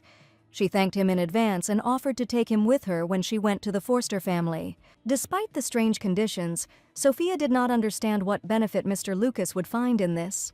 The young man smiled and admitted that his only benefit was to spend as much time together as possible with Madame Sophia. After all, in order to achieve a true goal, you need to perform actions at the same time. At that moment, Adam grabbed his mother's hand and shouted that he was also going to go with her. In that case, Lucas suggested that they all go together, since he just happened to have a crew ready that could take everyone. Sophia gratefully agreed to the knight's terms, and he continued to talk to her in a gentle voice. Adam looked at them quietly, trying to hide his jealousy, but there was a little sadness in his eyes. His little heart was aching with unpleasant feelings, and he was noticeably upset to see how his mother was paying attention to Lucas. A few days later, Mrs. Medine, her son, and Lucas visited the Forster family home. The family's eldest daughter, Kate Forster, greeted the distinguished guests who had come to visit them. Smiling warmly at Mr. Lucas, she greeted the young man and was probably already familiar with him. Sophia thanked him for the welcome, asking if the head of the family, Sir Franz, had been absent for a long time. Now Kate was acting as his host and asked the guests to make themselves at home, thanking them for the nice gifts. While the ladies were talking among themselves, something caught Adam's attention, and he turned in the other direction to see what was going on. Nearby, he saw a girl with short hair hiding behind one of the columns. But as soon as she saw Adam's gaze on her, she immediately started running, afraid that she had been noticed. Little Adam did not understand anything at all, but now he was overcome with great curiosity and wanted to know what kind of girl this was. Sophia asked where Mrs. Reyna was, and she thought that since Adam had come with her, they could get acquainted. Kate said that unfortunately, her sister hardly leaves her room, so it is unlikely that she will be able to see her today. There were a lot of sweet treats on the table, and the boy was very excited at the reception, asking his mother to eat some sweets. Adam enjoyed the delicious cookies, but his thoughts were still on the strange girl who ran away so quickly. Lady Kate offered the boy other treats to try, and the boy was incredibly happy to try something new. Adam felt warm and happy because it was so delicious, and he was happy that he could try such a tasty treat. Kate saw Sophia carefully wiping your crumbs from her son's face, and she immediately remembered her sister. When she tried to clean the crumbs from Rena's face, she only screamed for no one to touch her. The girl always reacted furiously to any attention, and only angrily asked no one to ever touch her. Lucas noticed Lady Kate's distress and asked if something had happened. Kate asked if Sophia and Adam always acted like this, and she noted that the family was very close to each other. Sophia and her son looked like a happy family who live in perfect harmony and as if they never quarrel. Kate heard from one of her maids that Sophia had changed, but she only knew about Sophia from those times when everyone called her a villain, but in fact, she turned out to be a different person.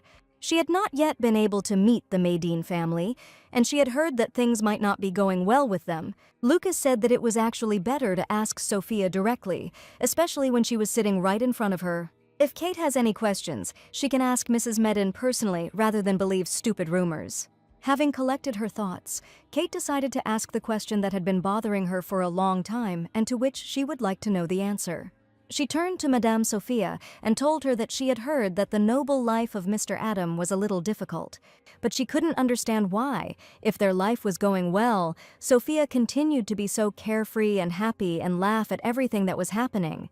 And according to Kate, if a person is in a bad situation, he should probably sit and be sad. Adam suddenly felt sad after Kate's words. He quietly lowered his head and felt a wave of sadness and disappointment rise up inside him. Perhaps Kate's words struck a chord with him or reminded him of something important to him. Kate felt awkward after her question to Sophia.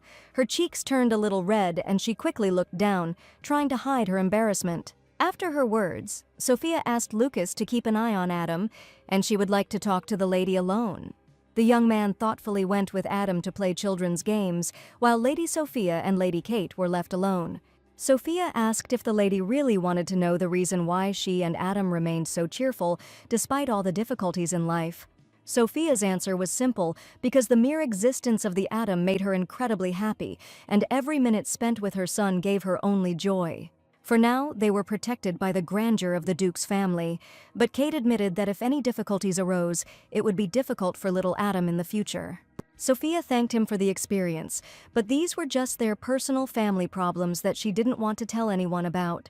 And suddenly she asked if Kate really wanted to bring her sister and young Master Adam together so that the children could get acquainted. Sophia was able to keep a smile on her face because many people were willing to support her family, and I have great respect for them alone. That's why she wanted to continue to protect their family with her own hands, despite all the troubles in life, and also despite the false rumors about their family. The heroine was ready to lend a helping hand to anyone who needed it, and she saw that Kate now needed her advice.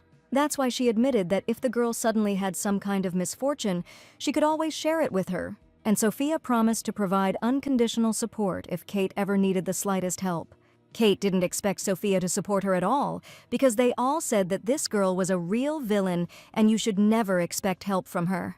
She claimed that the Medine family was part of her, but Kate heard that the girl had recently returned to the Grandcourt family. Sophia is confident that she was not aware of the ridiculous rumors at all and has no idea from whom Kate heard this information. But now she has admitted that this is absolutely impossible, and she still remains part of the Maiden family. And at that moment she was incredibly frightened that Madame Sophia realized that it was she who had replaced the invitation to the ball.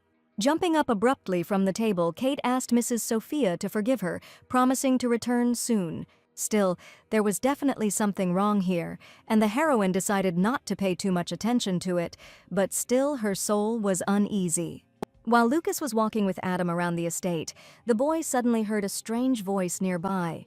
Near one of the doors, he saw a teddy bear lying on the floor and immediately approached it. He took the toys in his hands, and as soon as he opened the door, he realized that the same mysterious girl was sitting in front of him and asking him to come here. Adam apologized, admitting that he wanted to take the toys to another room, and asked the girl for forgiveness. But as soon as he looked at this girl, he noticed the scars on her hands. Her face looked very rough and angry, as if someone was constantly offending her. Adam stood in the doorway, frightened, and the girl screamed, asking if there was something he didn't like.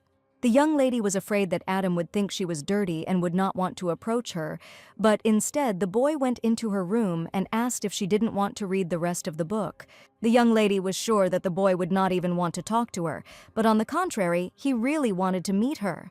She was even surprised that the boy didn't think she was nasty, since probably all the other kids bullied her. Lucas introduced the young gentleman and said that they were accompanying Madame Sophia, who had come to their house today for a visit.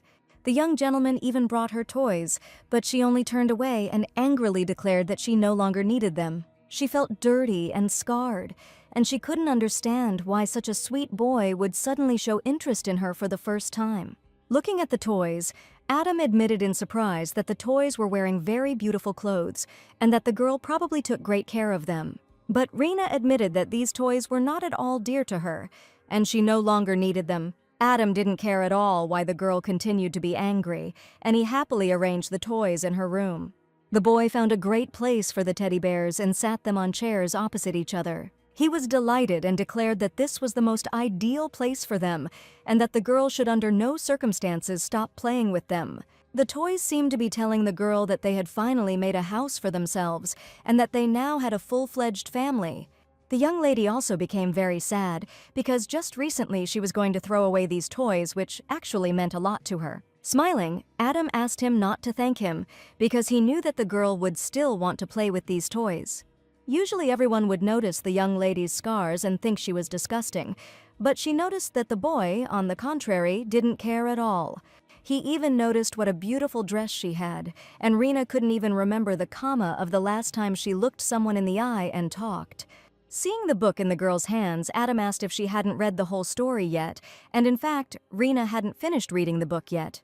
But unexpectedly, the boy confessed that he couldn't read yet, and all the books were read to him by his beloved mother. And as soon as Rena found out about this, she suggested that the young gentleman read a little. All this time, Lucas closely followed their communication, and finally the young gentleman met a child of his own age. Rena began to read the story about how the dragon rose on the currents of wind to the window. While the old pages were turning, he began his story. The young gentleman did not yet fully understand the meaning of some phrases, and when Rena began to read about the wind streams, she explained that this meant that the dragon had flown even higher, right up to the window. And now the boy understood how the big magic dragon was able to climb right into the window. Rena enjoyed reading the book about the dragon to Adam. Every word seemed captivating to her, and the illustrations in the book complemented the bright picture of the fantasy world. Rena felt a desire burning inside her to learn more about the dragon's adventures and his brave deeds. And Adam looked at the pictures with great interest and listened with pleasure to the girl who was reading about fantastic adventures. Suddenly, the young gentleman looked out the window and saw that there was some strange piece of paper lying behind it. He immediately asked the girl with great curiosity what it was, but Rena did not immediately understand what they were talking about. She opened the window, and in an instant that same mysterious piece of paper flew into her room. When Adam picked up this piece of paper, he realized that this was a real treasure map, and they needed to go on a journey right now. Rena had never felt anything like this, but for some reason she found it very pleasant to communicate with Adam.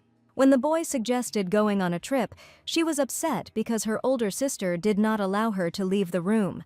Rena said that Kate said that she should not cause trouble to the guests, and that is why she should always stay in her room and not show herself to anyone. Adam was surprised to hear this because the girl had not harmed him, and after his words, Rena began to think that maybe she really could leave her room, at least for a short while. Taking the map in his hands and persuading the young lady, Adam exclaimed that right now they were going in search of real treasures and an exciting adventure awaited them. The first thing he did was go into the kitchen to see the cooks and say that he urgently needed their help. He asked the cooks to prepare food for them because he and the young lady were going on a journey right now. The cooks smiled and began to prepare a delicious treat, but what surprised them most was that the young lady also left the room. The caring cook gave the boy a basket of fruit and sweets and asked him to take care of Madame Renee. They walked slowly down the corridor with a basket of treats, and at that moment they were seen by the maids, who were also surprised that the young lady had left her room. Upon meeting the maids, Adam was both closely monitoring the treasure map and also wanted to give them a pleasant surprise. He quickly took out small gifts from the basket and handed them to the maids, who looked at the young master with great surprise. He said that he and the young lady were looking for treasure using a treasure map and asked not to tell anyone that they had just been there. The maids looked at each other and whispered to the boy that they would not tell anyone about their little secret. It was as if a new world had opened up for little Rena when she left the room with Adam to hunt for treasure. In this new world, everything seemed magical: mysterious corners, hidden secrets, and the possibility of finding something very valuable. Rena walked forward with a smile and an enthusiastic look, ready to discover all the secrets and feel like a real treasure hunter. According to the treasure map, the treasure should have been somewhere nearby when they stopped in the garden near the mansion. All this time, Adam carried the basket of treats on his own, and sitting down near a spreading tree, he admitted that he was finally tired. As soon as he touched the grass near the tree with his hand, he suddenly felt some strange little box. Rena was scared when her sister approached. She felt a little nervous and a little confused, not expecting to see her sister so suddenly. A mixed feeling arose inside her, both joy and a slight fear, because she was not prepared for such a sudden appearance. What she was most afraid of was that her sister would now start scolding her for daring to leave her room without her permission. In a sad voice, the girl asked her older sister not to scold, but she said that she asked to stay in her room while guests arrived to their family. The little girl was incredibly scared because she was never allowed to leave the room, but at that moment little Adam patted her on the back and said that everything was fine, assuring her that Rena had done absolutely nothing wrong and that she should never be afraid to leave her room again. The words of encouragement helped Renee feel better. The girl realized that she was not alone and that there were people around her who supported her, and this gave her the strength to continue and believe in herself. So she was willing to go ahead and talk to her older sister because it really hadn't done anything wrong. Rena admitted that she understood everything. If she left the room, she would only get in the way, but Kate was sure that the baby did not understand anything, continuing to swear that this would only make things worse for her. But for the first time, Rena expressed her opinion and asked her sister not to decide such things for her. The girl admitted that she was tired of thinking about how she looked in the eyes of other people, and she could no longer behave like that. The older sister assured that Reina should understand her, because she supposedly worries about her, and she, as a little girl, had already heard only these words very often. Previously, her older sister constantly shared secrets with her, but for some reason their relationship changed very dramatically. Kate stood there in bewilderment, because she was used to behaving like this with her younger sister, and she didn't understand why she suddenly started being stubborn. But now the little girl decided to tell everything that had accumulated in her soul, and she wanted to find out from her older sister why Kate threw away the gift from her parents. The young lady was still a baby at the time, but she still remembered the situation very well. How her sister once got rid of a parental gift and said never to bring up the topic again.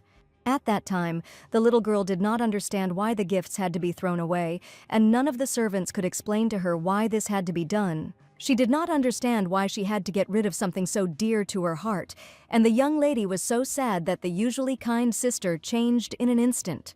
Kate asked her little sister for forgiveness, because she didn't know that she had been thinking about her like that all this time. At that moment, Adam took out the box and asked if this thing was somehow connected with what they were talking about now. Turning around, the sisters saw the box, and it was probably painfully familiar to them. When they opened the box, they saw a wedding photograph of their parents, as well as 2 wedding rings lying on a soft pillow. Reina saw a photograph of her parents and realized that these rings also belonged to them.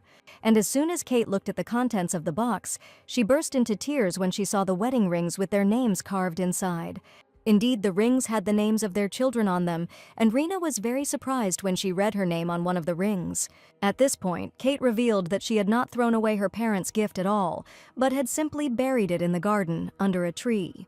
She was in a sad state of mind then, and she buried him along with her weakness and cowardice, which she could not accept in herself. She had no intention of hurting her little sister, and with tears in her eyes she admitted that she was very sorry that the little girl had been worried for so long. At that moment, Kate felt like the worst, most terrible sister in the world that could ever be imagined. But as if from nowhere, Mrs. Sophia appeared, and seeing the girl's tears, she decided to approach her and calm the young lady down. She apologized for leaving her guest alone, but Sophia admitted that everything was fine, and she had heard the entire conversation between the 2 sisters. Their parents died when the girls were only 14 years old, and since then Kate has been taking care of her younger sister, while her older brother served in the army and was rarely at home. Therefore, Kate had to replace the girl's parents, also take responsibility for her upbringing, and Sophia admitted that it was high time for her to let her sister go and mentally prepare for this. Kate couldn't believe that it was really time to stop making decisions for her little sister as she entered adulthood. Sophia asked Kate to listen to her carefully, because raising Reina was far from her job, and she did not need to put such responsibility on her young shoulders. The young lady could not understand how she could let her little sister go, because she only had an older sister left, who had to bear responsibility. From Sophia's side, it was completely different, and she was sure that Kate was still a child herself. All this time she tried to become an adult faster so as not to be a burden to the whole family, and decided to grow up too early, taking on the burden of responsibility. Having learned the story of this girl, Sophia admitted that now she has appeared and is ready to lend a helping hand. No one had ever said anything like that to Kate before, and she thought it was only natural that since she was the older sister, all the responsibility should fall on her. Hugging her son, Sophia said that they would now tell the girl completely different things so that she would no longer feel guilty. Reina stood nearby the whole time, holding the family box in her hands and looking excitedly at her older sister. Some felt that all this time her younger sister simply lacked her attention, and she thought that Kate had simply become serious in an instant. Kate began to worry that she had said too much today, both to Mrs. Sophia and to young Master Adam. Smiling sweetly, Sophia sincerely admitted that they had long forgotten about everything, and it didn't matter at all. And now everything was absolutely in order, and Adam was most glad that the young lady Reina had finally come out of her room for the first time today and made peace with her sister. Sophia's warm words and care helped Kate get rid of sadness and anxiety and filled her soul with peace and confidence. Kate began to believe that there were true friends nearby who were always ready to support her in difficult times. Adam and Rena ate the delicious treats with gusto, and their cheerful voices and laughter sounded around them. This moment was filled with warmth, friendship, and joy, and the kids felt truly happy. Kate wanted to talk to Mrs. Sophia and asked her to listen to what had accumulated in her soul, and it was for this reason that the heroine probably came to them today. Kate no longer wanted to hide the lie that weighed on her heart and decided to confess everything to Mrs. Medine. That it was she who, that day, replaced the invitation to the ball held at the royal palace with a fake letter. In fact, Sophia knew everything perfectly well for a long time, but she really wanted to hear the girl's sincere confession. And as it turned out, Kate recently made a deal with a certain person who asked her to replace the invitation with a fake one. She said that the very person with whom it made a deal was Mr. Tristan. At that time, their family needed medicine for Rena, so she could not refuse him and agreed to any of his conditions. And Sophia was surprised because the Maiden family provided them with financial support. But recently, the price of medicine has increased greatly. While Lucas was busy with the kids, the girls were talking, and Sophia now learned a terrible secret that Kate probably should have told. Kate was endlessly grateful to the Medine household for hiring them and keeping them alive, but she could never ask for more, and Tristan always targeted the weakest people. Kate felt guilty, and in order for everything to go as the master said, she was sure that she had to follow his instructions. But now Sophia seemed to have opened her eyes to the whole truth of what was happening, and the girl realized how many mistakes she had made. The words about everything going as Mr. Tristan said made Sophia think deeply, because she didn't even suspect what else this man could do. The chest they found really did contain treasure, but Kate said that on the map, the treasure was in a completely different place. And this meant that the exciting adventure was not over yet, and the joyful Adam again called Rena to go look for him. Adam and Rena continued to search for the treasure and enjoyed the adventure, their eyes shining with delight and anticipation, and their hearts beating in time with each new discovery. Kate was still worried about their conversation, and Sophia understood that any lie had to be punished. So she admitted that the lady would have to receive the appropriate punishment because she almost disgraced the honor of the family of the house that had given her the job. Kate was ready for any punishment because she understood perfectly well that she had done a very bad thing. She was afraid that she would most likely be fired or even put in jail, although she would not be surprised looking at her actions. Sadness and despair had already consumed the girl, but suddenly Sophia offered her to quit and get a job with her. Kate expected any punishment, but not such a surprising offer that the mistress told her about. It has become quite dangerous now, so the heroine decided to take the girl under her wing and asked her not to worry about medicine for her younger sister anymore, and in turn, she asked Kate to promise that she would not conspire with Tristan a second time.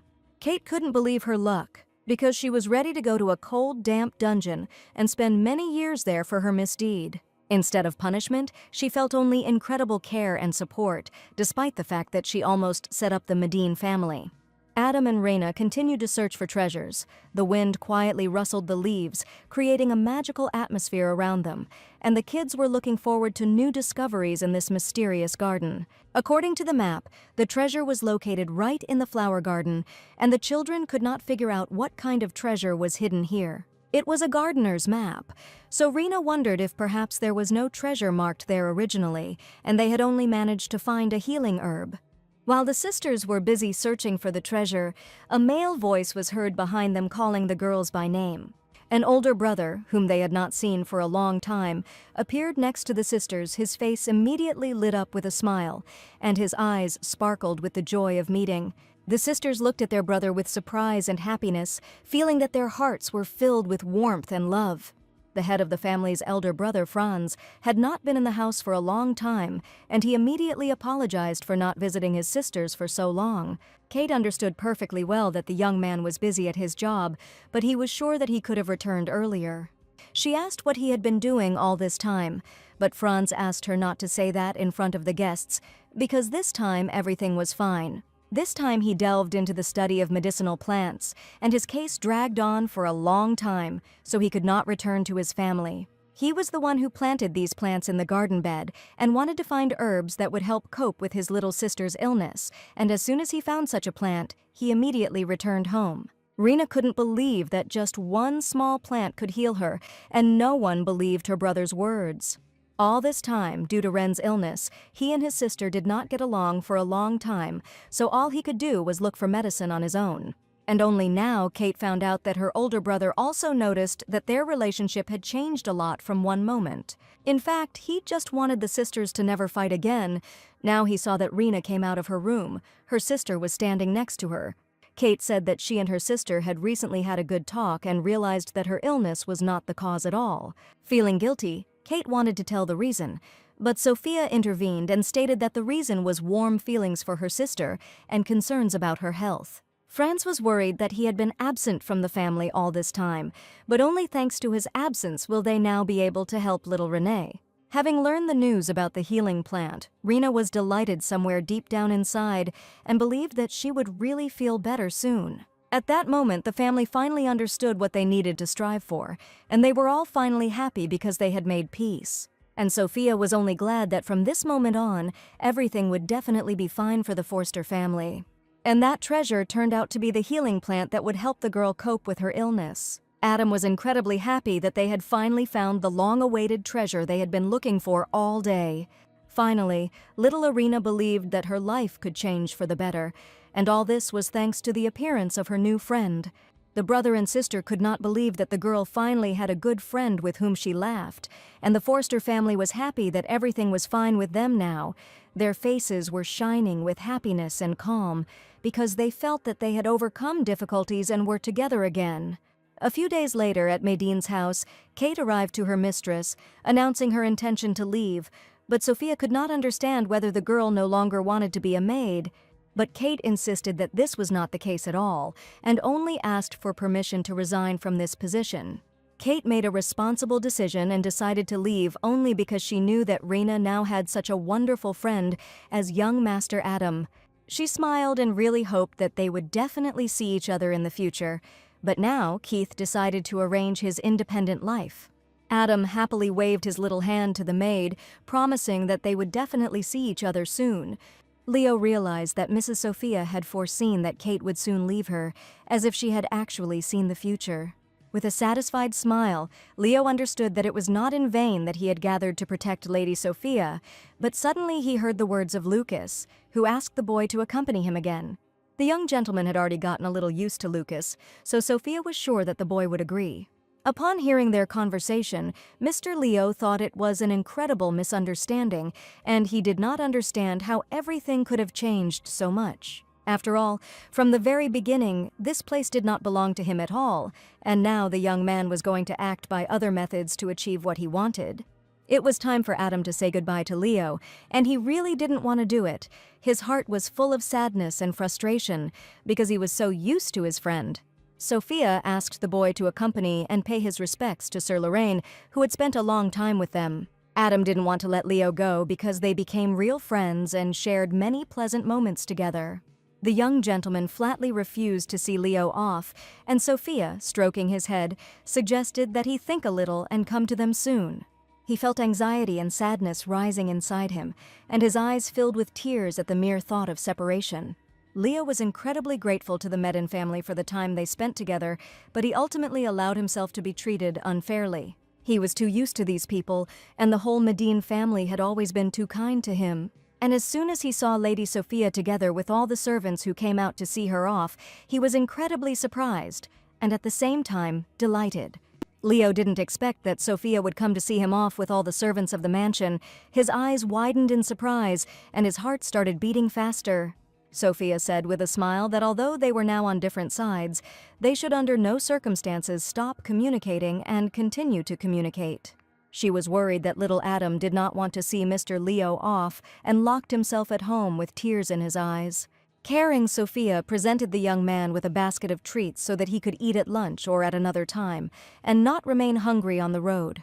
All this time, the young man incredibly enjoyed the food in the Medin house, and he thanked the cooks who put their efforts into preparing the dishes. The cook was embarrassed by the knight's praise, but admitted that it was not he who prepared this basket, but Lady Sophia herself. Sophia decided to cook the food herself, because Mr. Leo helped her out very often, and in this way she wanted to express her gratitude in such a modest gesture. She handed the basket to Leo and promised that he would definitely like the food. Leo looked at Sophia with gratitude, realizing that he was important to her too. At that moment he felt special and valuable, and his farewell became a little easier thanks to her care and attention. Holding the treats in his hands, Leo looked at the basket with gratitude, promising to definitely eat everything. Mr. Leo's carriage left the Medin house. It rolled slowly along the road, leaving behind the quiet noise of the wheels. At that moment, Sophia felt her heart squeeze from separation, but she knew that it was temporary and that they would definitely see each other again. When the carriage left, Adam ran out to meet it and cried because Mr. Leo had left. Sophia smiled at her son and promised that the boy would definitely see Mr. Adam soon and that he should not be too upset under any circumstances. He stood there sobbing and watching the carriage leave, hoping that Leo would return soon. Adam cried a lot after Leo left. His little heart was full of sadness and sorrow. He felt tears welling up in his eyes. Leo watched her go with sadness and longing in his heart, realizing that he would have to leave this house and all those who were important to him. Suddenly, the coachman announced that the passage was blocked by a fallen tree, and they would have to go around the road, making a huge detour. Leo's carriage slowly passed by the places where he and Sophia often walked together. The memories of those happy moments filled his heart with warmth and sadness. He looked longingly at the familiar trees, benches, and flowers, remembering their laughter and conversations. The young man saw the site of the harvest festival, and he remembered how Sophia had carefully fed him a spoonful of pumpkin soup, but then he had not actually been able to taste it.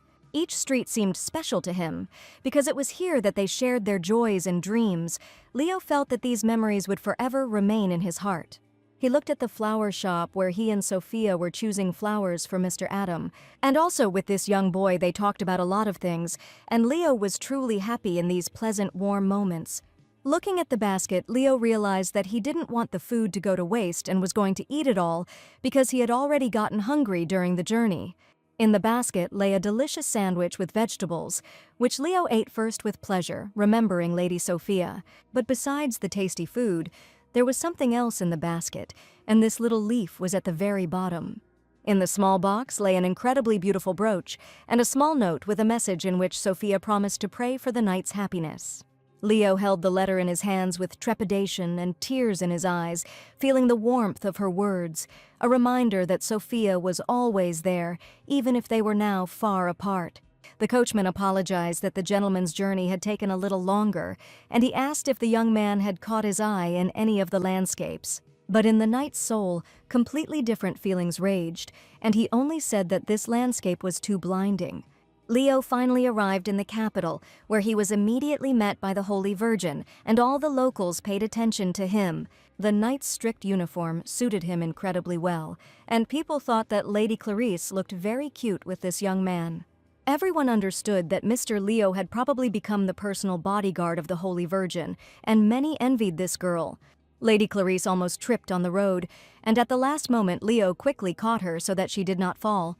She sighed with relief and thanked him for his concern, because even if she was in danger, now Leo would definitely save her.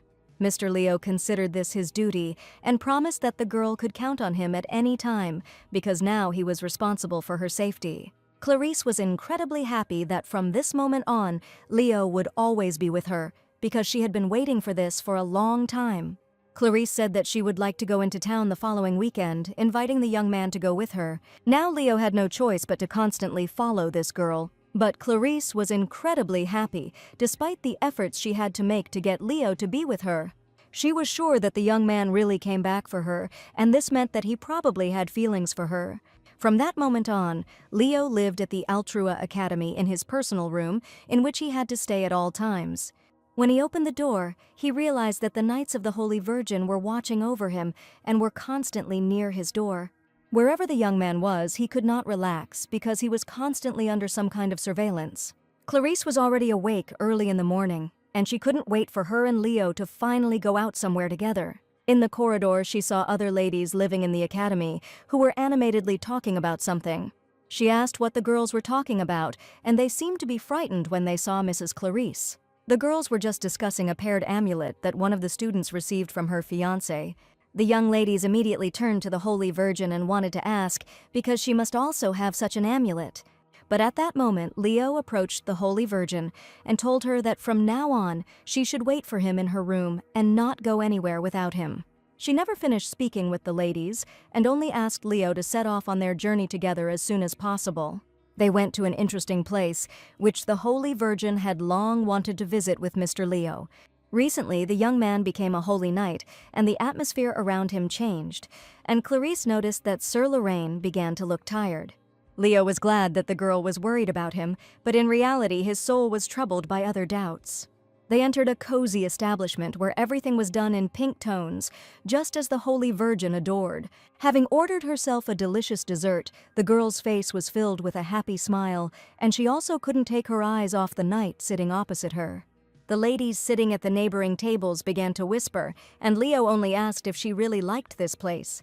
Many girls talked about this place, and the sweets here were very popular, and after trying one of the cakes, Leo really found them very tasty. Clarice was incredibly happy that Mr. Leo also liked the place. Leo saw a crumb on her face, but the girl did not understand which side it was on, and asked him to carefully remove it. The knight had to fulfill any whim of the Holy Virgin, and taking a white handkerchief in his hands, he agreed to wipe the crumbs from her face. This moment attracted the attention of the other ladies present in the establishment, and they realized that a relationship was probably brewing between the knight and the Holy Virgin. Clarice specifically asked the young man to remove the crumbs from his face, because she knew that rumors could start after that. As soon as she said her words of gratitude, to her great surprise she saw a familiar silhouette outside the windows. Mrs. Sophia was standing near the establishment, and Clarice began to get incredibly angry, because for some reason this girl was again next to them. She suddenly stood up from her seat and asked Leo to leave, since she supposedly still had many places she would like to sit today. Leo knew he was probably in for a very difficult day and humbly agreed to go along. The lady tried to distract the young man as quickly as possible so that he would not notice that Mrs. Sophia was standing right next to the windows. The only wish of the Holy Virgin was to meet with Lady Sophia unnecessarily, so that she would not attract Leo's attention. The streets were completely deserted, despite the fact that it was sunny and a warm day. Leo asked the girl not to go anywhere alone under any circumstances, even if there were absolutely no people on the street. They walked along the shore, from which the beautiful winter sea was visible, and the Holy Virgin was incredibly happy at that moment. Leo kept a close eye on the situation, and also noticed several people who were closely watching where they were going. Clarice suddenly brought the young man here, but she had no idea that it would be so cold on the seashore. Leo carefully threw his jacket over the girl when he noticed that she began to shiver very strongly from the cold wind. Since they had known each other since childhood, the young man knew that she was always afraid of cold weather, and trembled from every breath of wind. Clarice and Leo walked along the beach, enjoying the fresh sea air and the sound of the waves. Suddenly, the girl showed something to Mr. Leo, and it was an incredibly cute pink shell. It was not just a simple shell, but a paired one. It was called a paired amulet, and the legend said that if two people put on one of its parts, they would be together forever. Clarice handed the shell to the gentleman, but he only looked at it coldly and did not understand what to do with it and how he should behave now. She happily declared that she wanted to give the shell to Leo, but the young man was indignant because it was she who found it. By placing a small surprise in Leo's palm, she wanted to give the shell to him specifically, so that he would give half of the shell to that very one when she appears in his life. And for some reason, the Holy Virgin was sure that the one who was on the left was always her. She really wanted half of the shell to go to her. But suddenly, the young man heard someone's voice, which came straight from the beach, and he definitely wasn't imagining it. So the young man abruptly took the girl by the hand and declared that Clarice should follow him. Something flashed through Mr. Leo's mind, and he asked the girl to go with him to tell her something. Leo suddenly saw the boy, Adam, who was hiding on the beach behind a rock. He knew for sure that the boy should not have been here alone now under any circumstances. He looked at the boy with astonished eyes, and the Holy Virgin also could not understand why hell was on the beach without Mother Sophia. The boy admitted that he thought Mr. Leo was there, so he chased after him and wanted to say goodbye. But seeing the boy's scraped knees, Leo sternly declared that this was no place for children's games. Adam did not expect that he would be greeted so coldly, because for a long time they had been the best of friends and played different games.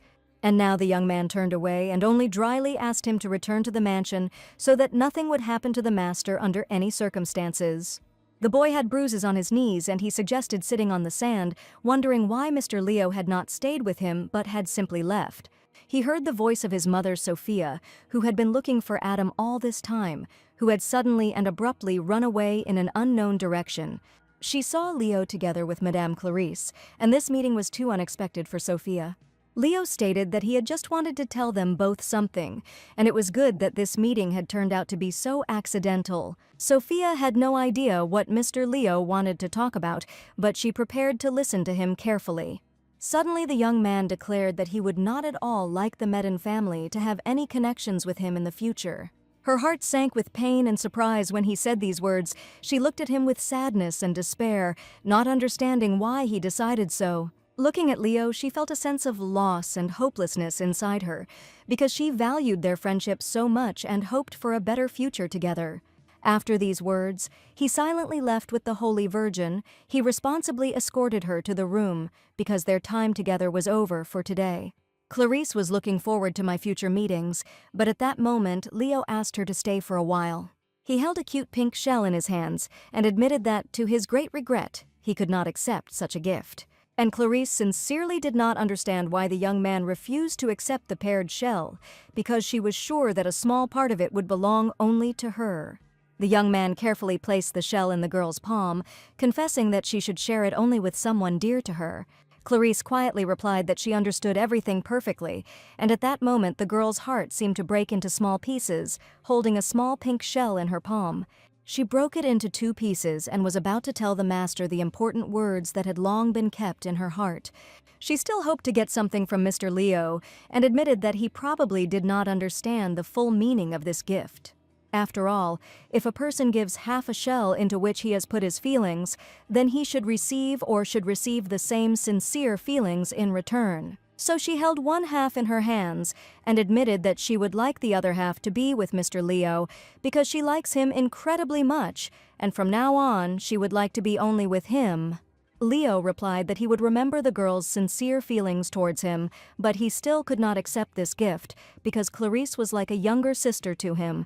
Clarice just wanted Leo to look at her as a girl and was ready to wait for his decision for an eternity, but Leo assured that a girl should not do this because her own time should be spent usefully for herself. His cold silence and lack of reaction made her feel very sad and insulted. She thought there was something special between them, and she was sure he shared her feelings. The next morning, the Holy Virgin could not even concentrate on her usual prayer, which she always did perfectly. Clarice felt a sense of emptiness and disappointment inside because she had so hoped for reciprocity, and from strong emotions the girl suddenly fainted. She was picked up by a young man with long hair from the temple. He quickly came up, gently supported Clarice, and looked into her eyes with concern. When Clarice woke up, she realized that Mr. Sion, the very same cardinal, was standing in front of her. He said that the girl lost consciousness during prayer and warned that the Holy Virgin needed to rest a little more. The Holy Virgin was sure that despite her condition, she needed to pray, but the cardinal declared that this was not so at all, because her existence was a light for them. He noticed that the girl was very worried about something, and she admitted that the person she had liked for a long time had refused his feelings.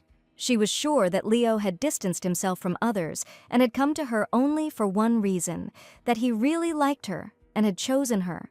Her eyes filled with tears, and she felt how hard it was for her to accept this pain. But the cardinal asked her not to worry, because the Holy Virgin must be sure that he would definitely see the magical charm in her. But Clarice cried and said that Leo had refused her feelings, and there could definitely be nothing more between them. The cardinal quietly stated that the object of her adoration valued her more than anyone else, and isn't that the very feeling of love? He stated that the girl was giving up too quickly, and there could be no man who would refuse feelings for the Holy Virgin. He extended his hand to her and offered to guide the girl on the right path, after which it would definitely become easier for her to accept this pain. In his heart burned the desire to guide her to light and truth so that she could find inner peace, while the Holy Virgin listened attentively to his words, feeling the imaginary care emanating from the cardinal.